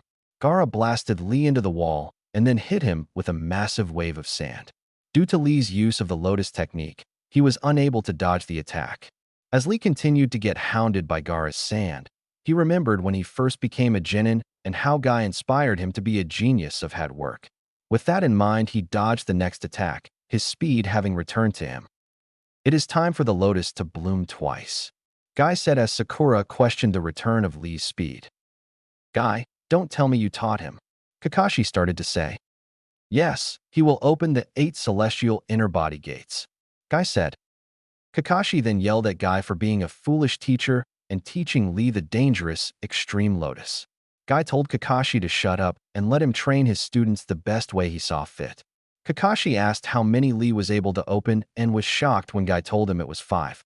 Sakura then asked about the gates and received an explanation from Guy. Lee burst the life gate open as his skin changed red. His chakra swirled around him in a rage. Lee ran so fast that his speed tore apart the concrete blocks. Everyone felt the shock wave of Lee's kick as he kicked Gaara back into the air. Lee was moving too fast for Gaara's sand to keep up. From one side to the other, Lee kicked and punched Gaara, keeping him in the air. Gaara's sand armor was being punched off of him. Seeing that Gaara was still going with his sand armor, Lee opened the 5th gate, Limit Gate. Deciding to end this, Lee punched Gaara hard towards the ground. Before he hit the ground, Gaara was grabbed by Lee's bandage wraps and forced back into the air. Lee slammed his foot and hand hard into Gaara. As they rapidly descended down to the ground, the gourd on Gaara's back began to break apart and turned into sand to help cushion the blow. As the dust settled, Lee was shown to be on his side by the massive crater that had been made. In the crater was Gaara, and though he was in pain, Gaara was still able to move better and faster than Lee. Gaara moved his sand over to Lee and his left arm and leg crushed by the sand. Naruto wanted to jump in, but knew it would be wrong, as Gaara had done nothing wrong. People died every year taking this exam.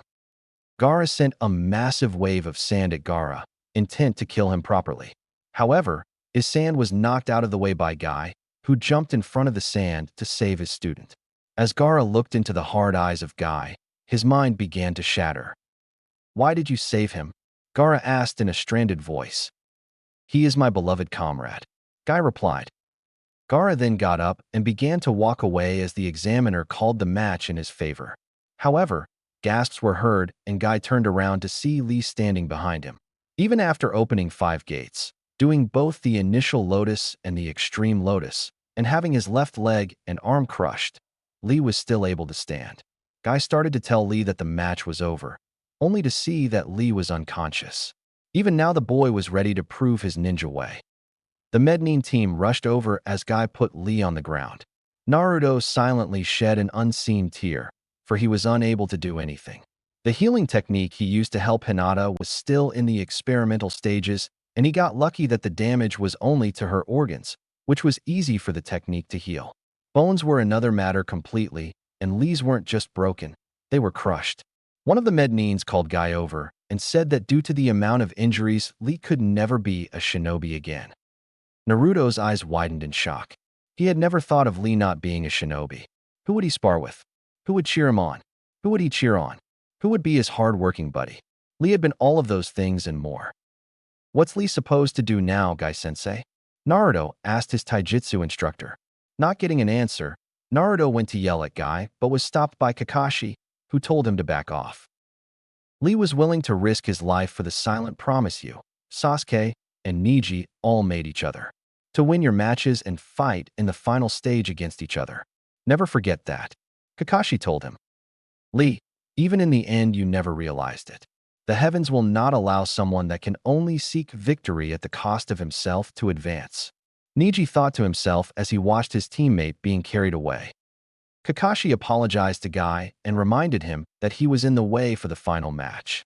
Guy, Naruto, and Kakashi went back to the upper level as the examiner called down the fighters for the final match, Choji versus Dosu. The match started with Dosu insulting Choji about his weight. In response, Choji used his family's Nikuden Sunsha technique to increase his size, making him look like a giant balloon. Choji then began to roll towards Dosu, to crush him, and with his ears hidden Dosu's melody arm would have no effect on him. Due to the slowness of the attack, Dosu kept avoiding it until Choji crashed into the wall. Dosu then hit him with his melody arm and gave the device a light tap, which sent shockwaves throughout his body. Choji was forced out of his technique and had passed out due to dizziness. The match then ended, with Dosu as the winner. Well, on to the main event. Sarutobi thought to himself as the Mednins carried Choji away. The winners of the preliminary matches, minus Sasuke, stood before the Hokage and the examiners. The Hokage congratulated the winners of the preliminary matches and told them that the third exam would start in 6 weeks. When asked why the matches weren't starting now, he said it was because the main matches would be seen by the whole village and several daimyos. Sarutobi had the genin draw slips of folded paper from a box with a number on the paper. After everyone called out their number, they were shown the order of the matches. First would be Naruto against Neji. Next would be Sasuke against Gaara. Then it would be Kankuro against Shino. And finally, Temari would be facing off against whoever won the fight between Dosu and Shikamaru. Though he was calm on the outside, inside Naruto was bursting with excitement. He was going to get to face that Hyuga prick right off the bat, and then either Gaara or Sasuke. When asked if only one was going to get the rank of Chunin due to it being set up like a tournament, Sarutobi said that it was so the judges could see how they performed in repeated fights and that it was possible for everyone to get the rank of Chunin. However, it was also possible for everyone to not get the rank of Chunin. Well then, thanks for all effort you showed during the trials. You are all dismissed until 6 weeks from now. The third Hokage replied, dismissing the genin. As the genin left the arena room, Kakashi, Guy, Asuma, and Kurenai came forward. "We need to talk," Kakashi said to Sarutobi, Ibiki, and Anko. "I'm in trouble, aren't I?" asked Naruto. "I'm afraid you are, Naruto," replied the third. Meanwhile, in the hidden waterfall village, a young, busty, green-haired girl returned to her apartment after a successful mission. As she opened the door, she saw that there was a message scroll on her table that hadn't been there when she left. Looking at the emblem on the scroll, she noticed that it was from Konoha. Odd. I don't know anyone from Konoha, she thought to herself. After checking the scroll for traps, she broke the seal and opened the scroll to read it. Naruto, Kakashi, Asuma, Kurenai, and Guy stood before the third Hokage, Ibiki, and Anko. The Jounin sensei had their eyes widened in shock at what they had just been told. It was almost inconceivable what the Sandaime Hokage had said. It had to be a joke. But, with confirmation from Ibiki, they knew it had to be true. Ibiki didn't have a humorous bone in his body. "Hokage-sama, why wasn't I informed that I would be having a member of Konoha's ANBU torture and interrogation unit on my team?" Kakashi asked the aged leader. "What difference would it have made, Kakashi-kun?" Sarutobi asked. "You didn't need to know, so you weren't informed. This is a shinobi village. Everyone has their secrets," Sarutobi explained sagely. The four Jounin knew the Hokage was right. Still, it was hard to see Naruto as a torturer. Naruto just sighed and asked, "So what does this mean for me?" "Well, as I said, you will be punished, Naruto." The third explained, "Normally, a shinobi would be removed from ANBU once discovered and put in solitary confinement for a minimum of 2 weeks. However, this isn't a normal situation, and for that your punishment will be different." The Hokage withdrew some documents from his desk and looked at them. "We just received 3 different mission requests, and you will be completing them. Each mission only takes about a week, so when you are done you will only have 3 weeks to train. This is not up for debate. Do you understand, Naruto?" The third explained to the blonde. "Hi, old man." "Good." The third nodded. "Now, your first mission will be in the land of tea. The Wasabi clan has requested a team to protect their runner in their annual Todoroki Shrine race against the Wagarashi clan. This mission will be done by Team 7. Your team leaves tomorrow," he told Kakashi. "When you return, you will be assigned your next mission. If that's it, you are all dismissed." The 5 shinobi bowed their heads and left. Meanwhile, Sasuke had awoken from being unconscious and was looking about the room at the other shinobi from the preliminary matches. The Odonin, Zaku, had severe damage to his arms, but it looked like they would heal. Misumi, an older leaf genin, looked to have his spine slowly being repaired. Tintin, the kunoichi from Rock Lee's team, was covered in bandages due to what looked like several cuts all over her body. Kiba had awoken and screamed at the sight of Akamaru. For some reason, he was holding the dog very close. Hinata was sitting on her bed perfectly fine, but for some reason had a few med-neens looking over her vitals. He didn't see Lee, but had heard the older boy lost to Gaara and was in critical condition. On the bed to Sasuke's right was Chuji, who was passed out and mumbling something about meat. Did Naruto and Sakura pass? Sasuke thought to himself as he didn't see his teammates in the medical ward. "Ah, Sasuke-kun, good to see that you're awake." Sasuke turned his head to see his teacher walking through the door towards him. "How are you feeling?" the Scarecrow asked his student. "Fine. How did the matches go?" he replied, wanting to know the status of his team. "The matches were good," Kakashi told the young Uchiha. "Sakura had a double knockout, so she won't be in the third exam. Naruto, however, won his fight and will be." Sasuke sighed, nodding. "Also, your opponent has been chosen," Kakashi continued. "You'll be going up against Gaara from Suna." Sasuke's eyes widened at the mention of who his opponent would be. He had heard of the ruthlessness of Gaara. He'd need to train before facing him. Hopefully, he'd be given some time. However, First Team 7 has a mission, Kakashi said, interrupting his thoughts. "What is the mission?" Sasuke asked. "The client is head of the Wasabi clan, and the mission will take place in the land of tea. Beyond that, I don't know. You'll have to ask Naruto," Kakashi informed him. "Why would I need to ask Naruto?" questioned Sasuke with a raised eyebrow. "Because as punishment for something he did, Naruto is in charge of this mission." I'll see you for your training for the Chunin exam when you return in a few days. Kakashi said. The silver-haired Jonin then began to walk towards the door, but was stopped by a question from Sasuke. You aren't coming with us? Nope. I have things to get done, and this mission is supposed to be a fairly easy one. Kakashi responded. The Jonin then went to sign the discharge papers for Sasuke. Kakashi returned a few minutes and escorted Sasuke out of the medical ward and to the dock to the motorized boats, just outside the tower, to take them out of training ground 44. A/in. If you remember reading the manga, Anko said to herself that it would take the fastest genin almost 24 hours to reach the tower. So, wasn't it odd that after the preliminary matches everyone was out of there so quickly? During the short boat ride, Sasuke was slightly miffed that Naruto was in charge of the mission, but he let it go. After all, if anything went wrong it would be the blonde's fault. Meanwhile, on the outskirts of Konoha, at one of the temples, two shinobi of sinister intentions were taking. The preliminary matches have ended. They will start the finals in 6 weeks, Orochimaru-sama. The younger shinobi said to the older one, with a bow of respect. The older, S-ranked missing nin of Konoha wasn't paying attention to what was said.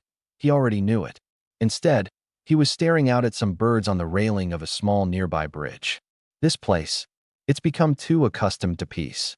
In a time when it's said that other countries are busy strengthening their forces. Orochimaru commented almost with a sigh. Could we take it now?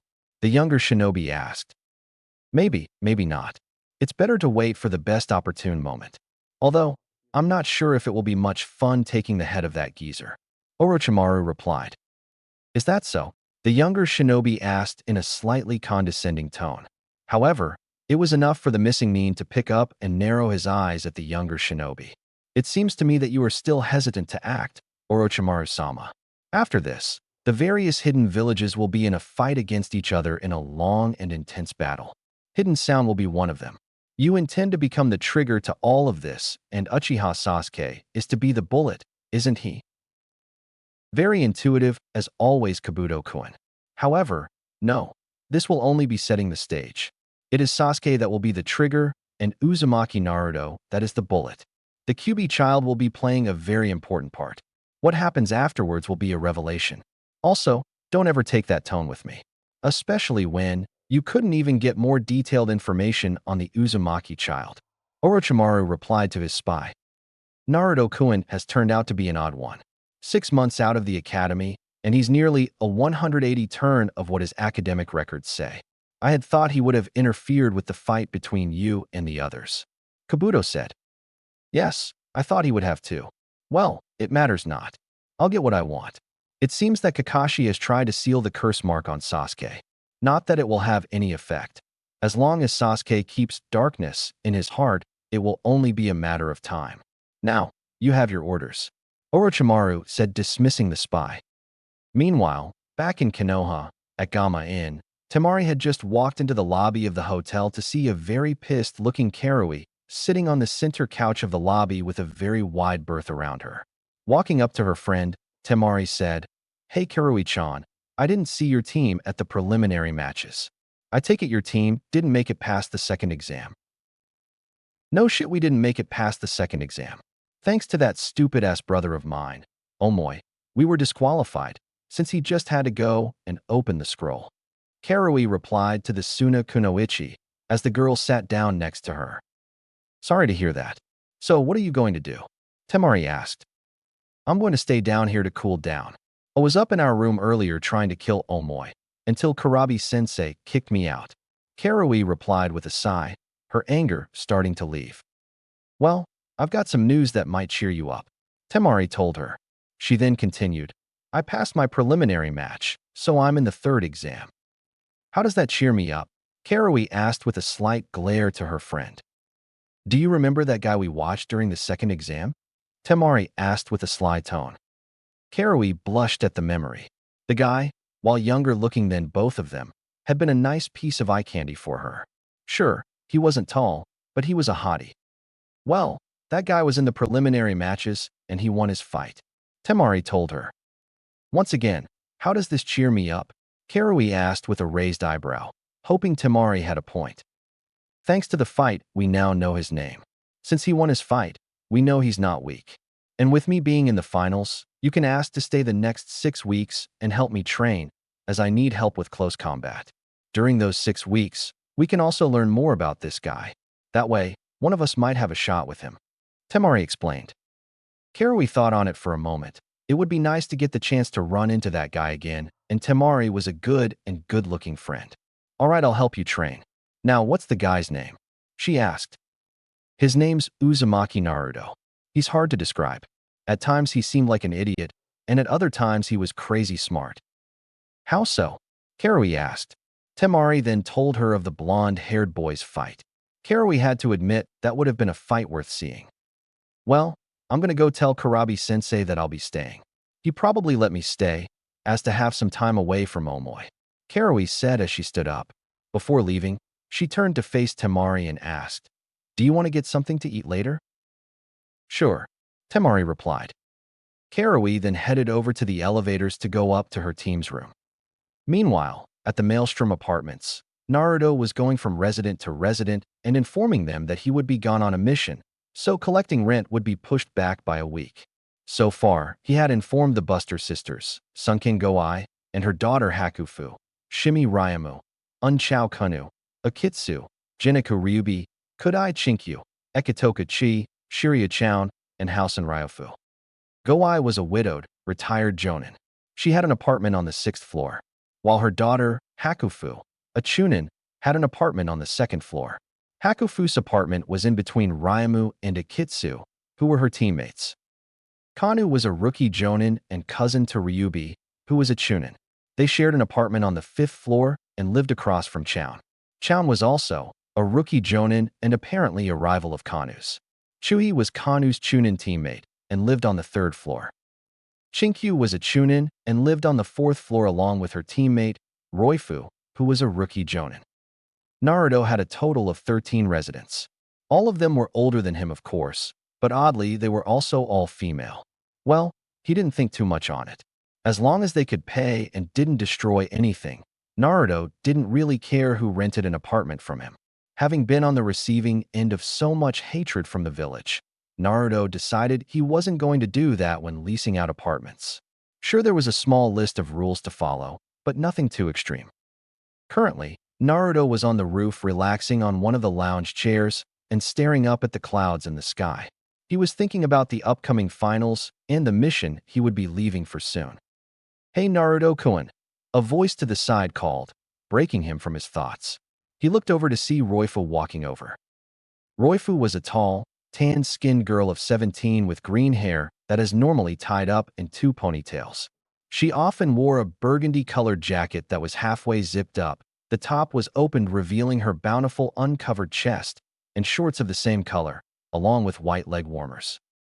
At the moment, she had her hair down and was in a small, white, string bikini. Even though winter was about to start, it was still warm enough outside to use the pool. What ya thinking about, Naruto-kun? Roifu asked as she sat down on the same lounge chair as his young landlord. Both she and Chinkyu had taken an instant liking to the young genin. He was nice to them, didn't charge them a lot for their apartment, and his whisker marks were so cute in Chinkyu's opinion. Just the Chunin exam finals in 6 weeks. Naruto replied as he rested his head against Ryofu's shoulder. The older girl was easy to talk to, and Naruto wanted to keep a well-connected and open relationship with his boarders. So, all of the residents knew about him being a genin. That was all they knew, though. Ah, so you made it to the finals? Congratulations, then. I'll be sure to cheer for you then, Ryofu replied. Naruto then stood up and bid Ryofu a good day and went to get ready for his mission. As Naruto was walking to the south gate to leave for his mission, he heard the strangest assortment of words. Her love is like a poison. I just keep bringing it on. As Naruto looked around, he saw that there was a tall, muscular man sitting at a table just outside of a dango shop. The man was dark-skinned, had a white-clothed forehead protector, and a white-colored one-strap over one shoulder flak jacket, a tattoo on his shoulder that said, Iron, and another one on his right cheek that was a bull's horn. He also had 7 swords on his back. Looking at the insignia of the man's forehead protector, he was clearly from Kumogakure. By the looks of it, he was a jonin. He most likely had a Chunin team in the exams.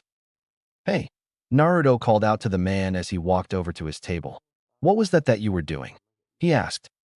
The man looked up from his small notepad that he was writing in. That was rap, blonde. It's the ultimate form of music to connect the hearts of people. The man replied. First off, the name's Naruto, not blonde. Second, it sounded good. Glad to see that there's a fellow music lover in this village. The name is Karabi, Gaki. As for the rap sounding good, it wasn't. It sounded like crap. What was wrong with it? Naruto asked. It didn't connect. How can Lord Jinchuriki be the best rapper in the world if he can't even make the words connect and flow? Karabi replied with a slight huff. Well, I don't know how to connect words. But I do know that Jinchurikis aren't going to like you using our title when you aren't one of us. Naruto said to him. Who says I'm not a Jinchuriki?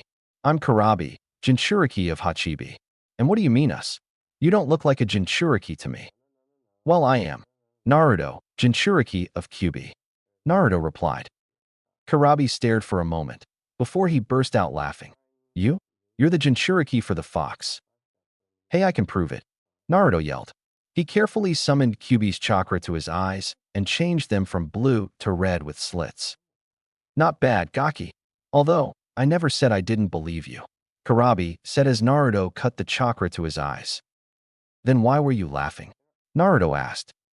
Oh, something Hachibi said. You talked to yours too? Naruto asked. Karabi and Naruto talked for several more minutes. Naruto learned that not only was there the Jinchuriki for Hachibi and Kyumo, but also the Jinchuriki for Nibi and Kyumo. As Naruto walked away, Karabi stared at his back. Gaki's gonna be powerful one day, he thought. What makes you say that? He doesn't seem like much. The voice of Hachibi rumbled back. Because even at that age, I wasn't able to summon only enough of your chakra to only change my eyes. Besides, he has Kyubi sealed inside of him, and correct me if I'm wrong. But didn't you lose a horn to Kyubi? Karabi asked with a smirk. You shut up. Hachibi roared back before going silent. Karabi just laughed to himself and turned his attention back to his work. Naruto, Sasuke, and Sakura soon left the village and began to head south towards the land of tea. The three of them arrived at the Wasabi clan mansion in Degarashi a little after dinner and were told by the clan head, a man named Jirocho Wasabi, that the Todoroki shrine race would determine who would be in charge of the small port city. He then told them to rest up as they would be starting the race as the sun rose the next morning. The next morning, before the sun had even risen, Team 7 met the runner they would be guarding. He was a slightly older boy by the name of Idate. Naruto thought the boy was a pain in the ass, since he kept calling Konoha Shinobi weak. Sasuke replied by asking that if Konoha Shinobi were weak, why did his clan ask for their help? Idate just ignored Naruto and Sasuke and flirted with Sakura. Later, as the sun was about to rise, the citizens of the village gathered at the shrine to start the race.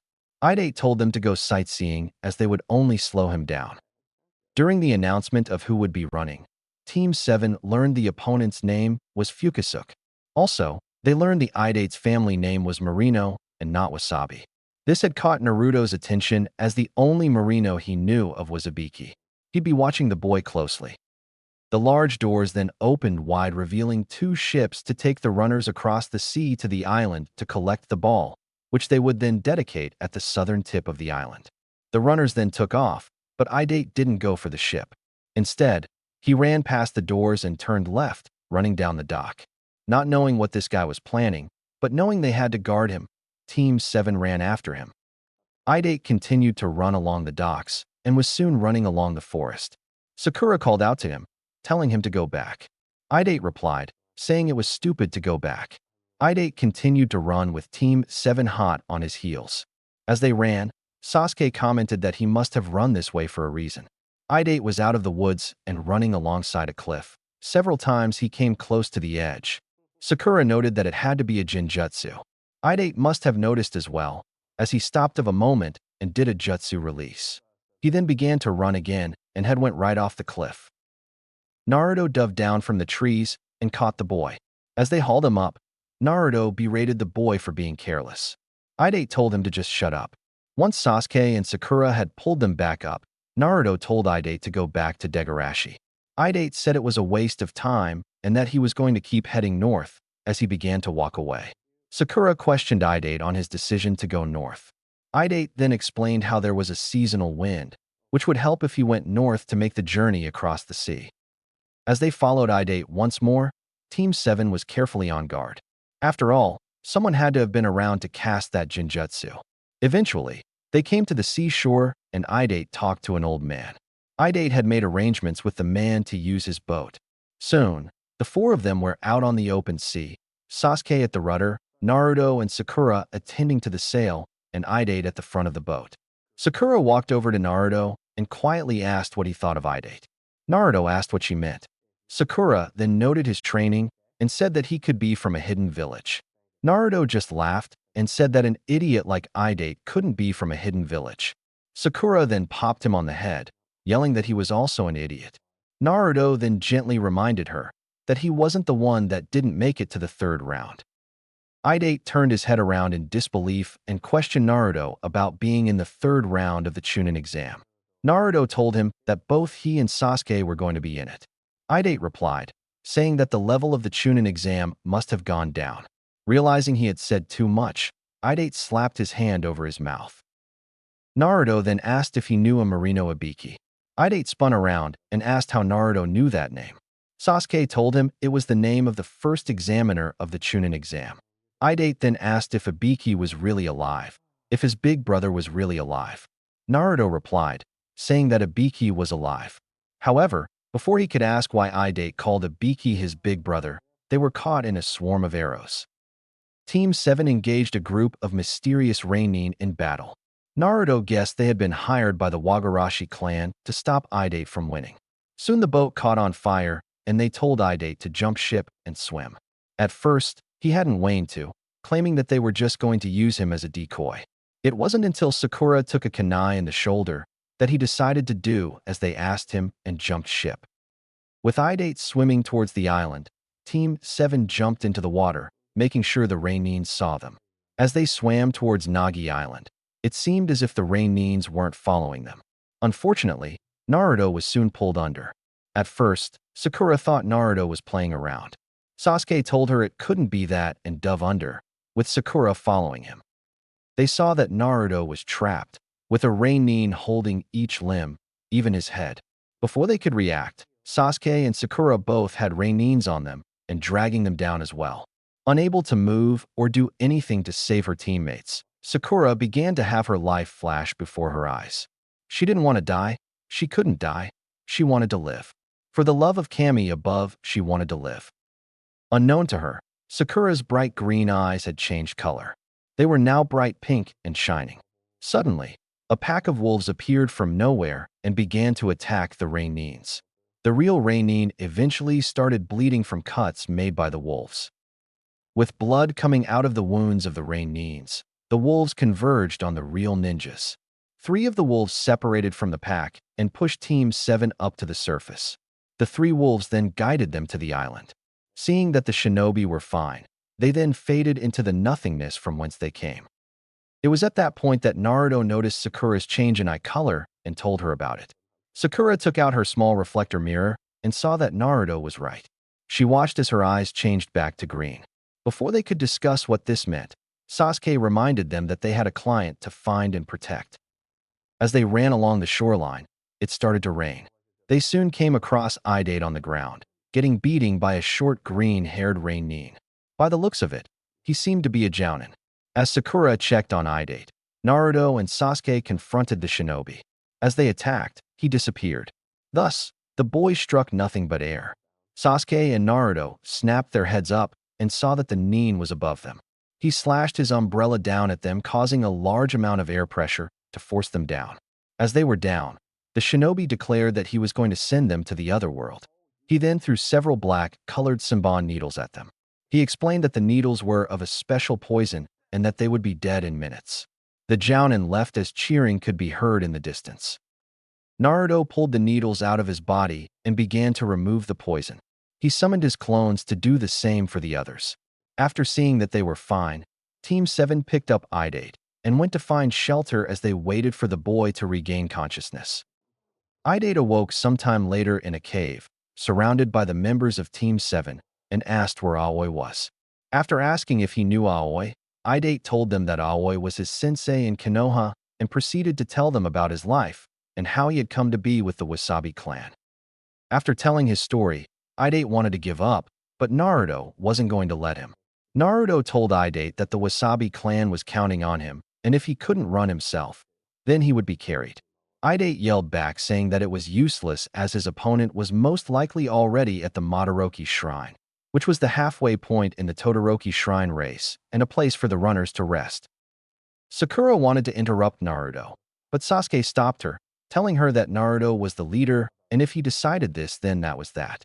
After a moment of deep soul-searching, Idate looked Naruto in the eyes and asked the blonde shinobi to take him to the shrine. Naruto smirked slightly as he picked Idate up, placed the boy on his back, and ran towards the shrine in the night rain. Soon Naruto and Idate were at the base of the stairs leading up to the Madaraoki Shrine. As Naruto climbed the stairs, Idate explained how he failed the Chunin exam and asked Naruto about his own experience with the Chunin exam. Naruto explained the 10th question that Ibiki asked them and about his outburst on refusing to give up. When they arrived at the top, Idate asked to be put down. He said winning the race wouldn't mean anything if it wasn't under his own power. Idate was soon down the stairs and heading towards the bridge that would take him to Uzu Island. Just as he was nearing the start of the bridge, Idate felt something slash at him and an electric pain shot through his body. He fell back in pain. As he looked up, Idate saw that Aoi was standing in front of him holding the legendary Raijin no Ken, the electrical saber that was once owned by the second Hokage. Idate watched as Aoi cut the ropes holding the bridge in place. Idate ran at him to stop him, but was forced back by another attack. As Aoi turned to face Idate, he pulled out his umbrella to block 2 kunai that were thrown at him. Idate saw that the thrower had been Naruto. The blonde-haired shinobi had large gauntlets on and ran at Aoi. After several blows and nearly breaking the gauntlets, Aoi had forced Naruto back. Aoi threw his umbrella into the air and with a spring-loaded trap, had Senbon needles rain down on Naruto. Aoi then turned to Idate and began to monologue about how he shouldn't trust others. As Aoi kept talking, neither him nor Idate noticed Naruto carefully taking aim with his right gauntlet. With most of Naruto's gauntlet fried, he only had one shot at this. After taking careful aim, he fired one of the small metal stakes from the gauntlet. Aoi never saw the stake coming, but he sure as hell felt it when the object went through his wrist.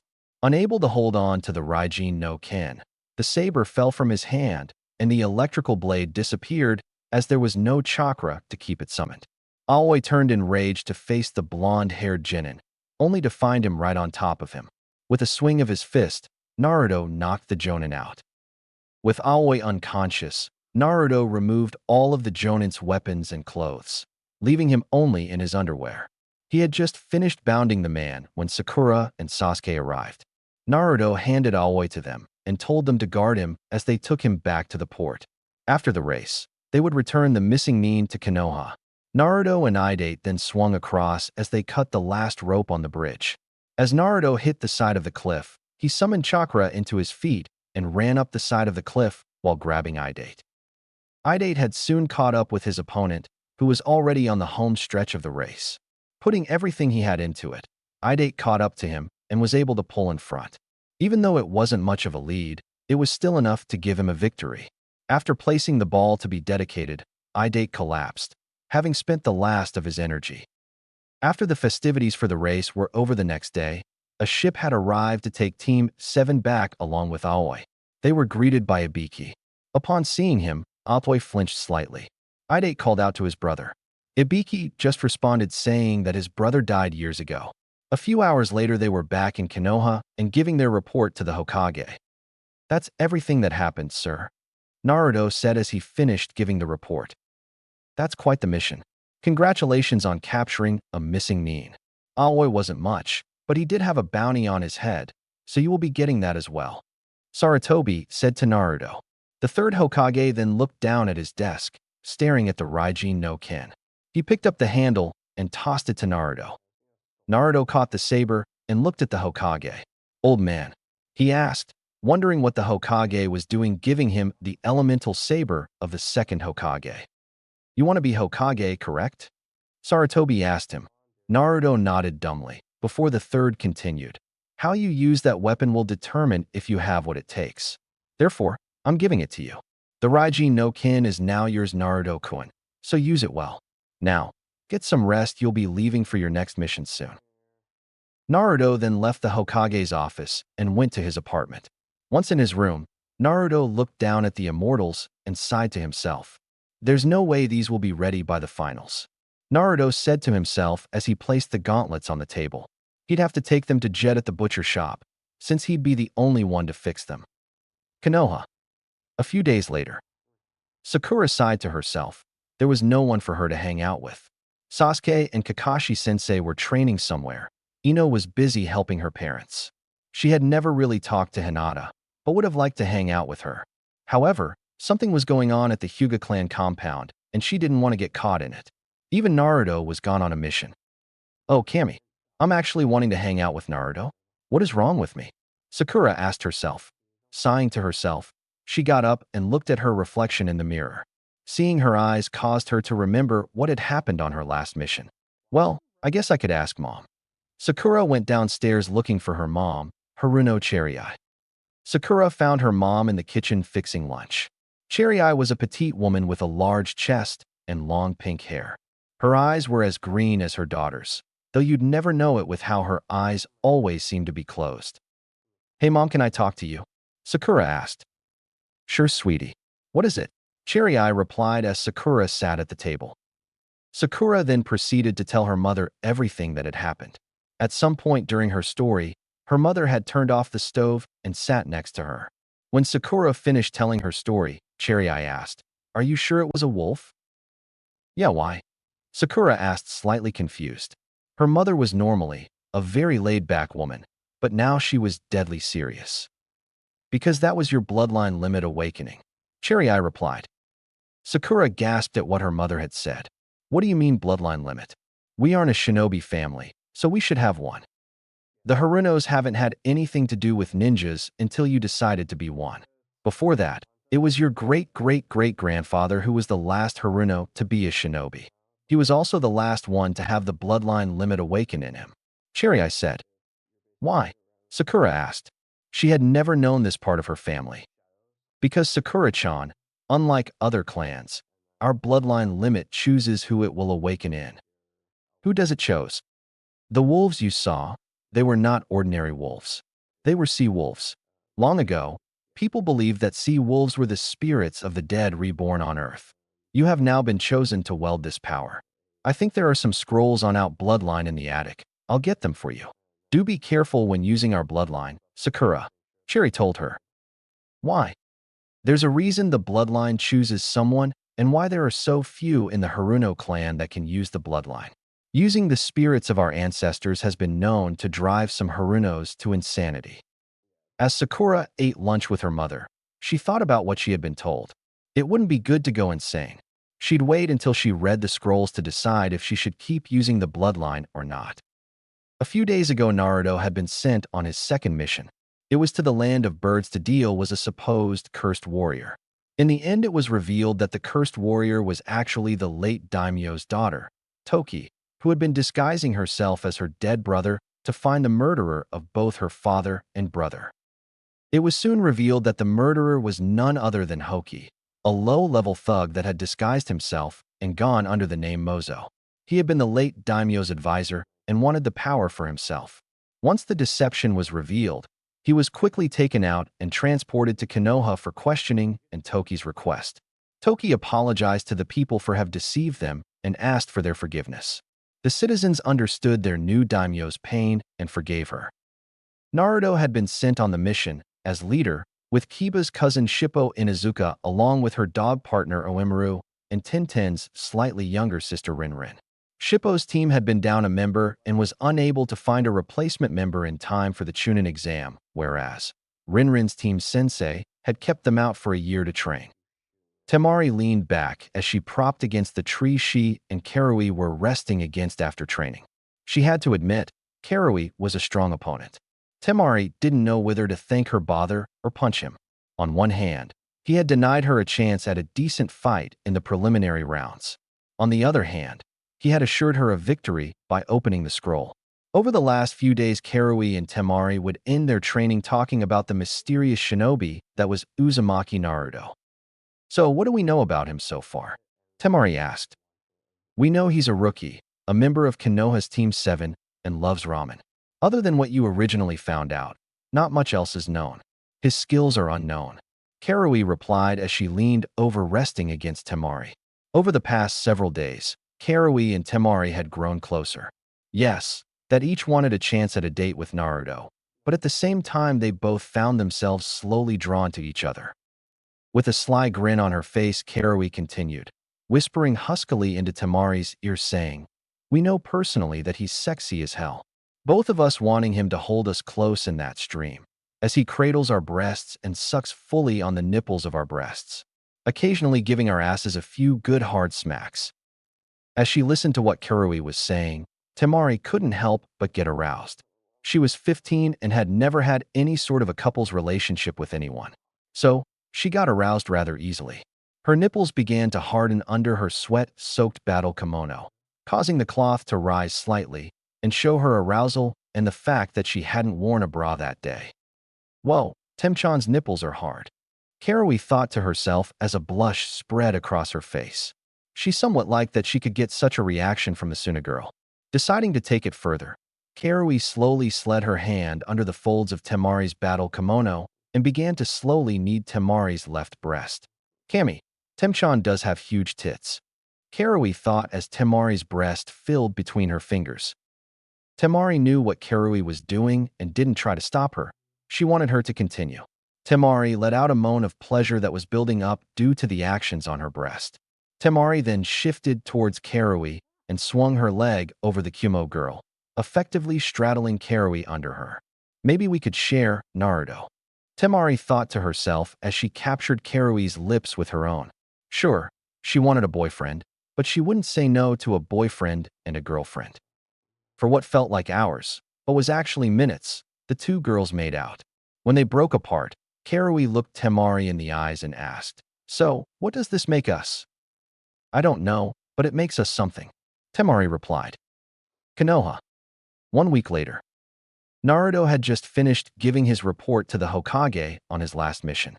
Naruto, along with Chuji and Yoshinara, a girl who was a slightly older cousin of Shikamaru and on the same team as Shippo, had been told that they were going to be helping a caravan of peddlers move in the land of vegetables. However, the caravan came under attack, and soon it was revealed that one of the peddlers, Shun, was actually the removed daimyo, Haruna. Due to a coup staged by three brothers, Renga, Jiga, and Ruiga, against the former daimyo, Haruna's father, Naruto was able to defeat the three brothers and put Haruna back in charge. Haruna, who at first had been cold towards the Konoha shinobi but had had a change of heart towards them, asked Naruto to stay and help her in the restoration of the land of vegetables. Naruto had politely declined, saying he needed to get back to Konoha for the Chunin exams. On the way back, they had stopped at a small food stand for lunch. During the lunch, Naruto noticed a saddened man eating. Naruto went over to get acquainted with the man and discovered that his name was Chikara and was he daimyo of the land of Udon. He was depressed because he was in an arranged marriage to Fuku, the daimyo of the land of Yaki, and wasn't sure if she was going to like him. Naruto sat next to the daimyo and began to speak, telling that it would be hard as they were in an arranged marriage, but he had to put his best blue suede shoe forward and take a chance. Love wasn't going to come easily to a man that didn't work for it. Hearing the blonde's words, Chikara began to perk up and declared that he would win the heart of his bride. The two then talked for several more hours until Chikara's guards came over and said they should be moving on if they wanted to arrive at the capital by nightfall. That had been a couple days ago. When he got back, Naruto wanted to get into his training. Sarutobi told him to go to the hot springs in a few days to meet his new sensei. In the meantime, Naruto had gone to Yanbiyu headquarters to train. He knew Ibiki would still be busy with Aoi, not that he wasn't able to get information out of the man, but rather wanted to make the process as slow and painful as he could for the man. So he took to training with Little Bear, as she was one of the fastest taijutsu fighters in the ANBU. Naruto would need to be faster for his match. The only problem was that Little Bear was very good at making someone her bitch. Someone like Naruto, for example. Naruto was breathing hard as he sparred with Little Bear. Their fight had gone on for nearly an hour. Little Bear barely showed any signs of fatigue, while Naruto thought he was about to collapse from the onslaught of attacks. With a grunt, he kicked his left foot out, hoping to hit her on the side of her head and daze her for a moment. Unfortunately, it was not meant to be, as she stopped his kick with her hand by grabbing his ankle. Little Bear then quickly twisted his ankle and slammed her fist into his knee. Hard. Naruto's mind screamed as he felt both his ankle being twisted and his knee being broken. Little Bear then grabbed the thigh of his left leg and lifted him up into the air. Slowly, she began to spin around, gaining speed with each spin. Finally, he released him and Naruto went flying. The force was so much that the tree he was smashed into broke and fell over. A blink of an eye later, Little Bear was in front of him with her sword gently pressed against his neck. "I give," Naruto gasped out, having lost the match. Little Bear nodded and put her sword away. "Are you all right, doctor?" she asked, referring to his injuries. "I'll be fine in a moment," he replied as his injuries began to heal. It hurt like fuck having the bone heal. He grabbed his leg and snapped the bone back into place with a crunch. "I'm sorry if I was too rough, but you insisted that I take you with everything I had," Little Bear said, apologizing. "Don't worry about it. You did exactly what I wanted you to do," Naruto replied from beneath his mask. He soon got up and hobbled to his quarters at the Yanbu headquarters, not even bothering to go to his apartment. The next morning, Naruto left ANBU headquarters and went to his apartment for a quick shower, change of clothes, and breakfast before going to meet this sensei at the hot springs. Just as he was about to leave, there was a knock at his door. Opening it, he saw that Hyuga Hayashi, Hinata, Niji, a short girl that Naruto guessed was Hinata's sister, and the third Hokage were all standing outside his door. "Naruto, may we come in? There are some things we need to discuss," Sarutobi asked kindly. "Of course, Hokage-sama," Naruto replied. He escorted the three into his office. Once everyone was seated, Naruto asked from behind his desk, "What do we have to discuss? I wasn't aware that I had any dealings with the Hyuga clan." "What we have to discuss is the return of our clan's bloodline, you dirty thief," Hayashi replied. Before anyone could move, there was a blink and Hyuga Hayashi felt the business end of a sword pressing just so on his neck. "I'd watch my words if I was you, Hyuga. We aren't on your compound, so your clan status means nothing here. Say that again, and you will have your tongue removed," Naruto said in an ice-cold voice. Everyone in the room stared. Naruto had just made a clear threat to a clan head, and in the presence of the Hokage, no less. Naruto then blinked away the sword and stared a moment before speaking. "You said I stole your clan's bloodline, even though it was freely given by choice. I presume you are here to challenge that, Hayashi-sama?" "Yes, I do want to challenge it," Hayashi replied through gritted teeth. "Then, will you fight me, or will you choose some to represent you?" Naruto asked. "I will choose someone to represent me. I hear that you will be facing Niji in the first match. So, he will be my representative, and the finals of the Chunin exam shall be where the challenge is to occur." The rules. As you are not a member of the Hyuga clan, you should not be allowed to use the Byakugan in the fight, Hayashi told him. "Fair enough. Now, if Niji wins, the Byakugan is to be removed from you," Hayashi replied sternly. "Very well, and when I win?" Naruto asked. "I doubt you'll win, Uzumaki-san," Hayashi relied. "Don't be so sure on that, Hyuga-san. When I win, I'm going to make a request of your clan, and your clan will follow through on it. And if we don't, then the great Hyuga clan will have its reputation tarnished, and you'd never let that happen," Naruto replied smoothly. After hammering out a few last-minute details, everyone got up and left.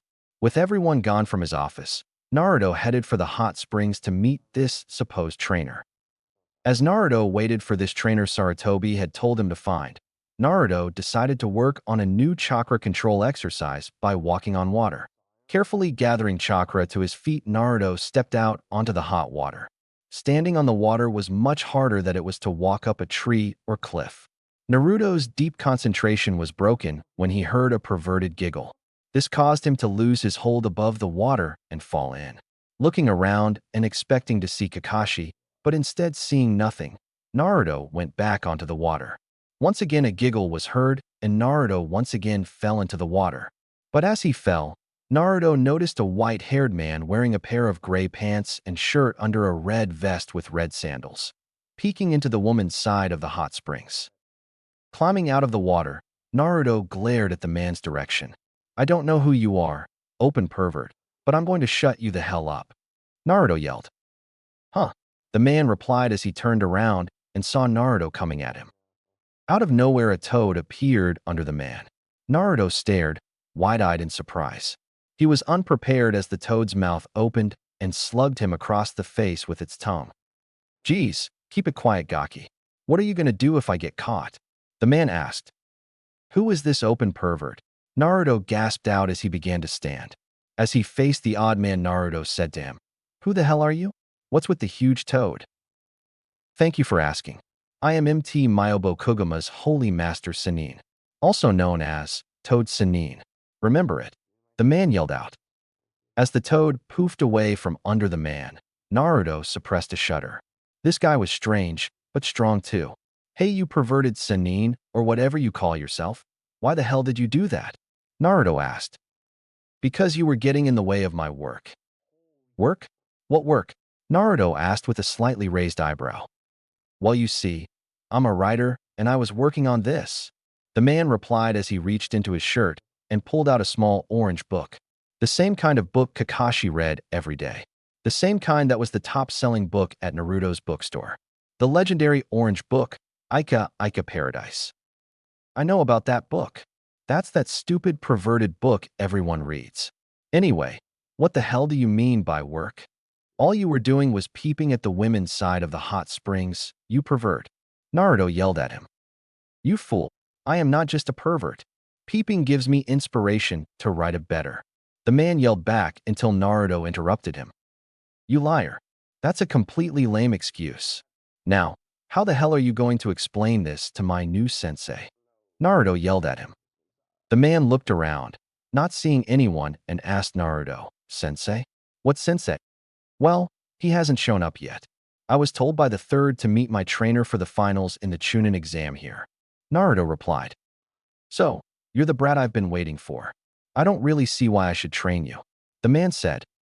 "Nanny, you're my sensei? You have to take responsibility and train me," Naruto said. "I hate disrespectful brats. I am a senin. I'm not stupid enough to get suckered into training a shrimp like you." "Geez, what an annoying brat," the man yelled at him. Needing a way to get this guy to train him, Naruto went to his greatest technique. "Take this, then. Oiroke no Jutsu," Naruto called out. He was then covered by smoke that was quickly wafting away to reveal a busty, pigtailed girl in the nude. "How about this?" Naruto asked in her sexy voice. "I like you," the man yelled out. "He's a dumbass," Naruto thought to himself in his Naruto transformation. "What is this jutsu?" the man asked excitedly. "Well, I call it Oiroke no Jutsu, but," Naruto replied slowly. "Oh, what creativity, to come up with a technique like that. You're a genius," the man replied. "So, does this mean you'll help in my training?" Naruto asked in his sexy, cute voice. "Yes, but there's a condition," the man replied. "Condition? What?" Naruto asked, still cute. The man gave a grin and replied, with a blush on his face, "In my presence. You must always be like that." Naruto's eyes deadpanned, and he dropped the henge. "Inspiration, my foot. You're just a pervert, you nasty Chunin." "That's not true. I'm not just a pervert. I am a super pervert," the man replied, yelling the last bit out. "This guy is crazy," Naruto thought to himself. "It's just a joke, Gaki. I'll oversee your training. Continue doing what you were doing earlier," the man told him. As Naruto walked back onto the water, the white-haired man said, "If you want to stay on top of the water, you need to be constantly channeling your chakra to your feet. The water keeps changing, so therefore your chakra must also keep changing." Doing as the man said, Naruto kept carefully channeling the chakra in his feet. A moment later, he realized that he was finally staying on top of the water. "Good job, Gaki. Now, get over here," the man called out. As Naruto walked over, he asked a question had wanted to know. "So, what's your name, Erosenin?" The man stared wide-eyed at Naruto's disrespect. "Don't call me that, Gaki. The name's Jiraiya," he replied, getting serious and looking Naruto dead in the eye and asked, "You know with your tenant in you, that you have two types of chakra, right?" "Yeah, but how do you know about the fox?" Naruto asked, growing suspicious. "I know because, 1, I'm old enough, and 2, I'm the man that taught the man that sealed the fox into you," Jiraiya replied. Naruto stared, wide-eyed. "You mean?" "Yes, I was the 4th Hokage's sensei. I taught the 4th everything I knew. Now, I have been asked by Sarutobi-sensei to teach you on how to control the fox's chakra," Jiraiya told him. "Well, I'm able to control some of it," Naruto replied. "You don't control it well enough. That's why I'm going to be teaching you 2 techniques to help you, starting tomorrow. Rest up and meet me back here early tomorrow morning," Jiraiya told him. The next day, Jiraiya and Naruto were in the forests of Konoha, by a stream and waterfall. "Now, Gaki, the 2 techniques I have to teach you are Toton Jutsu and Kuchios no Jutsu," Jiraiya told him. They first began work on the Toton Jutsu. After a few hours of training on it, Naruto was able to make himself look transparent, like a ghost, but not invisible. It was then time to work on summoning. Jiraiya called the toad that kept the contract to him and had Naruto sign it. After practicing the hand seals a few times, Naruto tried to real thing. With a yell, he slammed his hand onto the ground, and a poof of smoke appeared. As the smoke cleared, a small orange toad was staring back at him. Naruto learned that this toad was Gamakichi and was one of the children of the boss summon, Gamabunta. After dismissing Gamakichi, he tried again and got another small toad. This toad was named Gamatatsu and was another one of Gamabunta's children. Naruto and Jiraiya spent the next couple of days working on each jutsu, and every day he'd get better and better at the Toton Jutsu. Soon, he had mastered it and was able to make himself completely invisible. The work with the summoning hadn't gone so well. So far, the largest toad he had summoned had been the size of a dog. Deciding to force Naruto to summon something bigger, Jiraiya knocked the boy down a deep trench. As Naruto fell, he tried to grab hold of the rocks, but kept slipping off. Eventually, he wound up in his mind and talked with Kyubi. After a quick conversation between the two, Naruto preformed Kuchios no Jutsu and was able to put more of the fox's chakra into it. On top of the trench, Jiraiya heard the summonses yelling and decided to run. There was no need for him to be there when the summon came up top. Besides, there was research to do. Naruto soon found out that he had summoned the boss toad, Gamabunta, and that Gamabunta was pissed. Apparently, the toad didn't like being summoned while falling down a trench and refused to see Naruto as his summoner. So, a challenge was proposed. As it was still early morning, Naruto had to stay on Gamabunta's head all day without falling off. After spending the whole day staying on Gamabunta's head and passing out at the end, Naruto was brought to the hospital. The next day, as he was waking up, Naruto was visited by Shikamaru. The two talked for a moment, before they felt the presence of a killing intent. Following it, they found the Suna shinobi Gaara in Lee's room. Lee was resting and Gaara looked like he was about to kill him. As they spoke, Naruto realized that Gaara was the same as him. He would have turned out this way had no one acknowledged him, just as no one acknowledged Gaara. Naruto came to the conclusion that he wouldn't be able to beat Gaara. Just as it seemed as though they were about to be killed, Guy stepped in. Gaara gripped his head in slight pain and left, saying that he would kill them. Konoha. 3 days until the finals. Naruto sighed to himself as he popped his back. He was in the forest by himself, as Jiraiya had told him to relax the last few days before the finals so he wouldn't stress out. Naruto, though, had decided to do a little light training. He took a small metal pot and filled it with coal. As he was filling it and packing it in, Naruto noticed the foxes had started to gather around him. From the memories of his clones, he knew that foxes kept gathering around him in the forest, and more seemed to keep showing up. From what he was able to count, there was 28 foxes. 8 of them were adults, and the remaining 20 were kids. I guess they sense Kyubi in me, Naruto thought to himself. I don't think so, brat. I'm sealed in you, and unless you use my chakra, they can't sense me. Kyuubi replied. Then why are they gathering around me? Naruto asked. I don't know, nor do I care. Maybe it has something to do with you. The fox replied. Naruto shrugged his shoulders and went back to work. The foxes didn't bother him, so he wasn't going to bother them. With the pot full, Naruto lit the coal on fire. Once a good steady flame was going, Naruto punched the coal. Over and over he punched at the coal. The point for this exercise for most people was to punch it fast enough to not get burned. However, for Naruto it took on a different meaning. He punched it just enough to get burned and force his healing factor to take effect, making the healing process faster than normal. Naruto continued his training for several more hours until nightfall.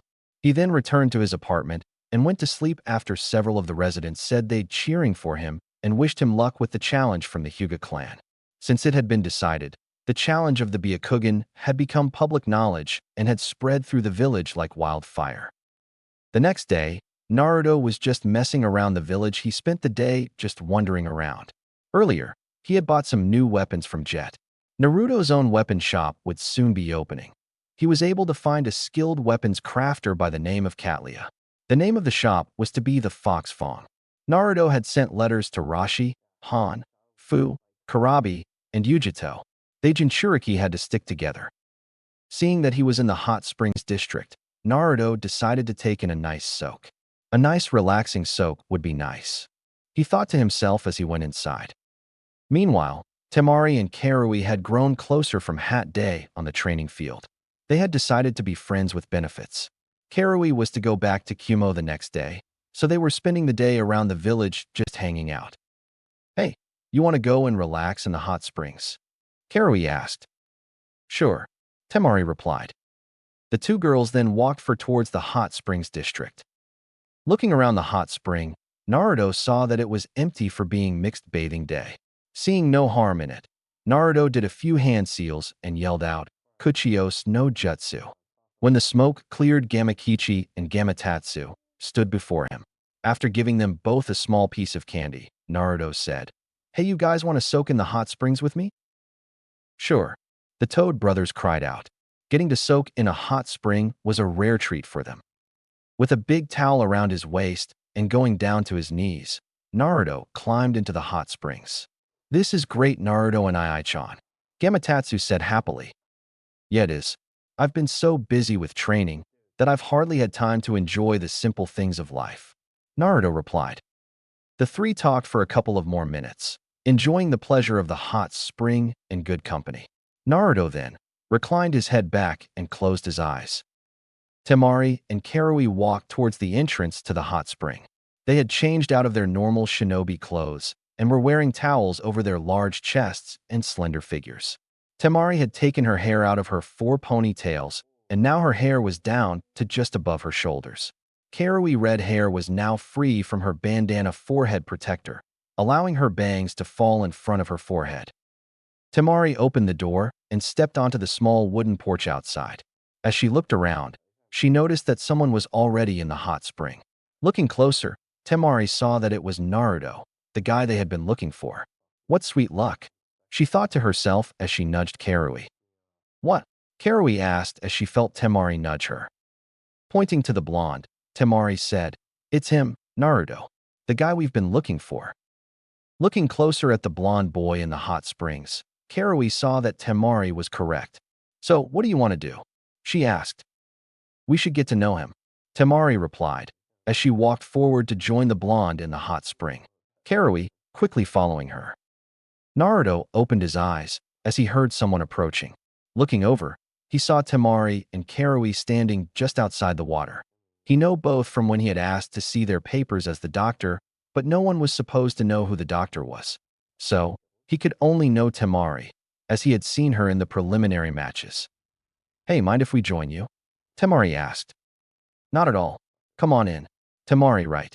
Naruto replied. The two girls stepped into the hot water and walked towards him. Yeah, that's me, Temari answered. So, who's your gorgeous friend? He asked, indicating to Karui. The name's Karui, Karui said, answering for herself. As she sat next to Naruto, she looked at him and said, So, You're the Naruto I've been hearing about. What have you been hearing about me, and how can I hear about the two of you? Naruto asked the buxom beauties. We've just been hearing this and that. Temari answered. You hear about us anytime you want. Karui replied. Well, the only problem is which one of you do I hear about? Naruto asked, while stroking his chin in a thinking manner. We don't mind being both heard about, Naruto-san. Temari replied. Naruto was gently blushing along with the girls. He'd never had a chance with any girl before. Well, that was due to his stupid fixation on Sakura. But now, he was having two foreign exotic beauties flirt with him. Before he could reply, though, a small wooden bucket sailed through the air and smashed into his face. Karui and Temari's eyes widened in surprise, seeing Naruto get hit. Naruto Baka, what the hell do you think you're doing on the women's side of the hot spring? A voice at the entrance yelled. They looked at the entrance, and Temari saw that it was that Sakura and Ino girls from the preliminary matches. Oh great, it's the fangirl Kunoichis. Temari muttered to Karui. Hey Sakura. Hey Ino. What's up? Naruto asked. Don't you what's up? Me you damn pervert. Sakura yelled. First off, I'm not a pervert. Second, I'm not on the women's side. Today is mixed bathing day for this hot spring. Naruto told his pink-haired teammate. Mixed bathing day? Ino asked. Yeah, there's a sign out front, didn't you see it? The blonde shinobi asked. Ino shook her head no, as they had not seen the sign. Oh well. Anyway, will the two of you stop shouting? You're disturbing the sweetness of the hot spring for the five of us in the hot spring. Naruto said. This statement caused Temari, Karui, Ino, and Sakura to look around. No of them could see anyone else in the hot spring. Naruto, no one else is in the hot spring with us. Temari said. Yes, there is. Naruto said to the Suna Kunoichi and pointed just to the other side of Karui. Karui looked down next to her and saw the floating toads Gamakichi and Gamatatsu. Hey, what's up? Gamakichi asked, while waving a webbed foot at her. It was at this point that Karui's great fear of frogs and toads kicked in, as she let out a blood-curdling scream and jumped onto Naruto. Naruto was surprised at the sudden weight on his shoulders. Karui has wrapped her chocolate legs around his head and was gripping his hair with her fingers. He had to admit, it was nice, but it would be best if he headed this off before it got out of control. Karui, could we please stop screaming? Naruto asked in a loud voice. Temari had her hand over her mouth, trying desperately to keep her laughter in. Only yesterday did she learn of Karui's fear of frogs and toads. Ino and Sakura stared as they saw the tall, black-skinned girl get on top of Naruto. Neither of them could see what was so terrifying about some little toads. Karui quieted down as Naruto gently pried her off of him and placed her between himself and Temari. As much as I enjoyed you being on top of me, Karui, I think I'm supposed to take you to dinner first, Naruto said. Karui blushed slightly, knowing which part of her body had been close to the younger boy. Now, there's no need for you to be scared of my summons. Though the toads are powerful, they won't mindlessly attack people, Naruto told her. Karui peered around Naruto, staring at the toads. She may not like them, but she'd give Naruto a chance at being trusted. What's up with the frogs, Naruto? They don't look that great, asked Ino. They aren't frogs. They're toads. I signed the toad summoning contract. Don't underestimate the power of the toads, Ino. With the toads, the summoner's strength increases exponentially. I've only been summoning for 2 weeks, and already I've mastered one of the legendary toad attacks capable of taking out an entire army. Naruto told the platinum blonde girl. Really? Somehow I doubt that. Sakura told him. Do you want to see it then? Naruto asked her. Karui nodded her head, wanting to see what Naruto could do firsthand. Temari wanted to learn more about his attacks, in case she was ever up against them.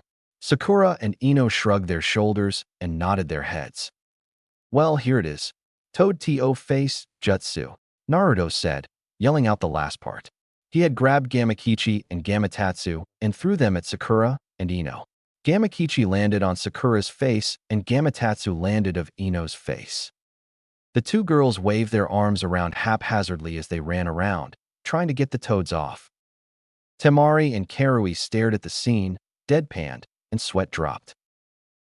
Naruto, that's just stupid, Karui said to the boy. Wait just a moment, Naruto said as he looked at Sakura and Ino. Temari and Karui watched as Sakura and Ino ran into each other, effectively knocking each other out. Well, this has been great and I'd love to stay longer, but they'll be up soon and want to kill me, so I best be leaving as quickly as I can. I had a nice talk with you ladies, but next time it should be Temari that jumps me. I wouldn't want the two of you to think I'm playing favorites over the two of you, Naruto said as he stood up, bidding Temari and Karui goodbye and rushing out. Temari had a small blush on her face, along with Karui. Well, those abs are real, Karui said from her side. Temari turned to face her girlfriend. How would you know? She asked. Karui cared her girlfriend to smirk and said, I wasn't just screaming my head off when I got on top of him. Realizing what she meant, Temari smirked. Oh, that's good. That's real good.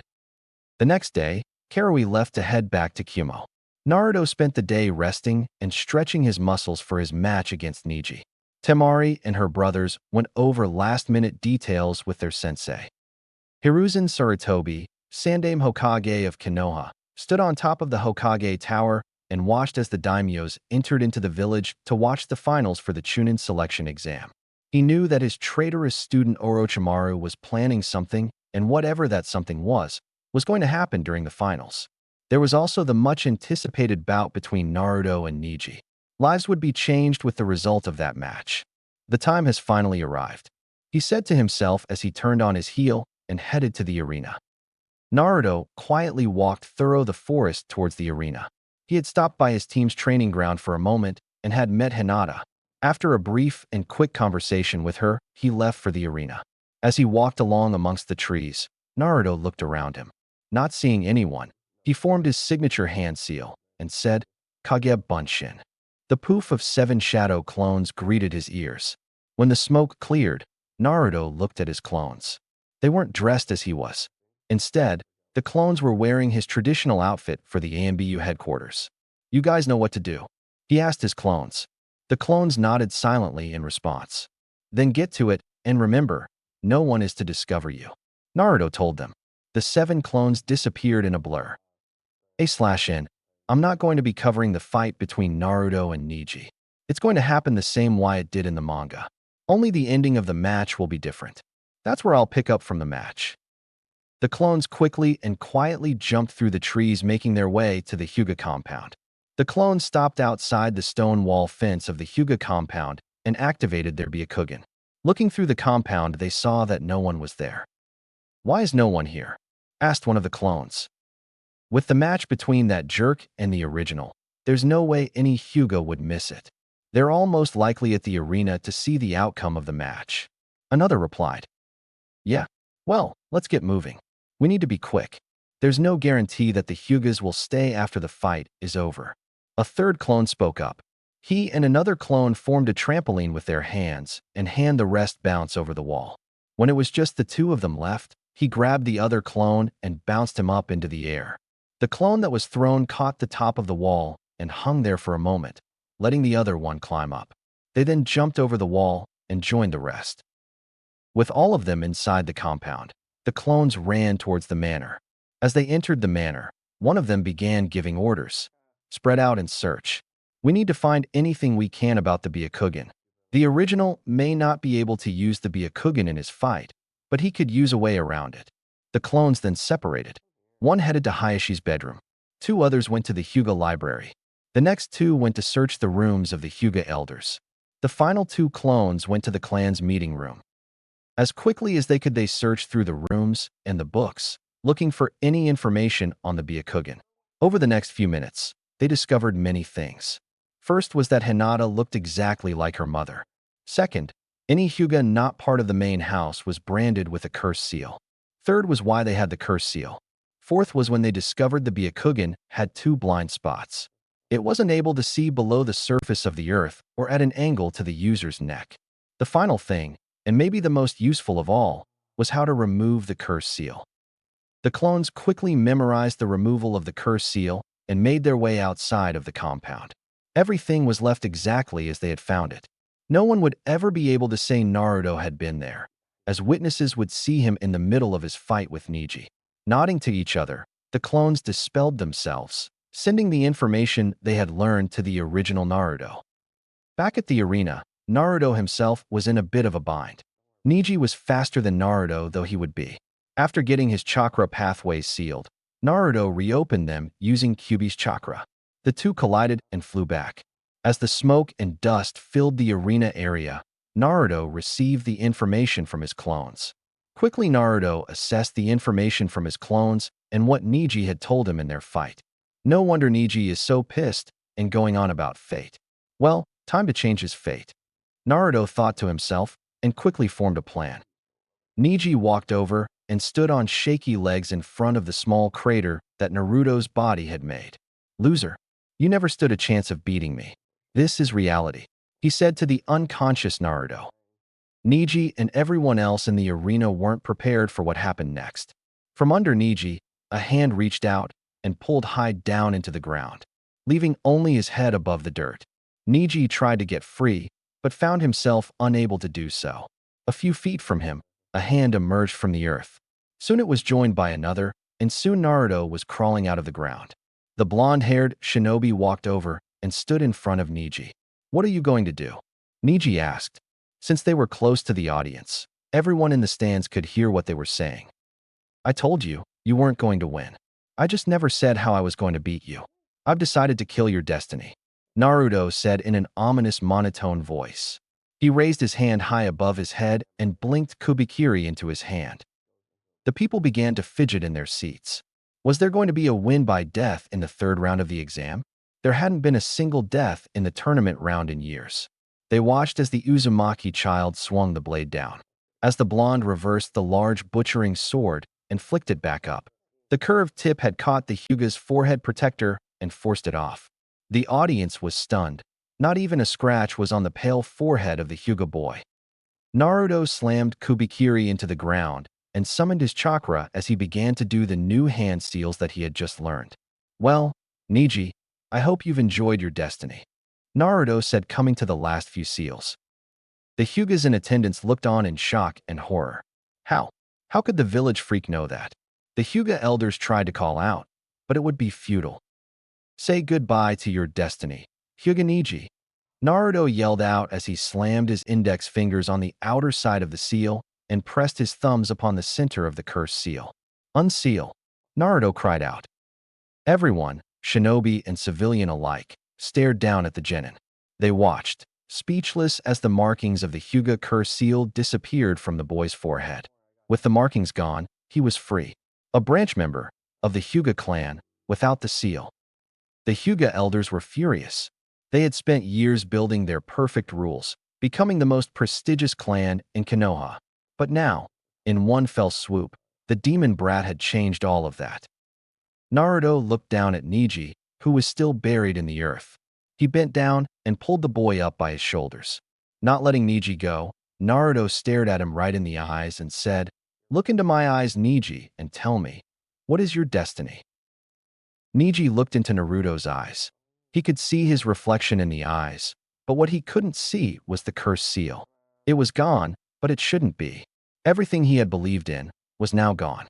There was no reason anymore, no reason for the hate. His destiny was nothing. Nothing, Neji replied to Naruto, for that was it. Naruto mentally nodded his head. This was going to cause a lot of problems, but if Neji had gotten his stick pulled out of his ass, it would be all right. Releasing his right hand and pulling his hand back, Naruto let his fist come forward in a bit of a half circle, giving Neji a hard, well-placed uppercut to the Hyuga's chin. At least no one would be able to say Neji gave him the match. Naruto then blinked Kubikiri away, no longer needing it.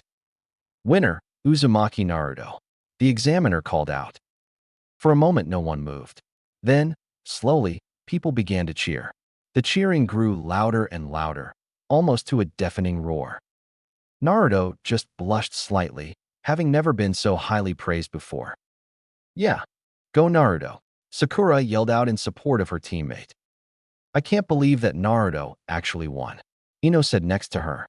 Who would have thought that the dead last at the academy could beat last year's Rookie of the Year? Ino, hearing several loud cheers coming a few aisles over, nudged Sakura to get HR attention. Sakura turned to her friend and asked, "What?" Ino pointed to a group of young, busty women and said, "Do you know any of those girls?" Because they all seemed to know Naruto by their cheering. Sakura looked at the girls and realized that her rival was right. She wondered if Naruto knew them somehow, although he had never mentioned knowing anyone outside the team before. Soon the cheering stopped, and the next was preparing to start. The only problem was that Sasuke hadn't arrived yet.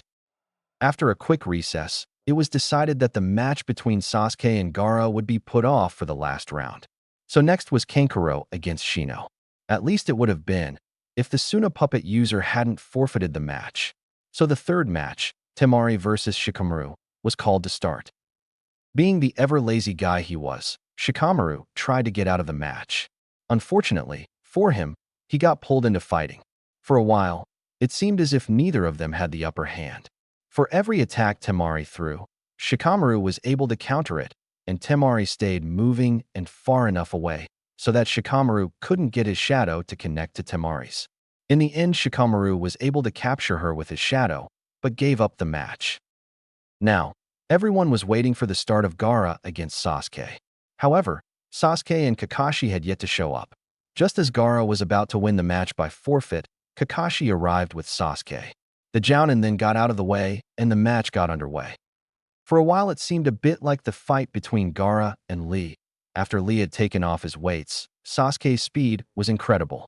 He was easily going 3 times his normal running speed. Eventually, Gaara wrapped himself into a ball of sand.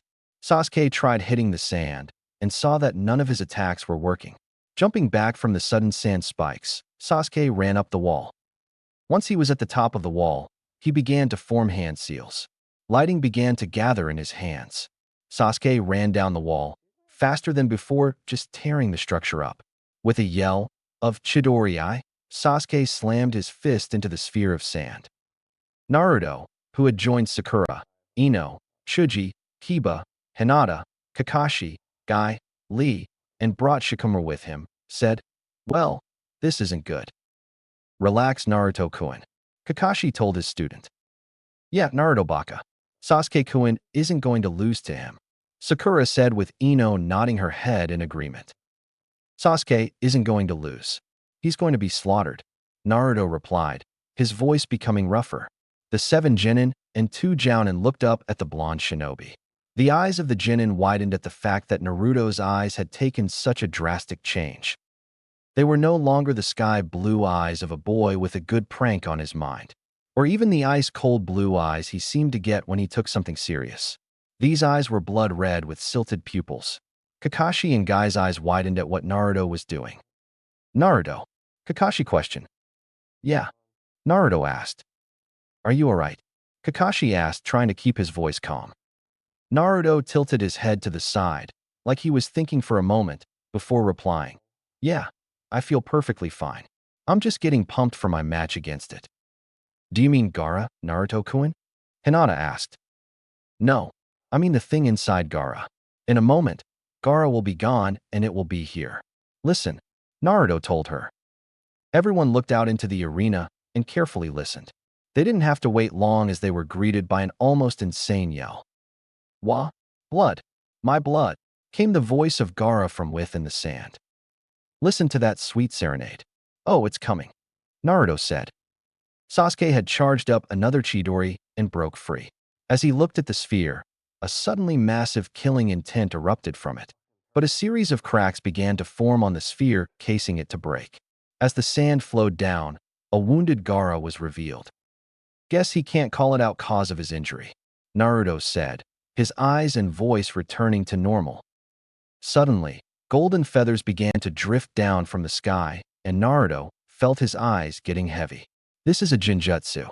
I've got to release it," he thought to himself as he formed the seal and said, "Kai." Sakura also could tell there was a Jinjutsu, trying to put her to sleep. Quickly dispelling the Jinjutsu, she looked around to see what was going on. Meanwhile, up on the Kage box, the Kazekage, leader of Suna and father to the Suna siblings team, turned his head to look at the Hokage. At the same time, the third Hokage turned his head and looked at the Wind Shadow. Both of them, leaders of their people and seen as the strongest in their respective villages. They knew what was about to happen and there was no way to stop it. Not that the Kazekage would stop it. Let it begin. The Kazekage in almost a whisper. His two bodyguards rushed forward, tossing smoke bomb canisters. The explosion of smoke caught the attention of the shinobi that were able to dispel the Jinjutsu. Hokage-sama. Several yelled out. Konoha. Outside the village walls. Several shinobi were running fast along the forest floor. They were clothed in gray and black camouflage, each one of them wearing an Odo forehead protector, showing their allegiance to the Hidden Sound Village. That's the signal. Let's move out. Do not fail, Lord Orochimaru. The man in the front yelled out, before jumping high into the air. At another place, in the forest, several Suna shinobi were gathered around a massive seal and pumping it full of chakra. Each one of them took the scroll they had been holding and raised it above their heads, before slamming it into the ground. The massive spike of chakra released shook the earth. Konoha. Village Arena. As the earth was shaking, the ENBU ran towards the Kage box to protect the Hokage. Naruto looked around. He could feel the spike of chakra and massive waves of chakras coming towards the village. What's going on? Asked Sakura in a frightened voice. It's an invasion. Naruto replied, grimly, all mirth and happiness gone from his voice. As the smoke from the Kage box rose, Guy and Kakashi made to move towards the Hokage. The two Jounin stopped when several black blurs jumped over them and moved toward the Kage box. Umbu, Kakashi said as he watched the masked Nins move. The ENBU squads met on top of the roof of the arena central seating in front of the Kage box. The white-cloaked captain said to the other squad, Second squad, take the top. Sixth squad, take the bottom. Bear squad should soon be en route here to secure the area. With their orders given, the ANBU of 6th Squad jumped down into the audience below. Protect the daimyos. The captain yelled as the squad jumped down. As he quickly turned to face the Kage box, he saw that the Suna team was jumping over the wall. Oh well, he thought. No time to question it.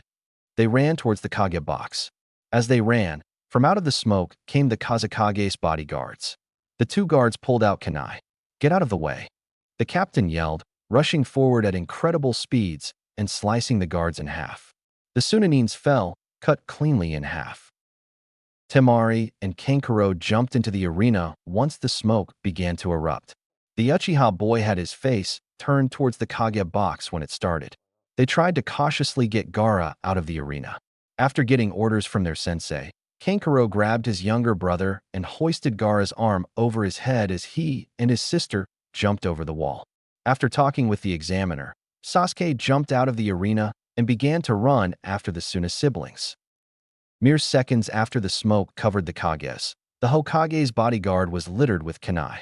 With the man's dying breath, he looked at his Hokage and said, Hokage, Sama, please run. He then slumped over dead. As the Kazekage's bodyguards ran forward, Sarutobi was grabbed by the Kazekage from the neck. The Kazekage jumped out of the smoke and onto the small roof, behind the Kage box, with the Hokage as a hostage. The severed bodies of the two Suna guards began to twitch. From their corpses came 4 different-looking people. One was a guy with 6 arms. Next was a guy with silvery gray hair with an odd object sticking out of the back of his neck. Then, a girl with red hair and a foul mouth. Finally, a large guy with short orange hair. Each of them had an Odo forehead protector on. The ANBU made to jump to the roof, but as they jumped, the Odo shinobi clasped their hands together and said, Ninpu, Shurshurin Jin. The Kages were quickly enveloped in a dark violet-colored shield. Not knowing what the shield was, but knowing they had to get to the Hokage, the ANBU continued forward in their jump. It was only when they saw the first guy to reach the barrier burst into flames that they stopped and jumped down. This was not a good sign. The two Kages talked for a moment, before the Kazekage seemed to rip his face off and revealed himself to be Orochimaru. Just after seeing the barrier raise and the snakes in the distance, Kakashi and Guy started to head down the steps. They stopped as a black-cloaked ANBU jumped in front of them. It only took them a moment, but it soon became clear that this ANBU wasn't an ANBU, but was an enemy. As if to confirm their thoughts, several Odo shinobi gathered around him. Over at the academy instructor Yumino Irika was in a slight rut. For the last several months, he and Mitarashi Anko had been dating, but for the past month, she had been a bit on edge, which wasn't a good sign. With Anko, could she be pregnant? The scared Chunin asked himself. Irika was brought out of his thinking when he looked outside the window and saw smoke rising from where the village arena should be. A second later, rumbling could be heard. Everyone, I want you to stay in your seats. It's now study time. I need to step out for a moment, but I'll be right back, Irika said, right before he rushed out of the room and ran down to the teacher's office. Ibiki and his men stood on top of one of the buildings, looking at the arena in the distance. Should we go as backup, sir? One of the men asked. No, it would be foolish of us to move before we had a clear idea of what's happening. Besides, Hokage-sama has the Yanbu with him, and he can't be beating so easily, even if his opponent is Orochimaru. Ibiki replied in a monotone voice. Who is this Orochimaru guy? The man asked. He was once a student of the Thirds. Ibiki replied. Then how did he become a missing nin? When the decision for the Fourth was being decided, the Third didn't choose him. Soon after that, he left. So he's here for revenge. Most likely, Ibiki answered with a shrug. Looking into the distance, Ibiki continued. I saw him once, as a child. I remember being so afraid of him, and I thought to myself that he wasn't human but something that took the shape of a human. Each one of the men was slightly shaken by this. Nothing ever made Ibiki scared. Ibiki was the man to make people scared, not the other way around. Whoever this Orochimaru guy was, he had to be one terrifying man to scare Ibiki. At that moment, a scout appeared in front of them. Reporting in, sir, large snakes have broken through the eastern wall, and with them, nearly 250 Suna shinobi have come through. All right, we'll leave squad 1 and 3 here, Ibiki said. He then turned his head back and looked on the roof of the building behind him. Standing there were 3 cloaked ANBU members. Unlike normal ANBU cloaks, which were solid black, these were black with 2 red slashes going diagonally across from the right shoulder to the left hip. Both lines parallel to each other. Bear Squad, get to the arena and secure the area, Ibiki ordered to them. With a nod, the 3 female-figured ANBUs disappeared. Naruto stared when he saw that the Kazekage was actually Orochimaru and not really the Kazekage. So that's Orochimaru? Not what I thought he'd look like. Where's the real Kazekage, though? Naruto wondered to himself. Naruto was so wrapped in his thoughts that he barely noticed movement to his left. The keyword, of course, is barely. Naruto saw the force sound nines descending down upon him and the rest just in time. He blinked Kubikiri into the air, right where the nines were going to be, and flicked out his hand, attaching chakra strings to the sword. With a slight wave of Naruto's wrist, the sword shot forward and impaled 3 of the 4 descending nines. All 4 would have gotten impaled in their sides if Kakashi hadn't struck one of them away. Naruto grabbed the sword and pushed his chakra out, which forced the now 3 dead Oto nines to be launched off the sword. With the nines off, Naruto blinked his sword away. Sakura stared in shock. Naruto had actually killed someone. No, make those 3 someones. Before any more thinking on the matter could be done, 5 Oto nines appeared in the air above them. However, just as quickly as they appeared, they were gone. In their place was Guy, who had kicked and punched the Oto nines away. Naruto, Sakura, I have a mission for you, Kakashi said. Mission? Right now? Asked Sakura, wondering what her sensei could be thinking. Yes, a mission. The 2 of you are to wake up Shikamaru and go after Sasuke. He ran after the Suna team. The 4 of you are to get him and bring him back, Kakashi said, explaining their mission. 4 of you? Kakashi-sensei, you aren't coming with us? Asked Naruto. No, I need to stay here and cover you. So, you'll be taking. Kakashi stopped speaking for a moment and preformed a summoning jutsu. Pakin, he finished saying, as he picked up the small brown dog to howl them. That little doggy? Sakura asked, pointing at the summon. The dog got in front of her and said, in a surprisingly deep voice, "Don't call me a cute little doggy." I didn't, Sakura thought to herself. The 3 of them carefully crawled up the stairs to where Shikamaru had been when the Jinjutsu had been cast. Just as Sakura was about to dispel the Jinjutsu, She saw that Shikamaru was only pretending to be asleep. Pakin bit the shadow user on his leg, causing Shikamaru to wake up yelling about stupid dogs. After Guy had punched an Odonin through the wall, the four of them leapt out of the hole and ran into the forest. Follow them and kill this one, if you can, the mysterious Anbu fake said to the Odonin next to him. He handed the shinobi a card. The shinobi looked at the card and then back at the Anbu fake. This is just some no-name genin, he said with a trace of a smirk in his voice.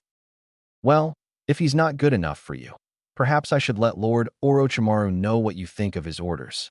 The Anbu fake replied. The man's eyes widened in terror at what Orochimaru would do to him. No, that's fine. It'll be handled, he said. Good. Now, go and don't underestimate him. The man was off. He met his platoon on the roof and gave them their orders. Once he was finished telling them what it was that they would be doing, the 8 Odonin jumped off the roof and began to head into the forest. Sakura, Naruto, Pakin, and Shikamaru ran through the forest, with Sakura explaining what happened to Shikamaru, which made the Nara boy complain more about being sent on this mission. After a few more minutes running, Pakin announced that they were being followed by 9 people that were most likely coming to stop them. They decided to plant false tracks for the enemy to follow. At first, they thought it had worked. Unfortunately, Pakin announced that the enemy was on the move once more, and this time moving faster. Shikamaru offered to stay behind and slow them down. Naruto felt uneasy about leaving Shikamaru there without any backup. So, as they ran through the forest, Naruto made a clone to help Shikamaru. What the hell is that? The unhooded Anbu asked his captain as they watched the caskets that Orochimaru summoned open and reveal the Shodai and Nidaime Hokage. They were the very men that helped to found Konoha and then lead it as its first and second leader. That is the darkest of all of the forbidden jutsus. It is called Edo Tensei. It summons the souls of the dead to the realm of the living. Unlike normal summons, that requires a sacrifice of blood, this one requires a sacrifice of a human body for the soul of the dead to inhabit. Then earth and dust will gather around the body and give it the appearance of the soul's former body. The soul will be able to do all it did in life, but have no free will of its own, the Anbu captain explained. So, that means that Hokage-sama is about to go up against not only Orochimaru, but also the first and second Hokage, the Anbu asked. Yes, and it won't be an easy fight, the captain said, as the 3 of them continued to watch. The clone arrived to find that Shikamaru had trapped 8 Odonins with his clan's Kagemain no Jutsu. However, it looked like he was running very low on chakra judging by his shadow. The 9th guy must be hiding to stop anything that's thrown at the other 8. Well, let's see him stop this, the clone thought with a smirk. The clone then blinked Kubikiri into his hands and began to spin around. He then threw Kubikiri at the Odonins. Shikamaru, drop your jutsu, yelled the clone as the sword came to the first few Odonins. Shikamaru dropped the Kagemain, just in time to first 3 Odonins on his left get sliced in 2 by a monstrous sword. He watched as it sliced through all of them and embedded itself into a tree. He then turned towards where he had seen the sword emerge from and saw Naruto walking towards him. Naruto? What the hell was that just now? He asked the blonde. That was me doing what I thought was necessary to help a friend, Naruto told him. Asuma then appeared behind Shikamaru and looked at what had happened. What happened here? Asuma asked. Naruto explained, while he blinked Kubikiri away. See you around, Shikamaru, Naruto said. The blonde then disappeared in a poof of smoke. So, that was only a Kage Bunshin? Impressive, Asuma though to himself. Naruto mentally sighed with relief knowing that Shikamaru was alright. However, his comfort was soon removed when he heard a loud crash in the distance ahead of them. What was that? He asked. Tripwire traps. They aren't making it easy for Sasuke, Pakin told them. It'll take more than traps to stop Sasuke, Naruto told the Nin dog. I hope you're right, kid, Pakin thought to himself. Pakin then told them that Sasuke and the group he was chasing after had stopped. After a moment, 2 of the people moved on, while Sasuke and one of them stayed. Konohamaru stared out the academy window. Iruka-sensei had been gone for a while now. Much too long for a simple errand, something was going on. Konohamaru couldn't help but feel that it was something really bad.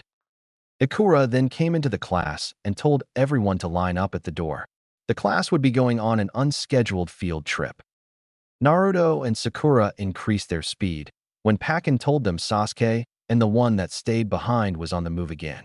However, something else was also following after Sasuke. Something that wasn't human. Ibiki grunted to himself as they continued to attack the giant three-headed snake. Nothing seemed to be working. They were throwing everything they had at the snake, and it kept coming at them for more. Already, several of the buildings in the village had been destroyed. This is out of our hands now, Ibiki thought to himself. Kuchios, Yatai Kazushi no Jutsu. A voice was heard yelling out above the noise.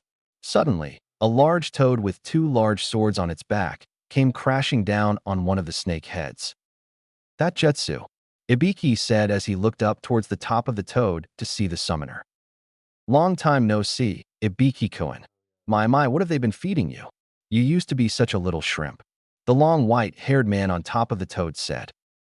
Jiraiya-sama, Ibiki said to himself as he stared at the back of the man. Jiraiya? As in Jiraiya of the Chunin? The man next to Ibiki asked. All right, you baby chicks.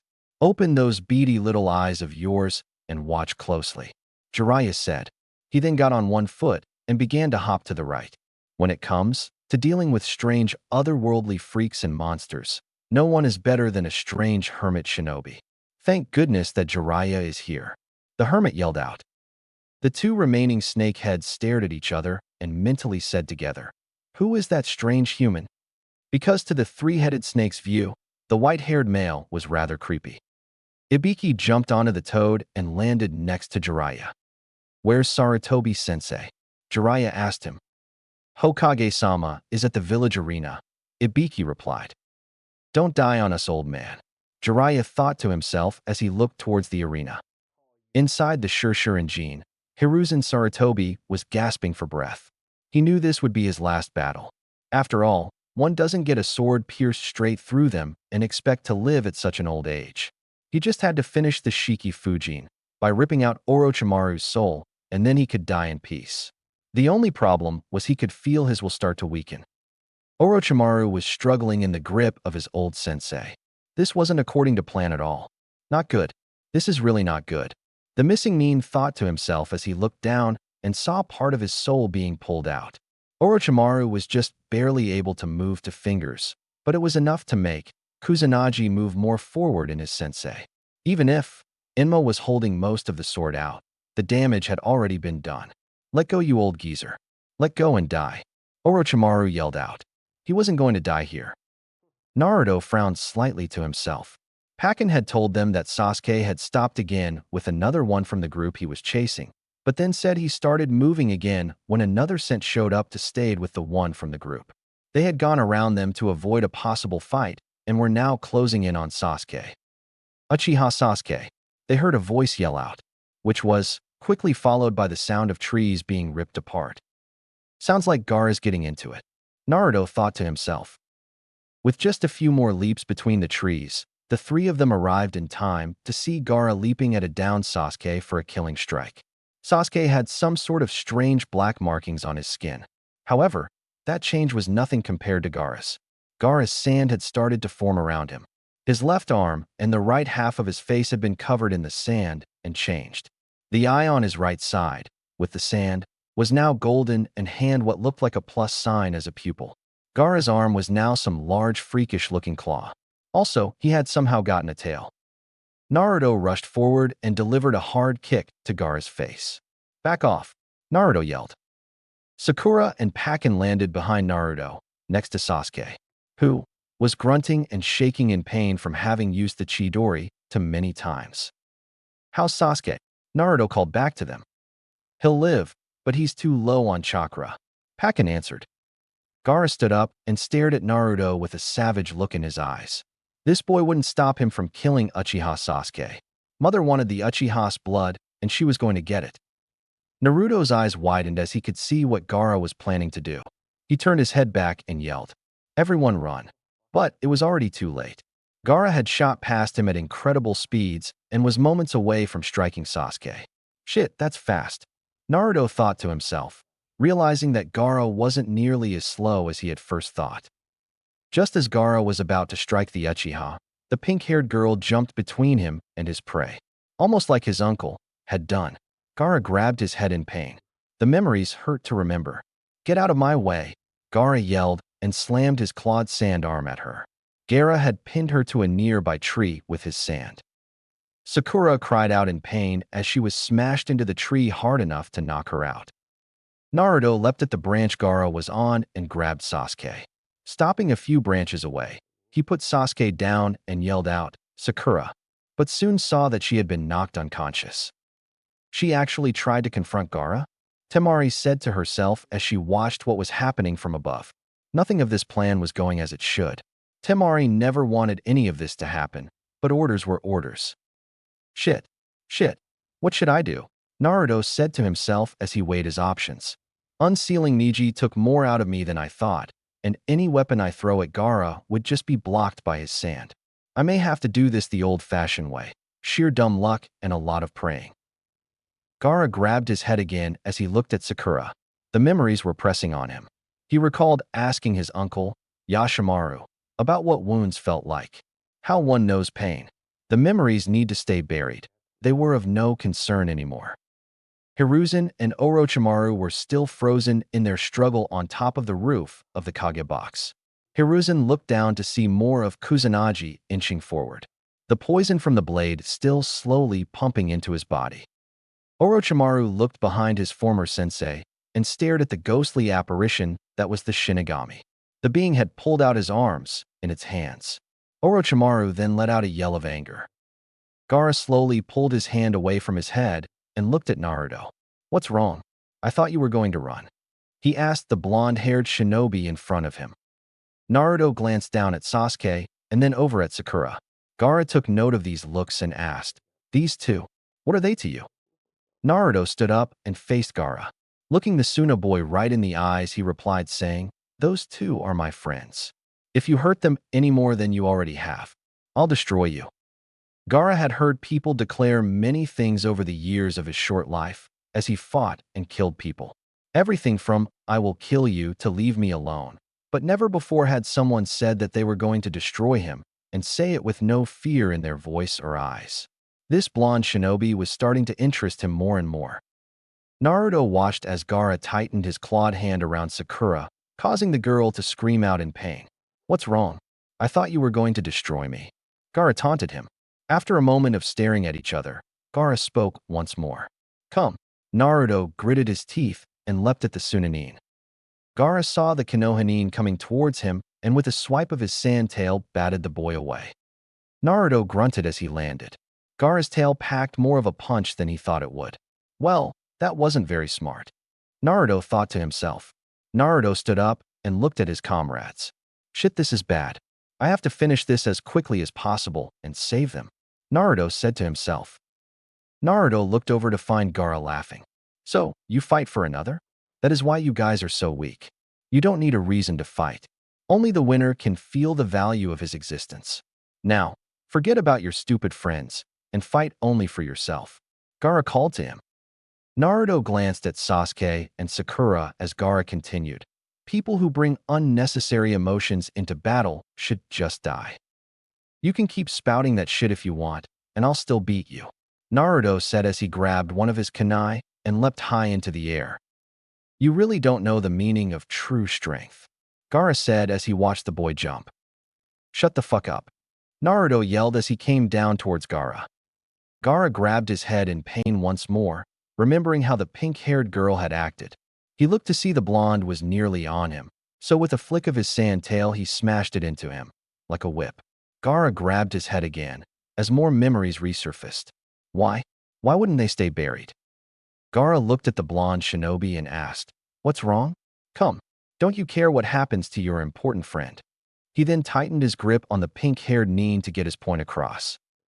Naruto looked at Sakura being crushed by the sand. Damn it, how do I save Sakura?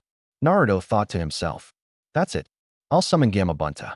I'll take most of my chakra, but it should work.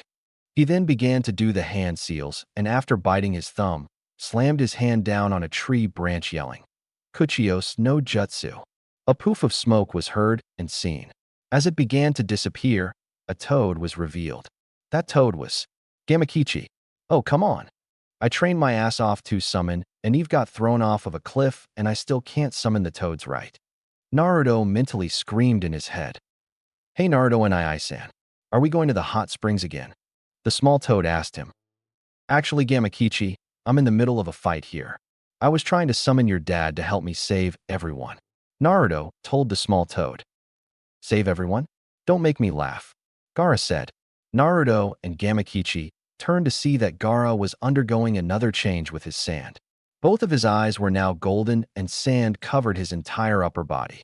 His right arm joined his left arm in being covered in sand and changing into an odd claw-like arm. The hand of his left arm broke away, keeping Sakura pinned to the tree. The sand on this girl will not release until you defeat me. Not only that, but as time goes on, the sand will constrict tighter around her and will eventually kill her. Gaara said as his sand hand reformed. This is getting bad. Really bad. Gaara's closer to awakening the perfect form. Temari thought to herself as she watched her youngest brother change. Gaara crossed his arms in front of him and roared, Sand Shuriken. He then swung his arms forward and multiple clumps of sand came shooting out, heading for the blonde shinobi and the strange talking toad. Seeing the sand coming at them, Naruto picked up Gamakichi and wrapped his arms around the small toad to protect him. Naruto then tried to jump out of the way, but he was caught by the sand in mid-jump and sent backwards. When they landed, Gamakichi stuck his head out from under Naruto and looked at the guy that had tried to kill them. Who is that guy? The small tad asked. Naruto looked to see that the only part of Gaara left unchanged was his feet. This, however, did nothing to change the fact that Gaara looked none the less deadly. Orochimaru stared at his former sensei and said, You are a persistent one, Sarutobi-sensei. He tried to move Kusanagi, but was unable to do so as his arms were barely able to move. It's not moving. You still do not understand, do you, Orochimaru? Konoha is my home, and I am its foundation, as Hokage, Sarutobi said. That's why I said I would destroy that foundation, Orochimaru replied venomously. As long as the shinobi of this village are fighting to protect their precious people, the foundation of Konoha cannot be destroyed by you, Sarutobi said, yelling out the last part. I wouldn't be so sure of that. Don't underestimate the power of a Hokage boy, Sarutobi shot back. As if to prove his point, Orochimaru's soul arms began to move forward again after being still for so long. This can't be. How are you? You shouldn't have any chakra left, Orochimaru gasped out. Chakra and jutsus aren't the only way to determine strength. His eyes, they're like mine. He's the same as me. That darkness, that is known only as loneliness. It's a pitch-black living hell to not be acknowledged. I eventually found people to acknowledge me, but he didn't. I don't know what happened, but he has been alone and has suffered. He has never felt any relief and can only believe in himself. He is still fighting in that hell. Since people acknowledge me, I may only be a frivolous coward to him. Can I beat him? Naruto thought to himself as he stared at Gaara. Gaara squeezed the sand around Sakura tighter. What's wrong? Are you afraid of me? Are you going to fight only for yourself, or fight for another? He asked the blonde shinobi. Just love yourself and fight. Fight only for yourself. That's what makes a strong person strong, Gaara declared. Gaara the stretched out had arms and said, Now, fight me. What happened to that spirit? Show me your power, and I will crush it. Seeing that Naruto wasn't moving, Gaara said, If you don't fight me, the girl will die. The sand around Sakura tightened even more. Fuck it all, Naruto yelled as he jumped at Gaara. In mid-jump, Naruto preformed Kage Bunshin and called out 50 clones. Gaara just smiled, savagely as multiple mouths appeared on his sand-covered body.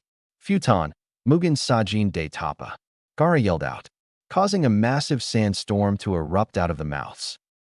As the sand hit the clones, they began to disappear. Naruto himself was thrown back and slammed into a tree. Crap, that hurt a lot. Naruto thought to himself. I'll play around with you so that you won't die so quickly. I can't wait to see when you give up, abandon your friends, and run away, Gaara said with a deranged sense of glee in his voice. He then crossed his arms over each other and then swung them forward, sending his sand shurikens at the blonde shinobi. Naruto was unable to move and dodge the sand shurikens as they came his way. They blasted through trees as they hit him, knocking him back even more. Over and over again, Gaara hit him with his sand shuriken attack, and each time, Naruto was able to stand. Temari looked down at the beating Naruto was receiving from her youngest brother in slight amazement. He was still able to stand after such a beating. Naruto raised his head and looked at Gaara. "I'm not going to lose to you, Gaara. Even if I have to die, I will beat you," Naruto thought to himself. Gaara just stared at Naruto, like how a predator would stare at prey. "You came after me, and this is what happens to you? You cannot even touch me. You make me laugh," Gaara said, commenting on the blonde's inability to hit him, while never noticing Naruto pull a kunai and an exploding tag from his weapon's pouch. Gaara smirked as Naruto called more clones. This time they were fewer in number. He swung out his clawed sand arm and caught 3 of the clones. The one clone that stayed out of his grasp was able to land on the shoulders of the caught clones and threw the real Naruto at him. Naruto summoned another clone to jump over Gaara, as the Chunin shot his other clawed hand forward. Once he was over Gaara, Naruto summoned a clone in midair and jumped on the clone's back. "Take this, Gaara." Konoha's ultimate taijutsu attack, 1,000 Years of Pain. Naruto yelled out, as he came up behind Gaara and shoved a kunai into where his ass should be, just below the base of his sand tail. Temari looked on wide-eyed at first, that Naruto was able to get past Gaara so easily. But then, she sighed mentally to herself at the boy's utter stupidity. What good was a kunai in sand going to do? Plus, it just looked really stupid. Gaara slowly turned his head back and stared at the Konoha.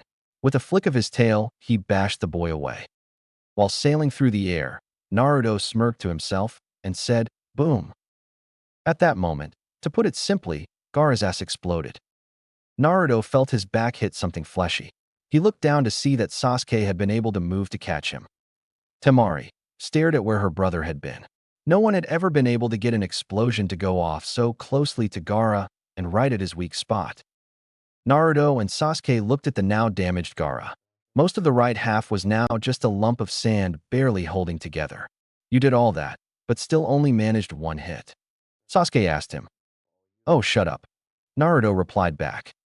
"Hey Naruto, you better rescue Sakura no matter what, and once you rescue her, take her and run. You can do it.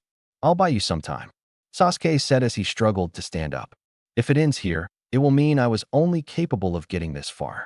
I have already lost everything once. I never want to see a friend die in front of me again."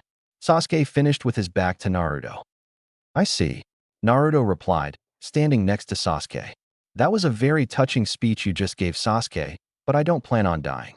Plus, you can barely stand as it is." He's like me. I felt the same loneliness and sadness in my life. That's why I thought he was strong, because he was alone and fought only for himself.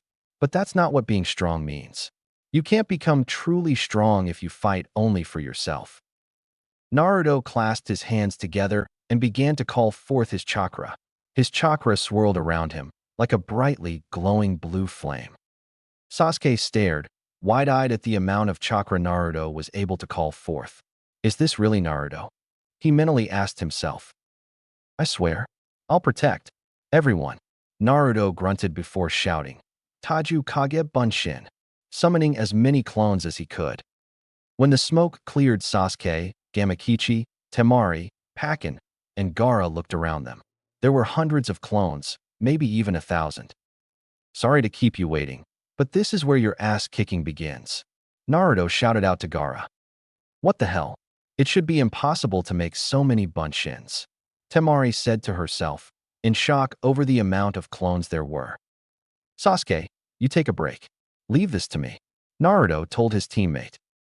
Sasuke couldn't help but stare at Naruto. Since when has he been able to do this? "All right, everyone, move out," Naruto shouted out to his clones. Naruto and his clones jumped into the air and threw their shuriken at Gaara. Gaara was able to block most of it with his remaining sand arm, but he was unprepared for the number of clones that began to punch him up into the air. From all around Gaara, the clones punched him.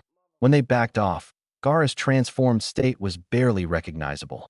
Two clones appeared in front of him and hit him hard enough to knock him off of the tree branch he had been standing on. Gaara fell to the earth hard enough to indent the ground. This guy? Who is he? Where is his power coming from? Me lose to him? Gaara mentally asked himself, thinking about the real possibility of losing. Gaara then stood up and yelled, "There's no way I can lose to you." Gaara's sand then shot high into the air, blasting the clones out of his way. A giant poof of smoke was heard as Naruto was slammed down into a tree. Naruto looked to see a very large shadow emerging from the smoke. Two glowing yellow eyes looked down at him. It's finally come out. Gaara's perfect form, Temari thought to herself with a shudder. Naruto stared at the creature before him. It took the shape of a tanuki with blue markings over its fat body. Is this the monster that's sealed inside of him? Naruto asked himself.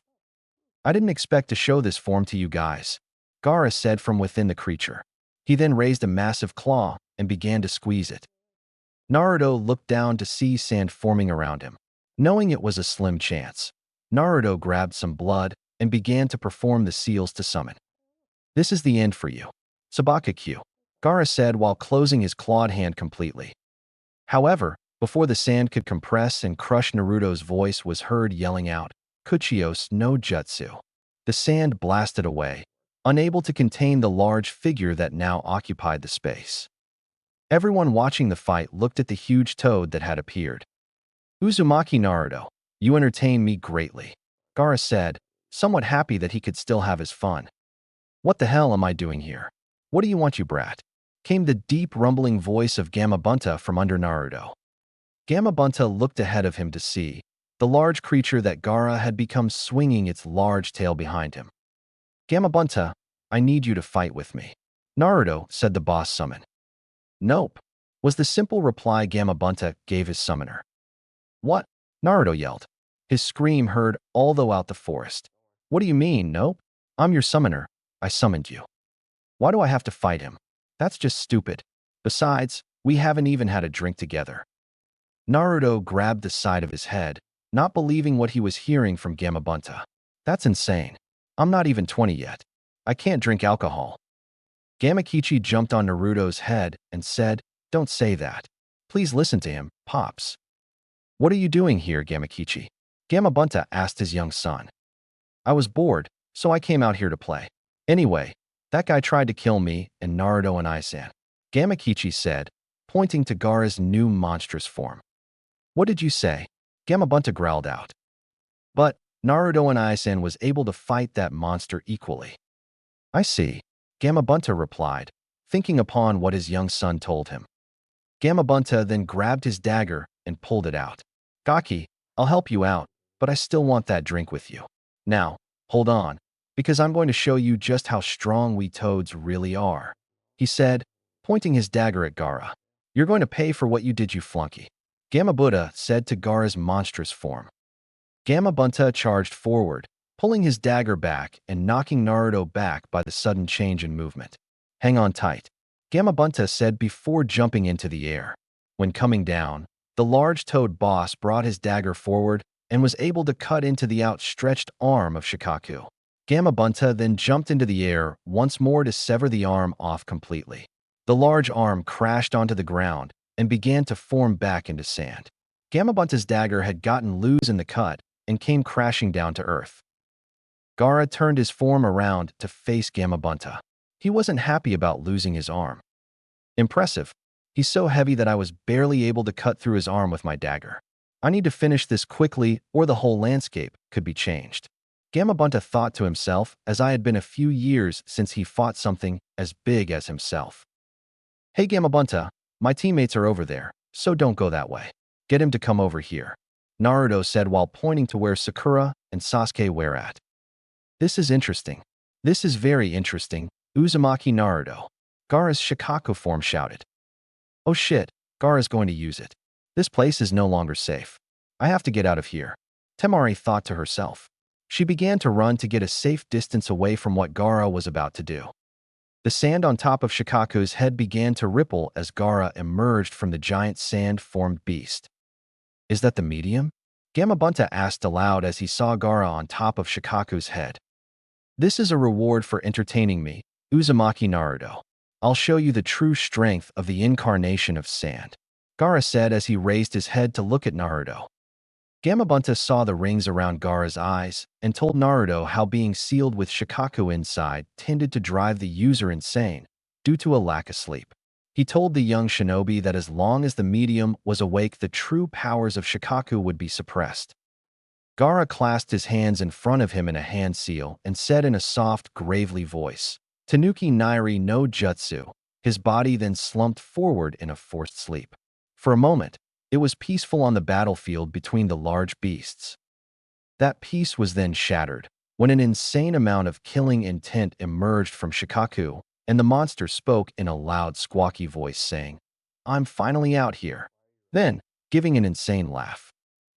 Naruto just stared at what had transpired before him. He had thought that it couldn't get worse, but boy was he wrong. "Fuck me," he thought to himself. Shikaku pointed his remaining clawed hand at Gamabunta, shouting that he had found something he wanted to kill. Gamabunta jumped high into the air, dodging a wind attack by Shikaku and fired back with his own water attack. Shikaku was able to negate this attack by blasting off another wind attack and destroying the water attack. Gamabunta landed behind Shikaku and jumped once more. Sakaku was able to turn his body surprisingly fast for such a large being, and fired off 3 rapid wind attacks at the Toad boss. Gamabunta was able to stop 2 of the 3 attacks, but took the third one head-on. Shikaku was so caught up in his celebration of killing something that he was unprepared to see Gamabunta jump out of the smoke towards him. The monster soon got over it and began launching attacks once more. Gamabunta told Naruto to wake Gaara up by punching him as he grabbed hold of Shikaku's shoulders. However, before Naruto could jump onto Shwaka's head, the large monster stepped back, causing the toad to lose its grip on him. Gamabunta quickly bounced away before Shikaku could hurt him. Naruto asked what happened, and Gamabunta said he needed claws and fangs to hold onto the monster. He asked Naruto to help him hinge as he wasn't good at it, and charged once more. Naruto, surprised by the sudden charge at Shikaku, thought of the only thing with claws and fangs he could think of. "Henge!" Gamabunta shouted out. A loud poof of smoke appeared, covering his body. Suddenly the barrier of smoke was broken as a large, menacing, orange fox with 9 tails appeared, charging towards Shikaku. The hinged Gamabunta ran at Shikaku, swiping his newly acquired claws at the monster. Shikaku was able to get several wind attacks off, each one getting stronger than the last. The monster charged at the hinged toad, as said toad grabbed a couple of trees with one of his now many tails and hid the trees with the rest. Gamabunta ran past Shikaku, forcing the monster to turn around. The hinged toad jumped into the air. Shikaku fired off another wind attack at the airborne target. His attack was stopped, though, by the trees that Gamabunta threw at it. Gamabunta emerged from the smoke of the negated attack and landed right on top of Shikaku. He grabbed the monster hand held on tightly. Naruto jumped high into the air as the hinge around Gamabunta disappeared. "Wake up!" Naruto shouted as he came crashing down from the sky. He swung his fist hard and smashed it into Gaara's face. Naruto landed on Shikaku's forehead and slid down slightly.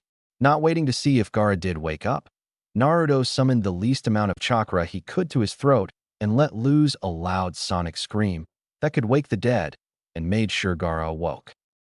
"Good. The medium hasn't been asleep for too long. That should wake him up," thought the boss of the Toad Summons.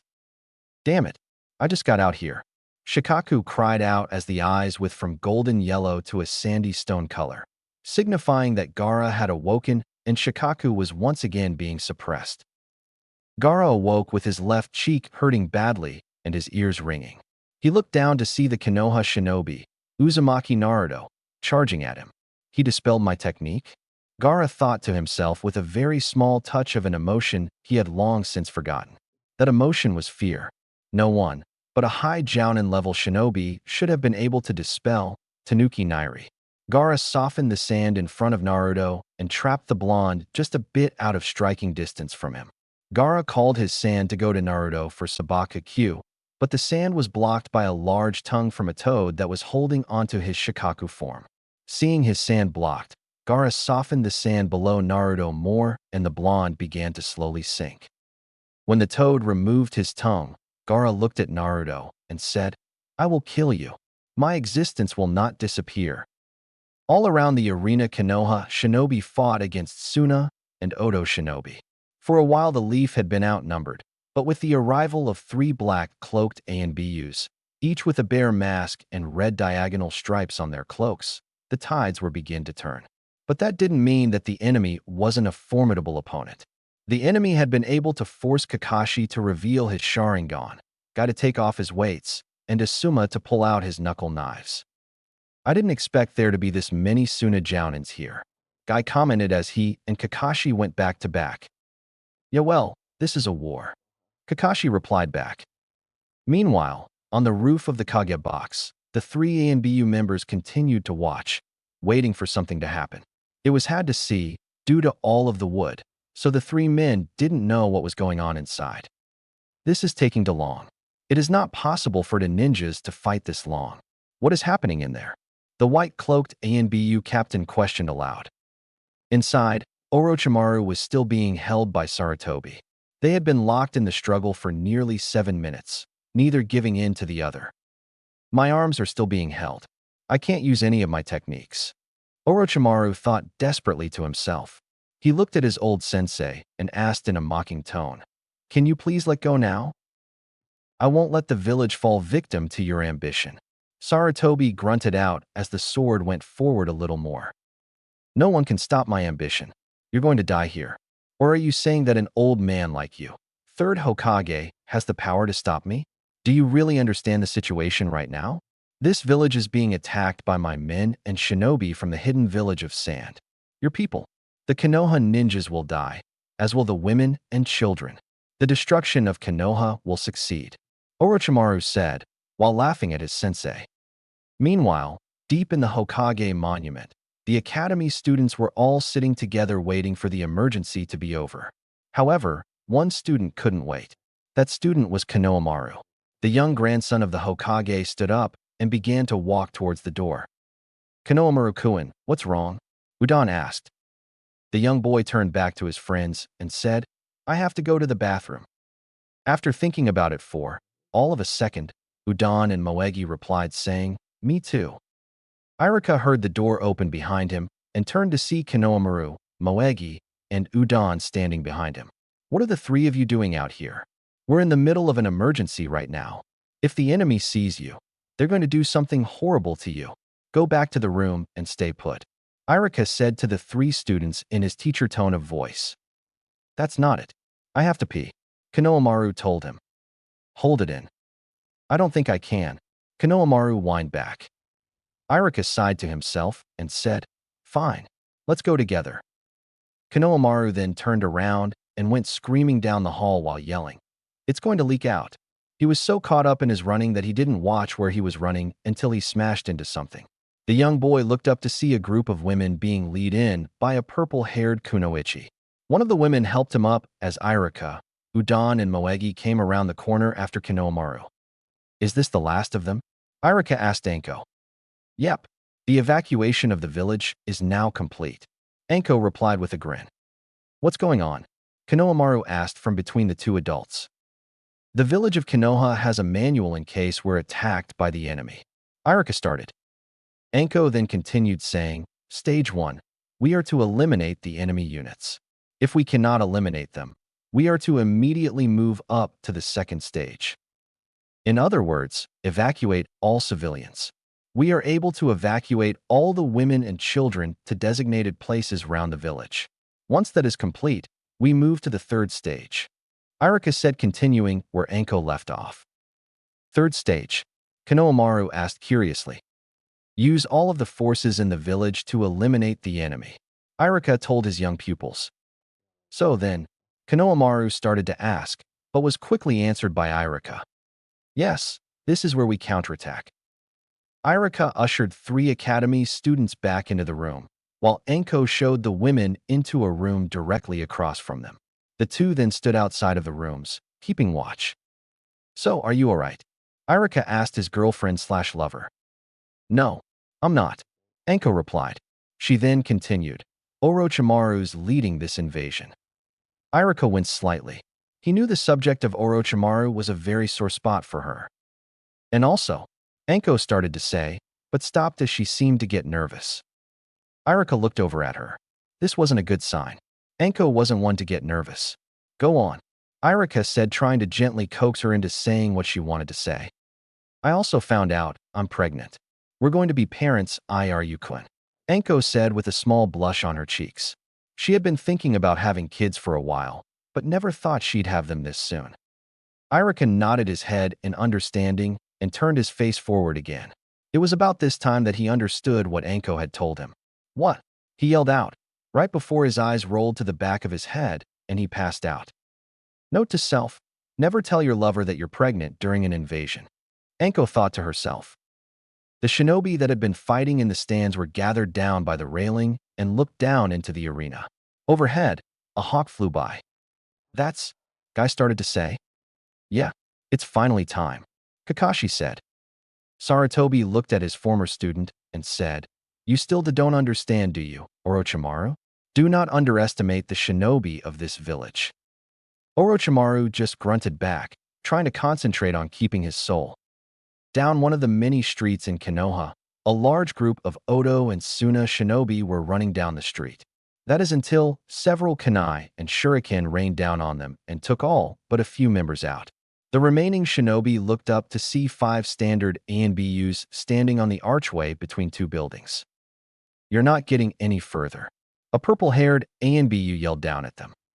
The 5 ANBU then leapt down in the blink of an eye to start pushing the enemy back. All around the village the shinobi were fighting, pushing the combined might of sand and sound back. The Hyugas were using their Byakugan and Juken Taijutsu. The members of the Inuzuka clan were attacking with their nin dogs. Inochi Yamanaka, Shikaka Nara, and Chose Akimichi had gotten together and were reliving some of their old team combat moves. Carefully placed traps were being set off, shuriken and kunai of all various shapes and sizes were being thrown, and ass-whoppings were being handed out left and right. Kathy Buster, Jounin of Konoha, was standing in the middle of an abandoned street that leads to the hospital. Her orders from the Hokage were to not let anyone other than a Konoha shinobi pass. Other than that, kill everyone else. So far, none of the invaders had come down the street. So, she was doing her best to look as dumb as most people thought she looked. Suddenly, the sound of several approaching feet caught her attention. Appearing before her were 7 sound shinobi. From the lecherous looks on their faces that Kathy could see, they were all male. Kathy mentally sighed to herself in victory. This is what she loved about being a woman. Just show a guy a bit of skin or a sexy pose, and he would instantly become the world's biggest idiot. After all, a woman with a chest her size can't kill anyone. Well, guys, looks like we found ourselves some fun. The apparent leader spoke. The men behind him were agreeing with their on dumbass remarks. What are you gonna do to me? Kathy asked them in a quivering voice. We're going to show your tits and pussy a good time. The Odo Nin replied as he started to make his way towards her. Oh, but you see, Kathy said before she flung her hands forward. Several small flashes appeared in the air, and suddenly the 7 enemy Nins found themselves tightly wrapped up. I like my men to not fall to pieces on me. She continued as she pulled her arms back, causing the chakra-enhanced razor wire to cut through the bodies of the sound shinobi. Their blood spurted high from the ruined bodies. Kathy just grinned to herself as she rolled her, now bloody, razor wire back up. Men were just too easy. Naruto looked up at Gaara. He knew he was on his last leg of strength. He clasped his hands in the ram hand seal and began to concentrate. Slowly at first, but gradually building, Naruto could feel Kyuubi's chakra start to surge through him. The red chakra poured out of his body and covered him in a red chakra-like flame. His forehead protector flew off his head as the sand, that had been slowly encasing his feet, was repulsed. Let's go, you stupid raccoon, Naruto yelled as he jumped at Gaara. Die, Gaara roared, summoning his sand. Naruto's speed had increased greatly, but it wasn't enough to get past the sand that was able to grab him and stop him from hitting Gaara. Naruto struggled against the sand, trying to force his way through. Fuck it all, Naruto yelled out as he lurched his body forward, head butting Gaara with enough force to draw blood. Gamabunta watched as the sand began to lose shape and fall to the ground. Too tired to stay, he dispelled himself back to Myobokuzen. The resulting dispel sent Gaara and Naruto flying. As they were still up in the air, the two Chunin eventually stopped on top of two trees that happened to have Gamabunta's dagger between them. As they sat up, they could see half of their own reflection in the dagger and see the remaining half of their respective opponent. "You're almost out of chakra, aren't you? So am I. How about we end this fight between dissimilar people?" Naruto asked. Not saying anything, the Chunin stood and faced each other. They braced themselves and waited for the dagger to dispel. Sarutobi coughed up more blood and looked at Orochimaru and said, "It looks like I don't have the power to drag out all of your soul. However, your ambition ends here." The growing smirk on Orochimaru's face instantly dropped. "It's not over yet. My ambition will not end yet," he yelled at his old sensei. "I will hand down your punishment for drowning yourself in techniques. I will take away all the techniques you have." "What did you say?" Orochimaru screamed as his soul arms were pulled closer to Sarutobi's body. The Shinigami behind Sarutobi removed the dagger from its mouth and grasped it for a downward striking motion. "Stop!" Orochimaru yelled as the dagger came swinging down. Sarutobi pushed him away as his soul arms were cut. "Seal!" The third shouted right after the arms had been cut. A bright light appeared as the arms were sealed into his body. Orochimaru used all of the strength he had to lift up his arms. "My hands," he said as he watched them turn from white to black. "Now you can't use your arms anymore. Since you cannot use your arms, you will not be able to form any seals. You can no longer use any ninja techniques. The destruction of Konoha has failed," Sarutobi said as he felt his life draining away. "You old geezer, give me back my arms," Orochimaru shouted, truly scared for the first time in a very long time. His jutsus were his life. He needed them. "You are a fool, Orochimaru. My only regret is that we cannot die together, stupid apprentice. Let us meet in the other world," Sarutobi said, feeling the last bit of his life leaving his body. As he began to close his eyes to death's sweet embrace, he could see that Orochimaru was still yelling at him. Slowly, he fell to the ground with his final thoughts reeling through his aged mind. Where the Konoha dance, fire burns. As Gamabunta's dagger dispelled, Naruto and Gaara leapt forward, their fists pulled back ready to deliver a decisive blow. The shadow of that fire will flash over the village. Gaara and Naruto shot their fists forward. Naruto was quicker this time and punched Gaara as hard as he could. The two of them crashed down to the forest floor, neither one being able to move. "And the leaves will grow once again." Orochimaru watched in complete silence as Sarutobi's body crashed to the ground. The third Hokage of Konoha was dead.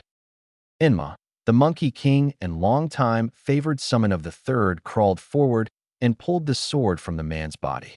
With the sword out and his summoner dead, Enma dispelled himself. "My arms, they feel like they're burning," Orochimaru said to himself. "Things weren't supposed to have ended this way. Damn you, Sarutobi. Damn you to the pits of hell." "Orochimaru-sama," his subordinate Sakan called out. "The mission ends here. Release the field. We're going back," he ordered them.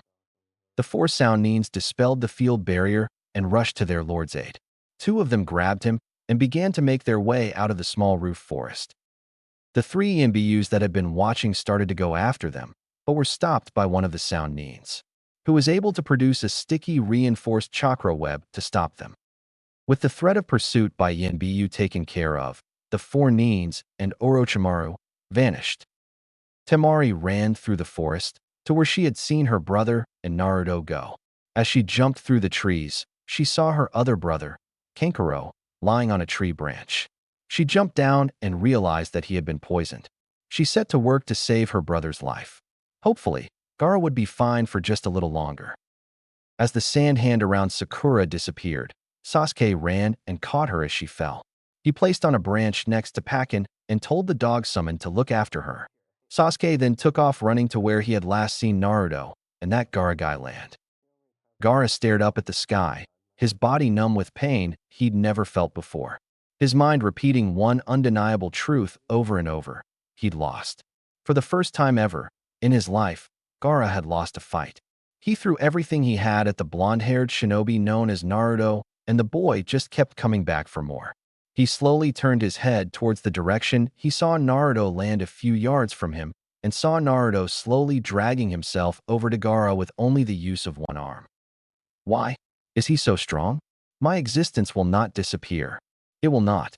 I won't let it disappear, Gaara thought, as he watched Naruto edge closer and closer to him, fear gripping his heart. Was he going to die? Gaara tried to summon his sand, only to discover that his sand no longer responded to him. Stay away from me, Gaara yelled out, fear evident in his voice, as he saw Naruto getting closer still. Naruto stared into Gaara's eyes and said, the pain of being alone is completely out of this world, isn't it? That feeling of not being needed or wanted by anyone. Gaara's eyes widened in surprise at what was being said. I don't know why, but I understand your feelings so much it actually hurts.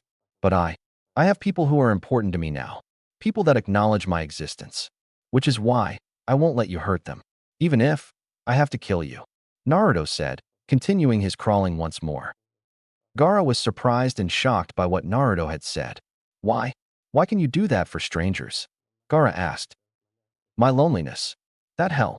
They saved me from it and acknowledged my existence. They're important to me. That's why, Naruto answered. Gaara turned his head and looked back up at the sky as he remembered his dead uncle's words. Love is the spirit of devoting yourself to someone important and close to you.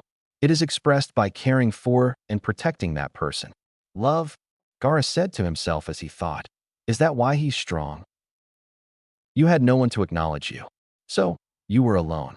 I don't know what happened to you, but you eventually saw that people would acknowledge you when you killed them. So, you went on killing people to have them acknowledge you. It wasn't enough though, was it? It wasn't true acknowledgement. You wanted someone to see the real you underneath. Well, I see the real you, Gaara, and I acknowledge your existence. Not because you're a killer, but because you're a fellow person, a fellow Jinchuriki. You are not alone, Gaara, Naruto said, crawling forward some more, just in case his words weren't reaching the Suna shinobi. You can stop now, Naruto, a voice said above him. Naruto looked to see Sasuke crouched next to him. Sakura's fine now.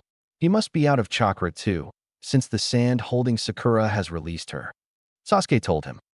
Good, Naruto replied. At that moment, Temari and Kankuro dropped down in front of their brother.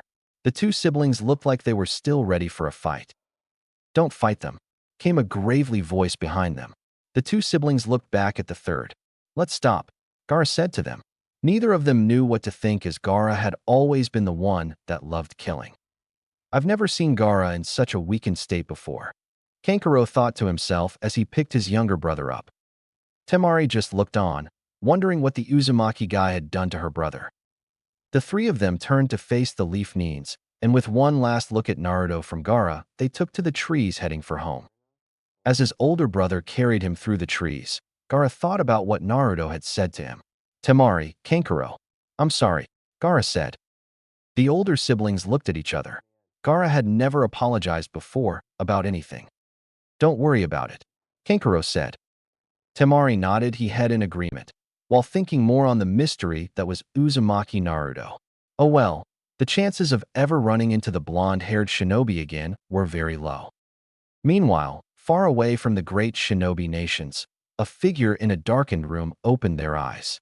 It was rather entertaining watching the teacher and student fight. Hiruzen was right though, his student was a fool.